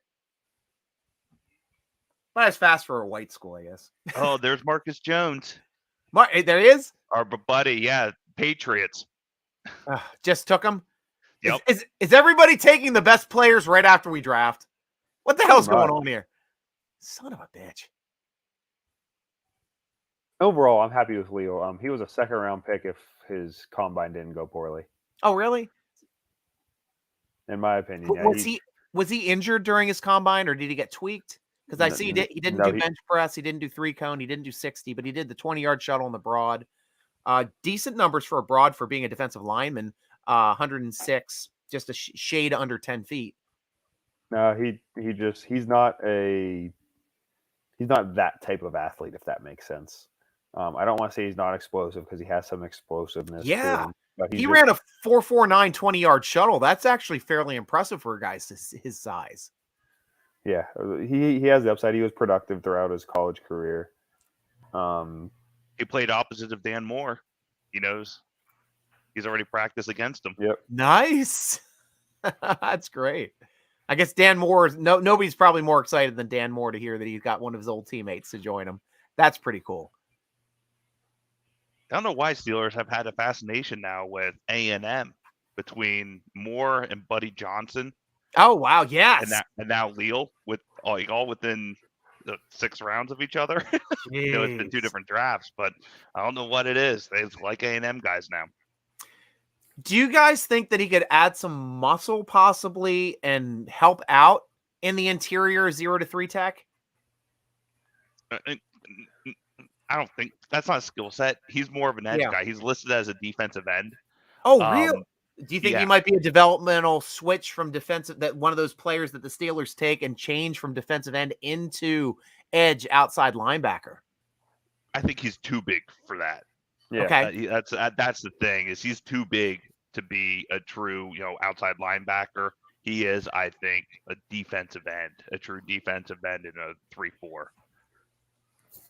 Yeah, so that same of position. Course, he can always get bigger. Yeah, I could see him easily being a Chris Wormley type player early in his career and developing into something more later. Though Bud Dupree was a 6'4", 269-pound guy as well. So, I mean, obviously same height as Leo, or not Leo. We didn't pick up the Leo. We picked up the other guy. Yeah. Yeah. Picked up Leo. Oh, yeah. So we picked up Leo. Yeah. So, and at least a couple people have been saying it. Raiders on top. Horrible pick. Thank you, Raiders fans, for joining us. If you're Raiders fans, did they just decide to leave Al Davis in a coffin where he can pop out like the Crypt Keeper? Because he was pretty much that in his last couple years. I love that. I love the Crypt Keeper jokes with Al Davis. I'm going to have to drop off very quickly, guys. No worries. Back on here in a little bit to finish out the 3rd round, but I have to pop off here for a few. No worries, man. Hey, Matt, thank you for sticking with me on the show for a bit. I love having you guys on. Absolutely. Always a pleasure, Striker. You make it. I just get to host because I don't have the knowledge that you guys have watching college football. So I appreciate you. Have some good rest. I'll see you soon. I'll try and hold it down, Matt. Who can actually hold it down with me here? Oh, Steeler Nation. It is now time for us to toast the newest member of the Pittsburgh Steelers, DeMarvin Leal. Cheers to you. Can you guys hear this? Kind of. Holy crap. Did you hear that? No.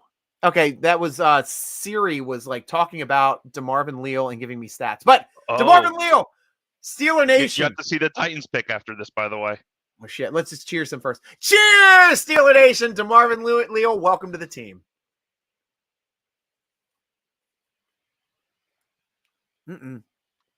George is saying that means Tuitt ain't coming back. Oh, Derby's upset. Gotta be kidding me. The cheat riots get Man Jones goes to New England. Damn Pats. Real good. I played Little League. Real good question. Can you catch? Thanks, Zach. Yes, Zach. Actually, I was a phenomenal receiver. My hand positioning, I can still go out like in the backyard and start throwing with people. And they're like, did you play college? I'm like, yeah, but I played flag. And I was really good. I was really good at flag. Actually played center eligible because I could snap it between my legs and you weren't allowed to line up on a center and they always put a slower guy on you. So I was burning. Just run straight. I was burning people as a center. I was the leading receiver on the team as a center. And we won the championship in the highest league, playing the baseball team, playing the track team. We beat everybody.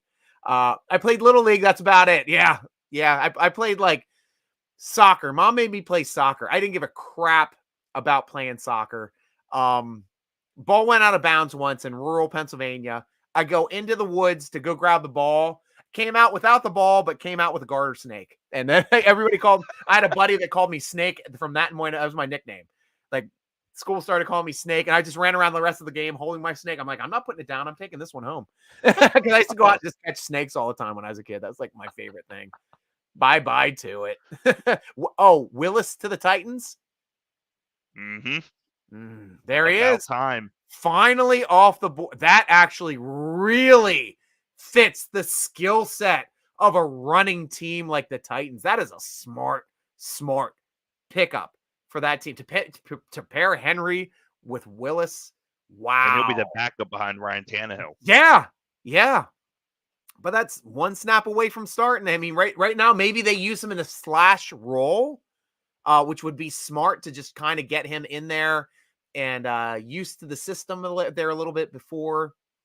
And Vrabel's a great coach. Dude, yes, he is. Yes, he is. He's phenomenal. So he'll know what to do with them.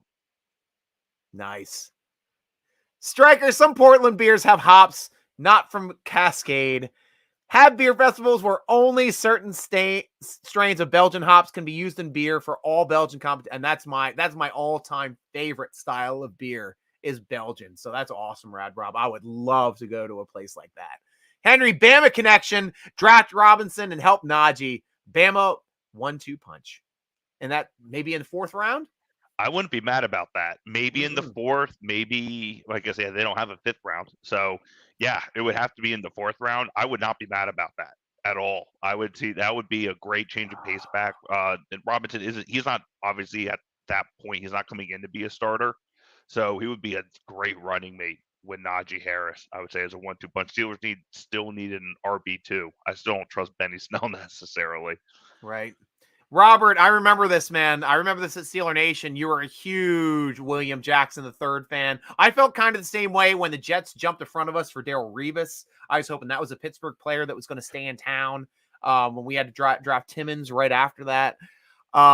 Yeah, I hear you, man. I'm sorry that you're not enjoying it. I'm fine with it. Like, I'm just happy to get new players. And then I get excited about the new players. But, we'll see how they do. Steelers have been drafting phenomenal last 2 drafts. Only 2 players still aren't on the team, and only 1 player still isn't in the league, and that was the other Maryland safety we were talking about, Antoine Brooks, who I've had on the show before. Sad that he though he won a Super Bowl with the Rams last year, so we can even talk about there too, Zach. And Zach is saying that the guy looks 40, sounds 35. If you're saying that about me, I will take that compliment. Because that's young. Both are way younger than I am. So hopefully that's not me. I'm young at heart. You're as old as you feel. That's why I date 20-year-olds. I think that's what I'm feeling. Red Rob! The best IPA hops on the planet are from here. And as IPA fan, you should worship the sacred Northwest grounds here with essential ingredient to IPAs made, but personally, I favor many styles over IPA. I do too. I'm not a huge IPA guy, to tell you the truth, Rob. Like I said, Belgian style, traditional German style. Like we started talking about rocked beers with the smoked beers and that too when Matt was on here initially. And I've had like rocked beers that are like, they are so smoky. It takes you longer than I finished my Mad Elf to finish a rock beer because it's that smoky. But you have to keep in mind that those beers were invented because Germany had like periods of time in their history where they lacked the ability to find seasoning for their meats. So they'd make these rock beers, which are really smoky, and you put a little bit in your mouth and you chew a piece of meat with it. It's phenomenal. Absolutely. That's the way you drink and enjoy a rocked beer, is usually while you're eating some kind of meat. You can do it with chicken nuggets. You can do it with any kind of, I went to a beer tasting party with my friends and they started drinking a rock beer and they're like, this tastes like shit. And I'm like, guys, rock beers are technically a seasoning. And the guy had a whole tray of chicken nuggets. And I'm like, take a little bite of chicken nugget and pour some rock beer in your mouth and you do it. And it tastes like a smoked chicken, like somebody that's been laying in a smoker all day. That's how good it is. It's I'm gonna have to try that. I've never heard of that before. Well, I'm German, so I know how to properly drink German beers. And that's when I first fell in love with beer drinking, was my first time going to Germany. Because back, like, before, it was in the 90s, early 90s. And the only thing you could get here that was even different than like an American adjunct lager would be, and I lived in Pennsylvania, so we could grab some Yinglings. So like, that was like a good tasting beer. It's a German driven place. Yingers. Yeah. So you could at least, that's probably why you like Drogs.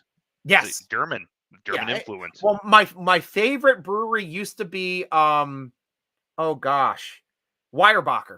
up in Bethlehem area. They did their traditional German style or traditional Belgian style was phenomenal. Mary Monk's was their best beer. All their beers are like 10%.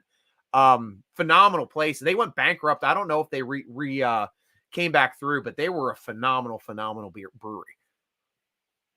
Man, I've never heard of them. Yeah, it's one of those. Yeah, Ommegang is one that competes, and Ommegang is like to me, it's Americanized Belgian beer.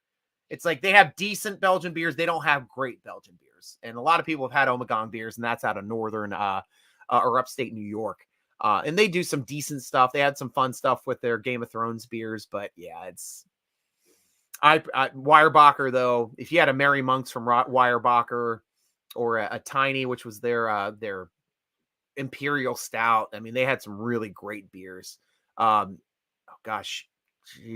Insanity was one of their Belgian strongs. They really great brewery. There goes Willis. Yep, nice. Denera and more. Cheers, Prost, Steelers, Scotty. Happy birthday, man. Hope you're enjoying your night. Cheers. Cheers, Slancha. Oh, that's the other half of that quarter of me is Irish. So we know how to make beer and we know how to drink beer. Wow, that explains a lot, Striker. Yeah, I know everything now about you. Oh my gosh, you got to go over to Ireland. You have I've been to Kilkenny. We went down to the what's it called? Where they make the Kilkenny beers. They make the Smittix Brewery. That's it. Right there downtown. It's the Black Abbeys right there as well. The first place where they brewed Irish beer, right there in Ireland, where the monks came over to a specific place for the perfect mineral content of the water. That's why they have excellent beers in Kilkenny. So go over there. It's even better than in Guinness. I'll tell you that. That's why Guinness had to buy them. That's why they're so good. How do you feel about Scotch? Huge Scotch guy. I could talk. Wow, that's not like an Irishman. No, but still, they both hate the English. And they always love that answer when I talk about it. It's like, yeah, we both hate the English. Yeah, we both hate the English. Fuck the English. Yeah. Fair enough. Yeah, but I would love that's one of my like bucket lists. Like I spent like 2 weeks in Ireland. We toured the island. We had a blast. It was right before we had my daughter like 10 years ago. And we didn't even make plans. We had plans for the first weekend and the last weekend. During the middle of the week, no plans. We just drove. We went to a town and they have like plaques outside your window that say bed and breakfast. And you knock on their door in the morning and you're like, oh, do you have a place to stay tonight? And like, oh, yeah, we have a place to stay. You can just put your stuff there in your room. We'll take care of it. Go enjoy the city. We'll see you soon. And then like that's how you travel the island. It was really amazing. And even if you got to a place, they're like, oh, no, we're booked up tonight, but Mary's down the road. I'll give her a ring on the phone. And they call up their friends. They're like, oh, you got a place? Oh, yeah, okay. We're going to send them down to you now. Okay, that's great. We'll see you. And just another stupid American. Yeah, well, they love that. They love Americans because we're just idiots. We're just there to spend money and have a good time. And they always treated us with this huge traditional Irish breakfast, like the black pudding and the sausage and the tomato and the fried egg and this huge freaking plate, which literally we only went out and spent one meal a day because this meal was just so big at the beginning of the day. You couldn't eat lunch. You just couldn't. To your ribs. It did, man. It was insane, but it was such a fun time. And there's such great, graceful people. And I highly recommend anybody to go over to Ireland. Please enjoy. Used to play baseball back in 2012. I never played baseball. I played softball the intramural softball when I got to college, but I never played it. Breaking out the tequila. Oh, you Tex-Mex mother effer there, Rob. You get the best tequilas there on that borderline too. Oh, that's great. Ben, who is your favorite Rams player? Obviously, I said Darnold. Do you have a favorite player? I did love Oh, Sam gosh. Bradford, Warner as well. I thought Warner Nick Foles. Nick, there you go. Bradford. Trayvon Austin. Yeah. Wow. We got some great choices. I mean, honestly, there always been Falk was one of my all-time favorites too. I really loved watching Falk back in the day. You want to go back to 70s Youngblood? I was a huge he played that Super Bowl on a broken leg. That guy was amazing. Amazing. Oh gosh. Yeah. You guys have a great history as well, even though you switched cities a couple times back and forth to the St. Louis people, but screw that. At least they're back in LA. You got them there. Yep. Willis would have been a nice slash. Yeah, he would have been. Robert. Here's Robert. See, I'm not pissed about the Steelers pick. He will likely work out, but now Jones is dead to me. I can even hope that he does well on it. Yeah, I'm sorry that we didn't get the UH guy. Really, I am. Try not to laugh. My family's from Germany and Chilala. It's from Chile. Is that Chilala? I don't know. That's quite the mix. Yeah. Are we ordering a drink? Isn't that like beer with like tomato juice in it? I'm not sure what that is. It's something like that. But I enjoy that too. Like I'm one of the few people that drink that. We did a grab bag this one time, and like everybody like gets like malt liquor, crazy alcoholic stuff, and we did like a grab bag, and some of the chiladas like with the drinks with the tomato juice. I actually enjoy that. It's like one of my favorite. My dad actually pours actual tomato juice into beer in the morning sometimes. So like I got a taste for it early in life. It's a weird one. Stuttgarter Hofbrau, best beer ever. Yeah, Hofbrau House does some excellent beers. And then there's one in Pittsburgh. That one's great too. One in Cincy as well. Actually, technically it's across the bridge in Kentucky. But yeah, the Hofbrau House is phenomenal German style beer. And their bratwurst and Schwarzler are spot on. Absolutely spot on. Grease Striker German beer is the best. Yeah, I love German beer. I actually like Belgian a little bit more, but German beer, traditional German beer, just gets me in the heart, especially like a Doppelbach or a Weissbier or a Hefeweizen. I do like a good Hefeweizen. Oh gosh, yeah, especially on this.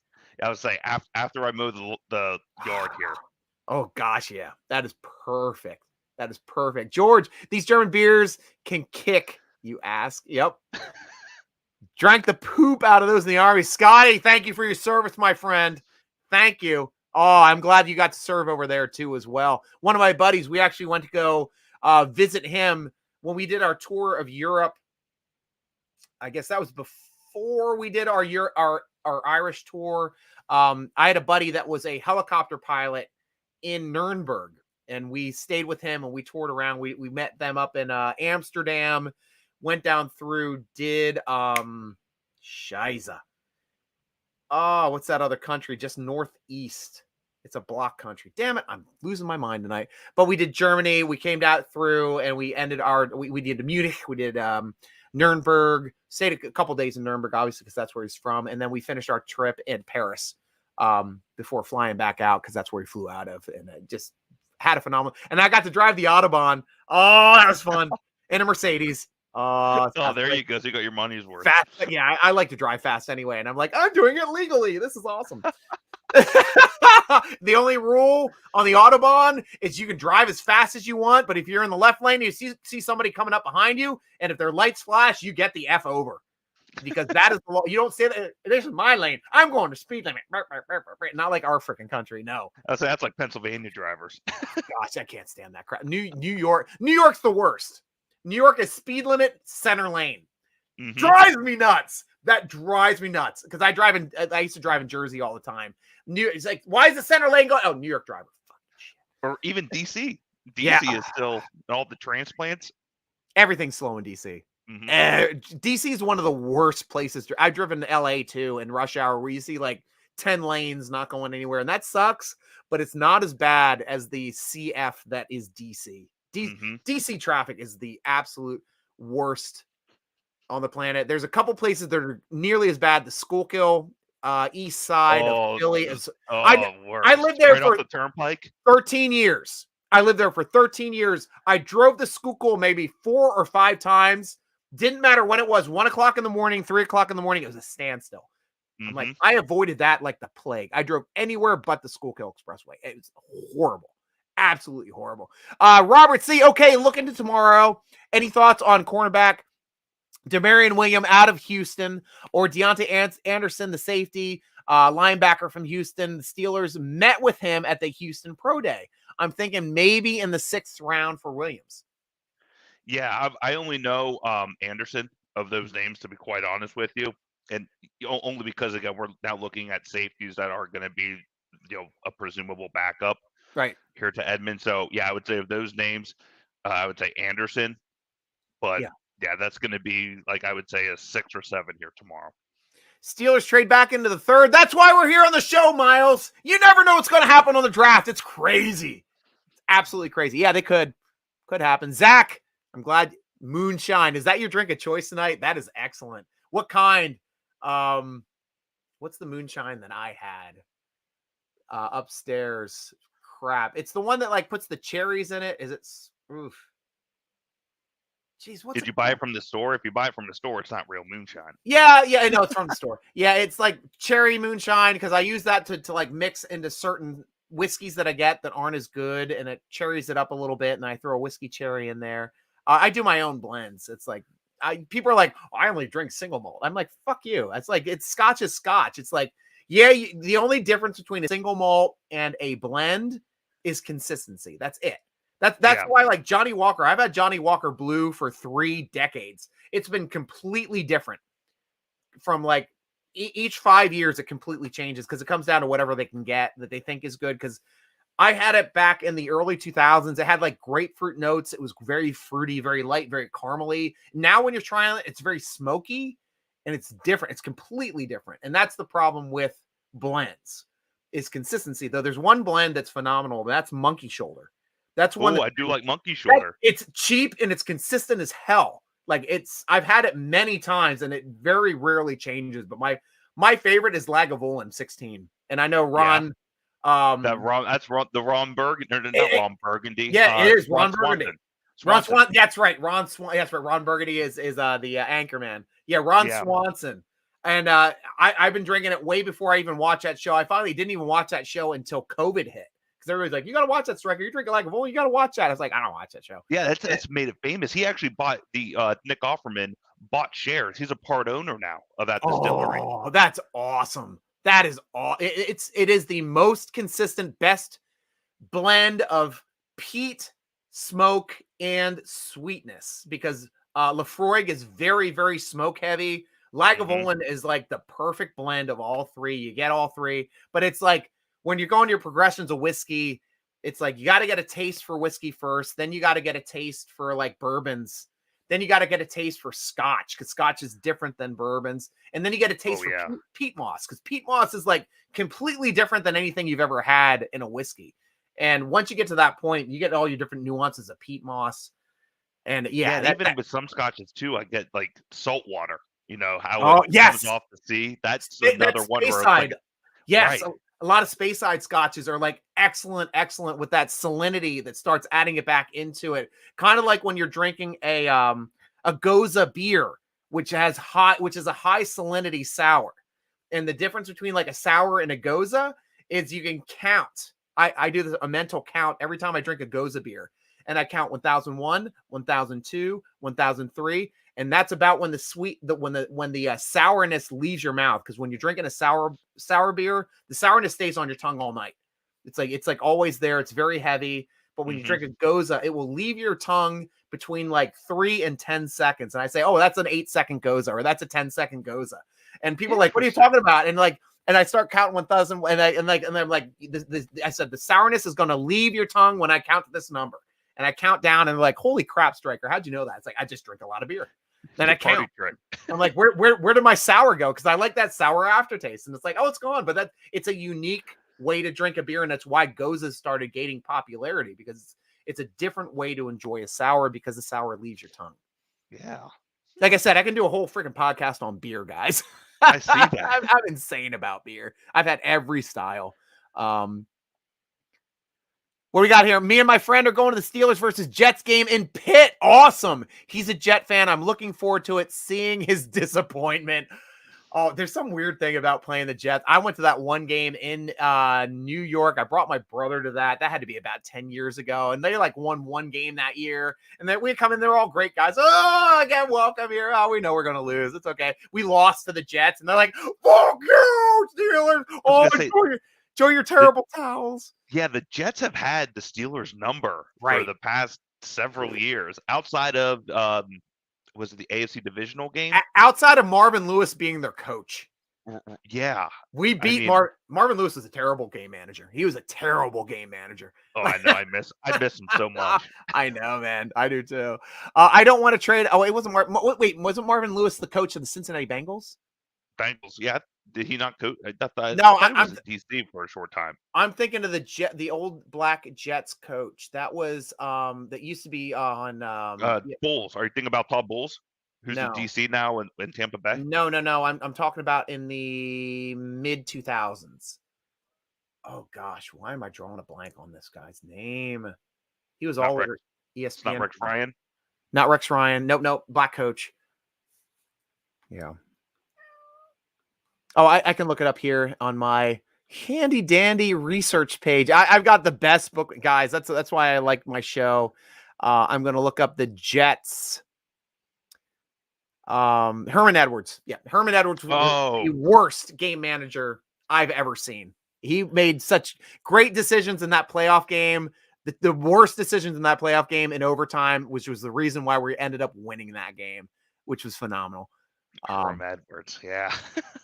I don't want to trade up, and it's too late to trade back. Yes, it is, George. But you never know what's going to happen. Zach played baseball. Awesome. Miles Pressgraves, it will work out for you. Robert, what's up, man? You may not believe this, but I've been juggling several things and paying attention to you, but not the draft. So how many picks before the Steelers' third round? Did I miss something? Yeah, sorry. We went real slow on that one. Especially when I've been drinking a bit. George, Darnold's the best, but Youngblood was super beast. He was, man. He was. Chile. Perfect. Bueno, Zachary. Mucho gusto. Senor. Great restaurant. Mm-hmm. What, Chile? Or not Chili's. Yeah, I just hear that's a celebration of food. Or is that a comida fiesta? Is that what they call it, Zachary? I'm not sure. Country food party. Yeah, right. Celebration of food party. Yeah, that's essentially that's how it translates. Yeah, that's exactly. Food party, a celebration of food. It's better than a food fight, I guess. Not tomato. Real deal is beer and clamato. Yes, I do like that. Rad Rob, good call. Thank you for your service. Yes. Thank you, Scotty. Don't knock Jersey driving. We are late. Miles, you hate it when the term Jersey walls. I had a friend from Jersey that could not stand the fact that I always brought up the term Jersey wall. He's like, they're lane dividers. I'm like, yeah, everybody else calls them Jersey walls. And we know exactly what we're talking about. George, Audubon is crazy. If you crash, then you wait. If you have to wait a long time, fortunately, I've never crashed. Grandma from there, honest. That's cool. Have you been there yet, too? I would love to go to South America. I have not gone to South America yet. My Spanish is así. If I had to choose a language, I was in this country. I'm like, there's a lot of Spanish speakers in this country, so I'm choosing to learn Spanish. I did pretty well in it. I took Spanish 1 and Spanish 2 in high school. Then I took it again, Spanish 1 and Spanish 2 in college. So rudimentary, I know the basics really, really well. Robert again. Yeah. Cerveza, sí. Dos cerveza, por favor, señor. Mucho gusto. Single malt's not necessarily better than the best blends, of course. And you know that, yeah. And especially like Robert, once you start getting into doing your own blends, you can mix like I've got like 12 whiskeys in my house, and I can like mix and do different levels of what I like. And my grand uncle used to always like write down how much he would put in. He's like 2 teaspoons of this, 1 teaspoon of this, a half an ounce of this. And it's like spot on. He had some great blends that he made as well out of single malts. So yeah, you can definitely do that. McCarthy is a whiskey made here in Portland, and Pete from Scotland. While it's technically not a Scotch, it is amazing. And if you love Scotch, you got to get to a bottle of McCarthy's Friends. I would love to try that because I'm a big Pete guy, Robert. Thank you very much for letting me know that. I really like Angry Orchards. They used to be one of my favorite ciders as well when I was first starting out, venturing from the beer line. Yeah, Angry Orchard has some great like craft stuff as well. Some really neat like. I used to pour a shot of Fireball whiskey into Angry Orchard. Ooh, there you go. That's a great fall drink. Yeah. I used to call it Angry Balls. I There you love go. that, Ben. That is awesome. That is awesome too. Local ingredients have stepped for their central's peats, and the peats level acidity is different in the highlands and the lowlands, etc. Yeah, definitely. It has to do with the soil content and where they're pulling it from and how much salinity is coming in off the ocean as well. Yeah, we know. Wow, I'm way fat. Herm Edwards, thanks guys. Thanks guys. You guys know. Thank you. Worse than McCarthy, that dude is awful. Yeah, I don't know. I don't know. Let me go back here to the draft. Are we at the end of the draft yet? We're getting close. No, we're still going. Yeah, Zach, we're definitely going to be on here for your pick too, Zach, and let us know like some guys you're into as well. Portland, Oregon has some beer mash breweries that use the pre-beer ingredients from the other places to create a whole new kind of thing. Yeah, and they also do. I like it when you're in a spot, Robert, where you've got good distilleries, local distilleries, and good local breweries, and then they swap aging barrels back and forth. So you can get like a whiskey in an IPA barrel, and you can get an IPA and a whiskey barrel from the partner company, and it's like completely different experiences, yet somewhat similar with some notes and some tones. Yeah, that stuff is awesome, and I love the rainbow. The more you know. Great addition. I feel like this was pointed toward me a little bit. Pointed towards me a little bit. I'm not sure. Oh, the family's down there. Awesome. No, we've got a really close family friend in Ecuador, just north of you. I used to date a girl from Argentina before my wife. Dated her for quite a few years, and her father was very, very Argentine, very proud of his barbecue. And I learned it was absolutely amazing. That in Germany. Yeah. And Robert, again, there are more distilleries here than anywhere I've lived, and one of them makes McCarthy's whiskey, which will make it any Scotch fan thrilled. It's what I was saying, and I would love to try it. It's tough to find, like, a lot of times when local distilleries start making whiskeys, it's a bit sharper. It takes time to age. I wanted to get into the ultrasounding of whiskey barrels because they've done scientific research on this, where most places need 10 years of the barrel to breathe, but barrel only breathes like twice a year, expands and contracts like twice a year. But with an ultrasound, you can do that expand contraction like it's immediate, like you're vibrating the wood and making the liquid move in and out of it so rapidly, you can start getting like a 10-year, 20-year whiskey in like minutes. It's insane what they're doing now with that kind of stuff, and that would be really interesting for a local U.S. distillery to start doing something like that. I can just talk alcohol too. Sorry, Ben. I'm like Ben's glossing. Is like, how does this guy know? No, I'm just looking. So we were talking about Nick Cross. Yes, the safety. He just got selected to the Colts. So right at the end of the third. I mean, I had it more like early here at the fourth, so I think it's a little bit early, but there we go. Yeah. Sean Davis Jr. George, are you a Steeler Nation guy too, George? If you are, put your handle down there. If not, to say I'm not on a Steeler Nation football forum yet, but you guys should. Like, football forum is the reason why a lot of these guys, Robert C. was on here, Steeler Scotty's over there. Jason was on here earlier. He's Steelworth. We got a bunch of Steeler Nation guys. Kenny Beamer, I believe, too, is over at Steeler Nation. A lot of fun stuff. But my son just marries a gal from Dominican Republic, so I reckon I have to learn some Espanol. Seasoner. And I'd like to go. Actually, I went to the Dominican once for a wedding. It was during that time where people were dying over there because they were putting stuff and watering down and doing stuff with their alcohols there. And we had a bunch of people get sick. My wife got deathly sick flying back, and she had to get delayed in Florida. The groom had to go to the hospital one night before the wedding. It was insane. Like, yeah, Yeah, when we were staying at Hard Rock, I think at the time, but all the places down there were getting that. Like Dominican Revenge, it's not even Montezuma because it was like alcohol related. But I stuck strictly to Scotch that entire trip and bottled beer, and I was fine. Like they were drinking rums and stuff. They were getting sick. I was fine with my stuff.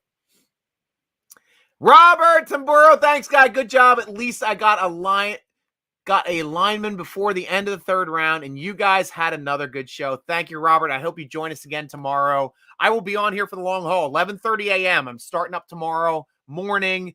I will be on this show through the hour after the draft when we pick up all of our undrafted rookie free agents, and we can even talk about them. Cam Hayward's brother might be in that lot, so we got a lot to talk about there. Zach, I don't care a little bit what they pick up. Yeah, it's fine. And Cooley, another guy from Steeler Nation. Houston has a couple of good distilleries. Yellow Rose. I've had some Yellow Rose. I was down when I got my RV fixed in southeast of Houston in Baytown, which you know that area. He gave me a shot of Yellow Rose. Yeah, that was good stuff. Is it because he needed it? Yeah, After he saw the bill. 12,000. New transmission, new transaxle underneath of a He should have given you 2 shots. Oh, I had a lot. Good. Yeah, it was great. They have a great blended whiskey, but also a very good rye. Yeah, I think I had the rye is what I had. I love rye whiskey, guys. Love the spiciness of rye whiskey. Yep. So that hits me right in the back of the throat. Oh, that's why. Yeah, well, I like spicy food. And I could do a podcast on spicy food because I'm one of those elite spicy food eaters. As a German and Irish guy, you like spicy food? Yeah, man, you are eclectic. I'm a weird guy. I started eating spicy food in like 2004 when my dad started growing stuff in the backyard, and he like habaneros, and then he started getting progressively spicier. So now he's growing like scorpion peppers and reapers just strictly for me. And we dehydrate. That's not even enjoyable. Yeah, well, I'm a 2 million Scoville guy, so straight off the vine, they're like 1.5 million, 2 million, right around there. And that's like I'll sprinkle that on my stuff. Like I bring my stuff out to restaurants, and like you can't bring your own food, sir. And I'm like, it's not food, it's seasoning, and your pepper is shit. It's like I do like black pepper in certain things because of the flavor profile, but peppercorn is good, and I do like it, but I like white peppercorn in beers too, especially in saisons. White peppercorn saisons. That's a great style. But I digress. I went to this one place in Baltimore, and they're like, "You can't have that in there, sir." I'm like, "I'm sorry. This is scorpion pepper. Your pepper isn't hot enough for me." He's like, "Scorpion pepper? I love hot stuff. Can I try some?" I'm like, "Yeah." Get a cracker, and I put a little bit on his cracker, and he takes a bite of it, and he goes, turns beet red, sweat everywhere, runs to the bathroom, starts chugging milk, and I'm just like eating my food normally. People milk does not help. There's one thing that I've found that does help with spicy food that no one knows about, and I did yes, 20 minutes to 30 minutes, yes, but red grapes, because because I always make like a spicy sandwich. We have like, I put my hot peppers that my dad makes on it. He always makes, cuts them up with a little bit of salt and puts them in extra virgin olive oil, and you scoop it out, put it on just like you put on hoagies and sandwiches and stuff like that. Like you can get out at the store, but it's way better. But I always like make a plate, had a sprig of like red grapes there with it. I'm enjoying the burn, enjoying my drink. And I take a bite out of red grape. Spiciness is gone. I'm like, wow.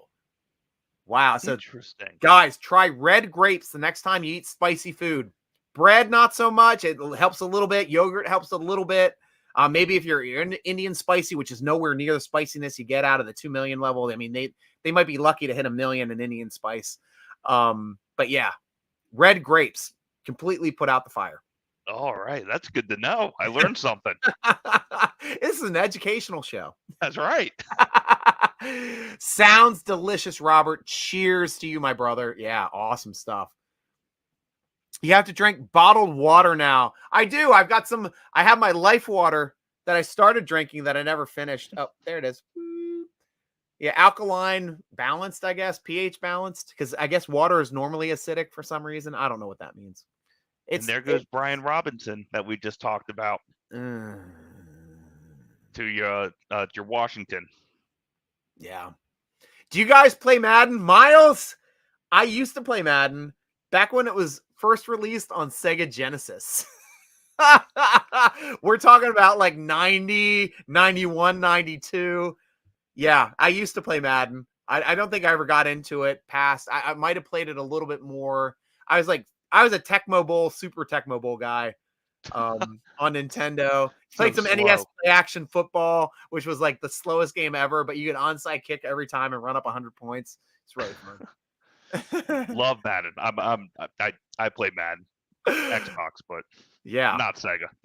Nice. Yeah, now they have the great stuff. The graphics are amazing now too. George, excellent show and first time watching. I hope it won't be your last. Join us tomorrow. It's a discussion. We're having fun, George, and thank you for being part of the show today. You've been very active, so good to meet you, and I'm glad you were as active as you were.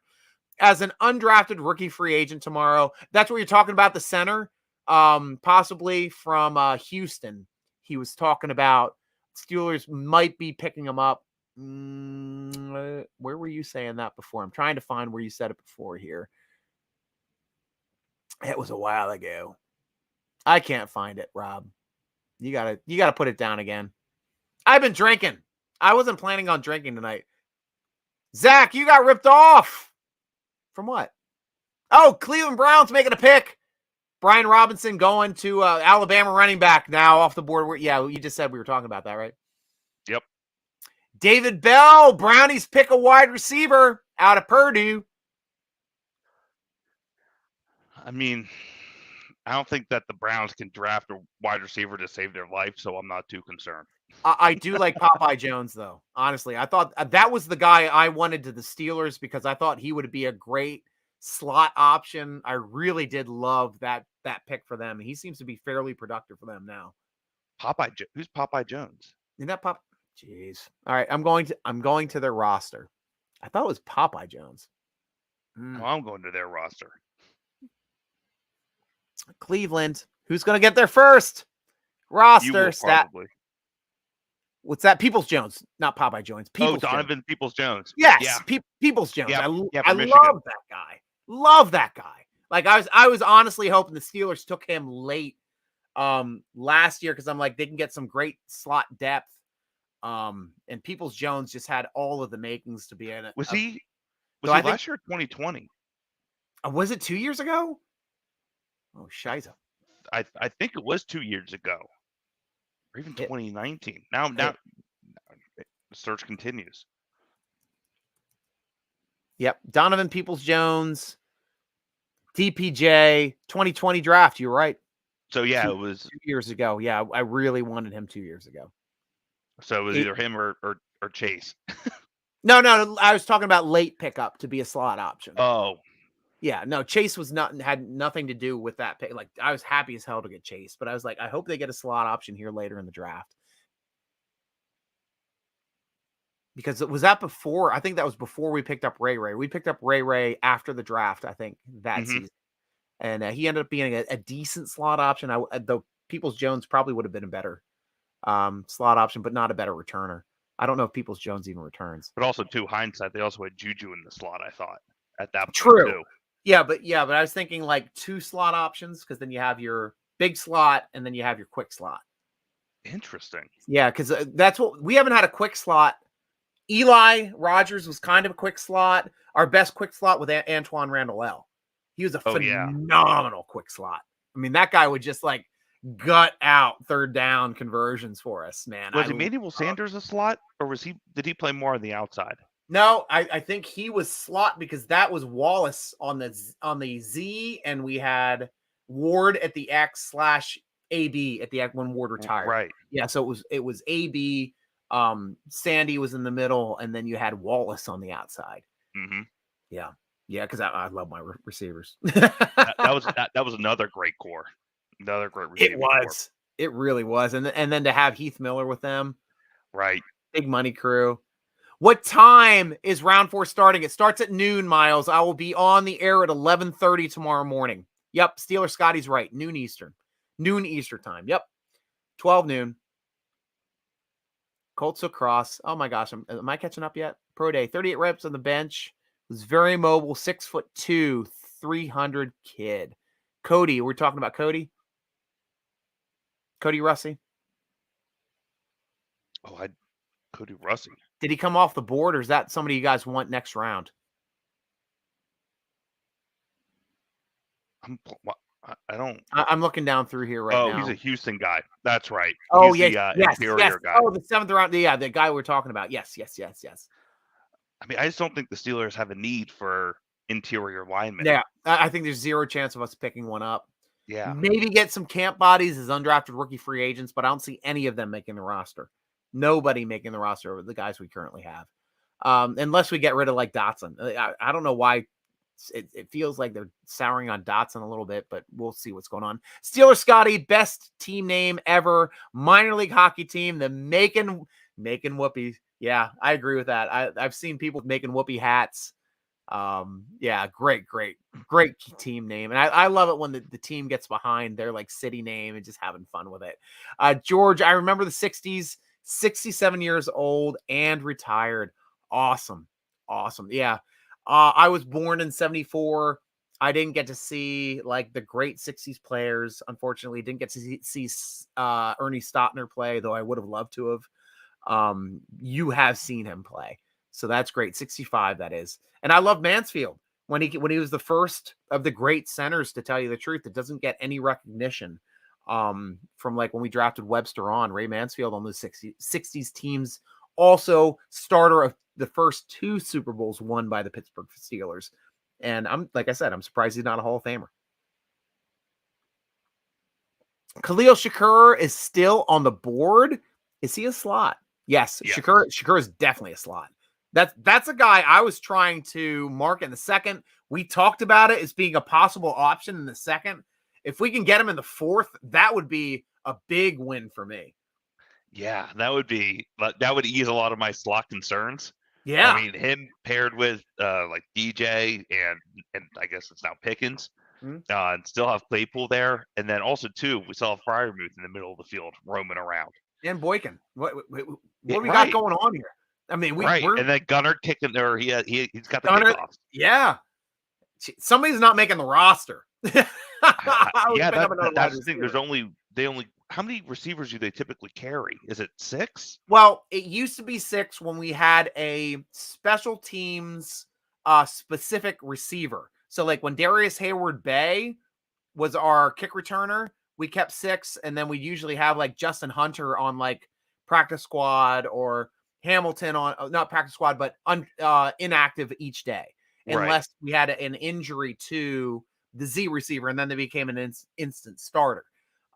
That's just the way they carried the roster there for a while. Because now that they have Gunnar there, Gunnar is not going to be playing on offense. I think he's going to be a return man. So, and that was the thing too. When we picked up Claypool was a special teams stud and an outside Z at the same time, which means we went from 6 wide receivers down to 5. So the last 2 years we've been carrying 5 wide receivers, or for the last 10 we've been carrying 6. So it seems like they kind of switched it over in that way. Had some extra linebackers. Obviously, we've been carrying a lot of interior offensive linebackers with like Allen backing up and with UG3 backing up, and oh gosh, and they had Buddy Jones too. They were carrying 5 interior offensive linemen last year. Splain. Got some splaining to do. It was what was your nickname to Sherbert? Sherbert. Yes. Joe Sherbert. Joe Sherbert. He's a delicious dessert.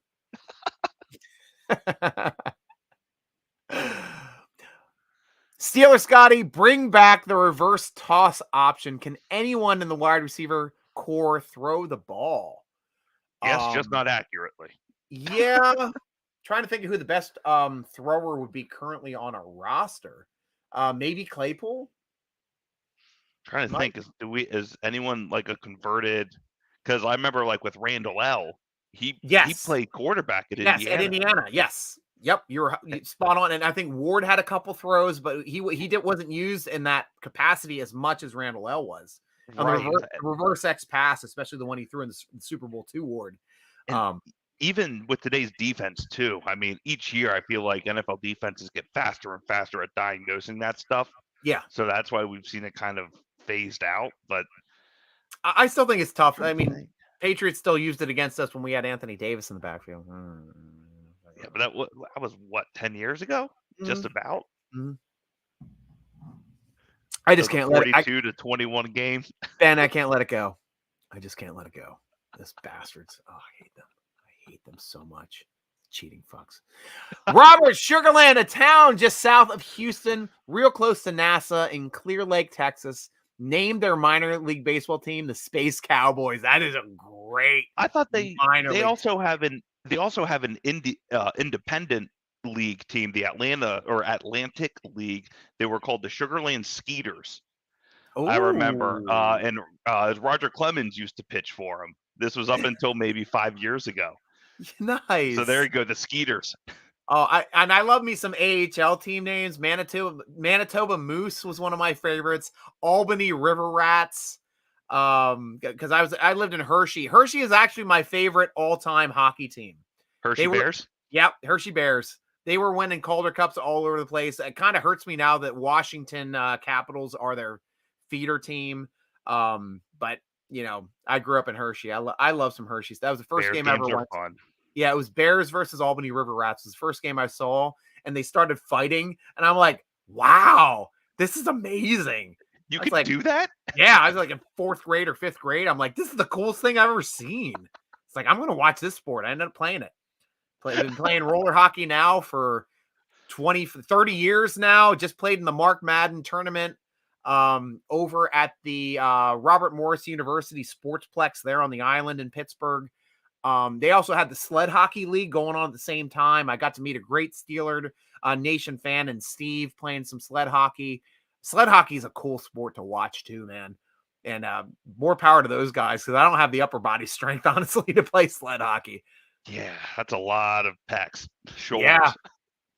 I like tight end Kroll as we're going to lose Gentry, and I want to play 2 tight end for a bit. Well, Gentry's going to be on the team this year at least, and he's definitely he's been improving year after year. So that'd be great. Lucy. So as a fun fact about Kroll, he played with Kenny Pickett at Pitt. Oh, good. He was one of his favorites, and especially in the red zone. He's a big guy. Nice. Now that would be how's he blocking? Good blocker too. Good. Yeah. I mean, for a 6th rounder, I would say. Great. But yeah, he's a big target. He's like a Gentry. But I completely agree. But if he's there with Kenny Pickett, they already have the synergy. We're good. Nice. Miles asking, with Nick Cross off the board, what do you guys think about Smoke Monday? I like him. I mean, he's pretty undersized for the position. Especially too, because again, the Steelers are going to be looking at a strong safety, a guy who can really line up in the box and really collapse down the line. Smoke Monday, yeah, he could do that, but he is more like playing center field. Okay. So that's he's already good, but not what the Steelers need. Yeah. And I guess I'd be depressed then if they got Smoke Monday. I mean, I'm more of a Manic Monday kind of guy, to tell you the truth. Kayla, I'm glad you're still on the show, Kayla. You've been dropping some nuggets tonight. Thank you for being on the show. Brandon Smith from Penn State could be a 4th round pick at inside linebacker. Linebacker, you. So, yeah, absolutely. Why not? The thing is, he'll just have to be okay with sitting for a little bit here behind Miles Jack and Bush. Robert, I like this opinion, man. Bring in De'Aaron King, transferred from University of Houston to Miami as a wide receiver, and run the old Randall L plays with him. He was a quarterback in college. Yeah, and he's not going to get drafted. I don't think. He is a very undersized guy. But yeah, if you want to bring him in to run a gadget play, why not? Yeah, Skeeters changed their name. Oh, okay. What he's saying. Steeler Scotty, Space Cowboys is their new coach's name, Maurice. To the Space Cowboys, of course, obviously. George, I want Kroll, so we play a lot of 2 tight end and keep them fresh. Very happy with Gentry's development. I am too. That's one of those spots where it's like, I mean, I was a Scott. Oh gosh, Scott Williams. Colson? No, the English player that we had on the roster that we got to use for the extra space. So we got to carry 11 on our practice squad because we had an international player. Scott Williams. He had a three first name. But yeah, he was one of those converted rugby players. And I thought he had all the talent in the world. And he was progressing decently, but then got injured and was off the team. And that was right around when we drafted Gentry as well. Tried to react first about Krull, and yes. Yeah, rugby player. Yeah. Geez. Now it's driving me nuts that I can't remember the guy's name. Because look it up. Yeah, he was never on the roster, though. He was a practice squad guy. I'm drinking to remember. Which is a change, because usually I drink to forget.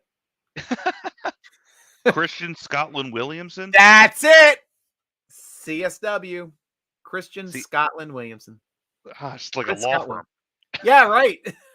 But he was super tall. He was like 6'9", converted rugby player, and he was getting better at blocking each year in preseason. As Alex Zora used to follow them on the on his training camp diaries. Love his training camp diaries are awesome. It's like you're there.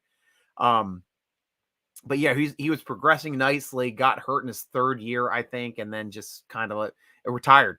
It's like, I'm done with football. I've never heard of him. You beat me there. Yeah.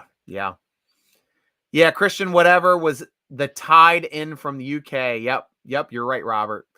Kristen, thank you, Kayla. Kayla dropping the knowledge, man. She's on it. UK tight end, Christian. There she blows. There you go.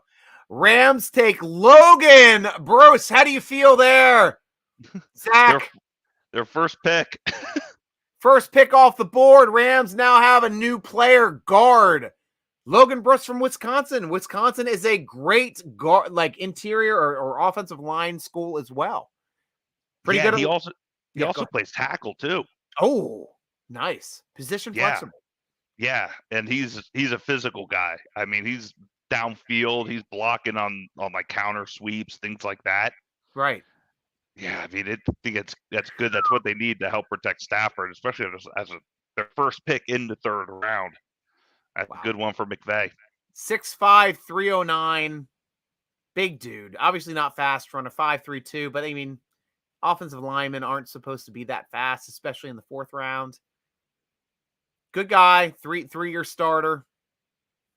Congratulations to the Rams. Thank you, Zach, for being on the show, man, because sometimes we get players in and out or team people that will jump in from other teams and comment once and roll because they're like, oh, they're going to make fun of me. We didn't make fun of you once on the show. We're happy because we're all football fans, and this is our Christmas. You guys just got your first Christmas present. Steelers got 3 Christmas presents already. It's Christmas presents for all NFL fans. Equal opportunity. Right. Yep, he had that super block skill in rugby. Yes, he did, George. Yes, he did. Robert C. 49ers on the clock for the final pick tonight. Oh, all great things must come to an end, and I still have half a beer. Oh, and they got Danny Gray. Who he's a speedy receiver, and he's one where, again, I was looking at him as a slot guy. He's 5'11", 186 pounds. Ooh, big slot. Or bigger, yeah. Yeah, well, stocky, I would say. And he has really speed. He kind of reminds me of like an Emmanuel Sanders, really. Oh, nice. It's the same alma mater, SMU. Just quick get him out of space, get him the ball. Yeah, quick dude. 4.3 40. It went to over a 10-foot long jump, 10 foot 6 inches. That's 10.5 feet. Man, that's a good long jump. He's kind of sparky here, and that's why this wide receiver draft is so freaking deep. Good catch and run talent. Kick and punt returner as well. Yeah, so that's probably, if I were to guess, that's probably going to be like the Deebo Samuel replacement. Oh, there in San Fran. Is Deebo still on the team, or did they move him? He's still on the team. I don't think any team has traded for him yet. Oh, wow. But I doubt he's going to come back after demanding a trade. Right. But it's the same skill set, so I would. He's a little bit smaller in terms of stature, but same plug and play. Yeah. Yeah. A lot of people liking Danny Gray too. Guys, Steeler Nation, Ben, thank you for joining me on the show. For as long we did it again. Dude, this was a long run for you, man. I mean, I know I'm just an idiot and I just stay on the show the entire time. But I hope you had as much fun as I do. I mean, obviously we'll talk some football. We'll make fun of each other. We make jokes. We talk about random shit. That's just the way this show ends up. Exactly. And I'm pumped for tomorrow. Just wait until, I had my jersey last night of Najee Harris, first round. Here tonight, we have Muth. Yep. Here as a second. Yeah. Wait until tomorrow. Oh, I can't wait. I can't wait now. Favorites. Oh, yes. Yeah. Well, we got Hines Ward in the third round. A little bit more recent. Okay, cool. I'll wait. I like surprises, so I'll wait. There you go. That's a cliffhanger. Yep. And Steeler Nation, start getting in your comments now. I'm about ready to go through the breakdowns, and that is like, thank you for joining us on the Steeler Nation Draft Show, sponsored by Total Sports Enterprises. Thank you, Big Play Network, too, for hosting us as well. And thank you for making the show as fun as it is with your comments, your conversation, our random stuff tonight that we always get into. And yeah, hit the likes. Thank you so much, George. And George, thank you for posting so much tonight. You're a new guy to the show. I'm glad you really got into it, man, because that's what makes this fun. Getting into the show, being a part of it, and having the most. Kenny knows how to close a show. Awesome show tonight. Go Steelers. We'll come back. Steelers Scotty, thank you so much, man, too. Good work tonight again. We appreciate it. 11:30 tomorrow morning, guys. In less than 12 hours, I will be back on the air, hopefully sober, and we will talk more Steelers draft. Hopefully haven't been on early to figure out who we're going to draft, because I don't know anybody now except for Lake's kid, Polomalu's cousin, Hayward's brother. That's all I know at this point in the draft. That's all you need to know. You're right. So I am your host, G Striker, for the Steeler Nation Draft Show with Ben Mckalion and Kenneth Beamer, rooting along with you as always. And Steeler Scotty again. That's 7 beers, Scotty. Rooting along with Kenny Beamer too, as always. Go Steelers! As I try to find my outro, there it is.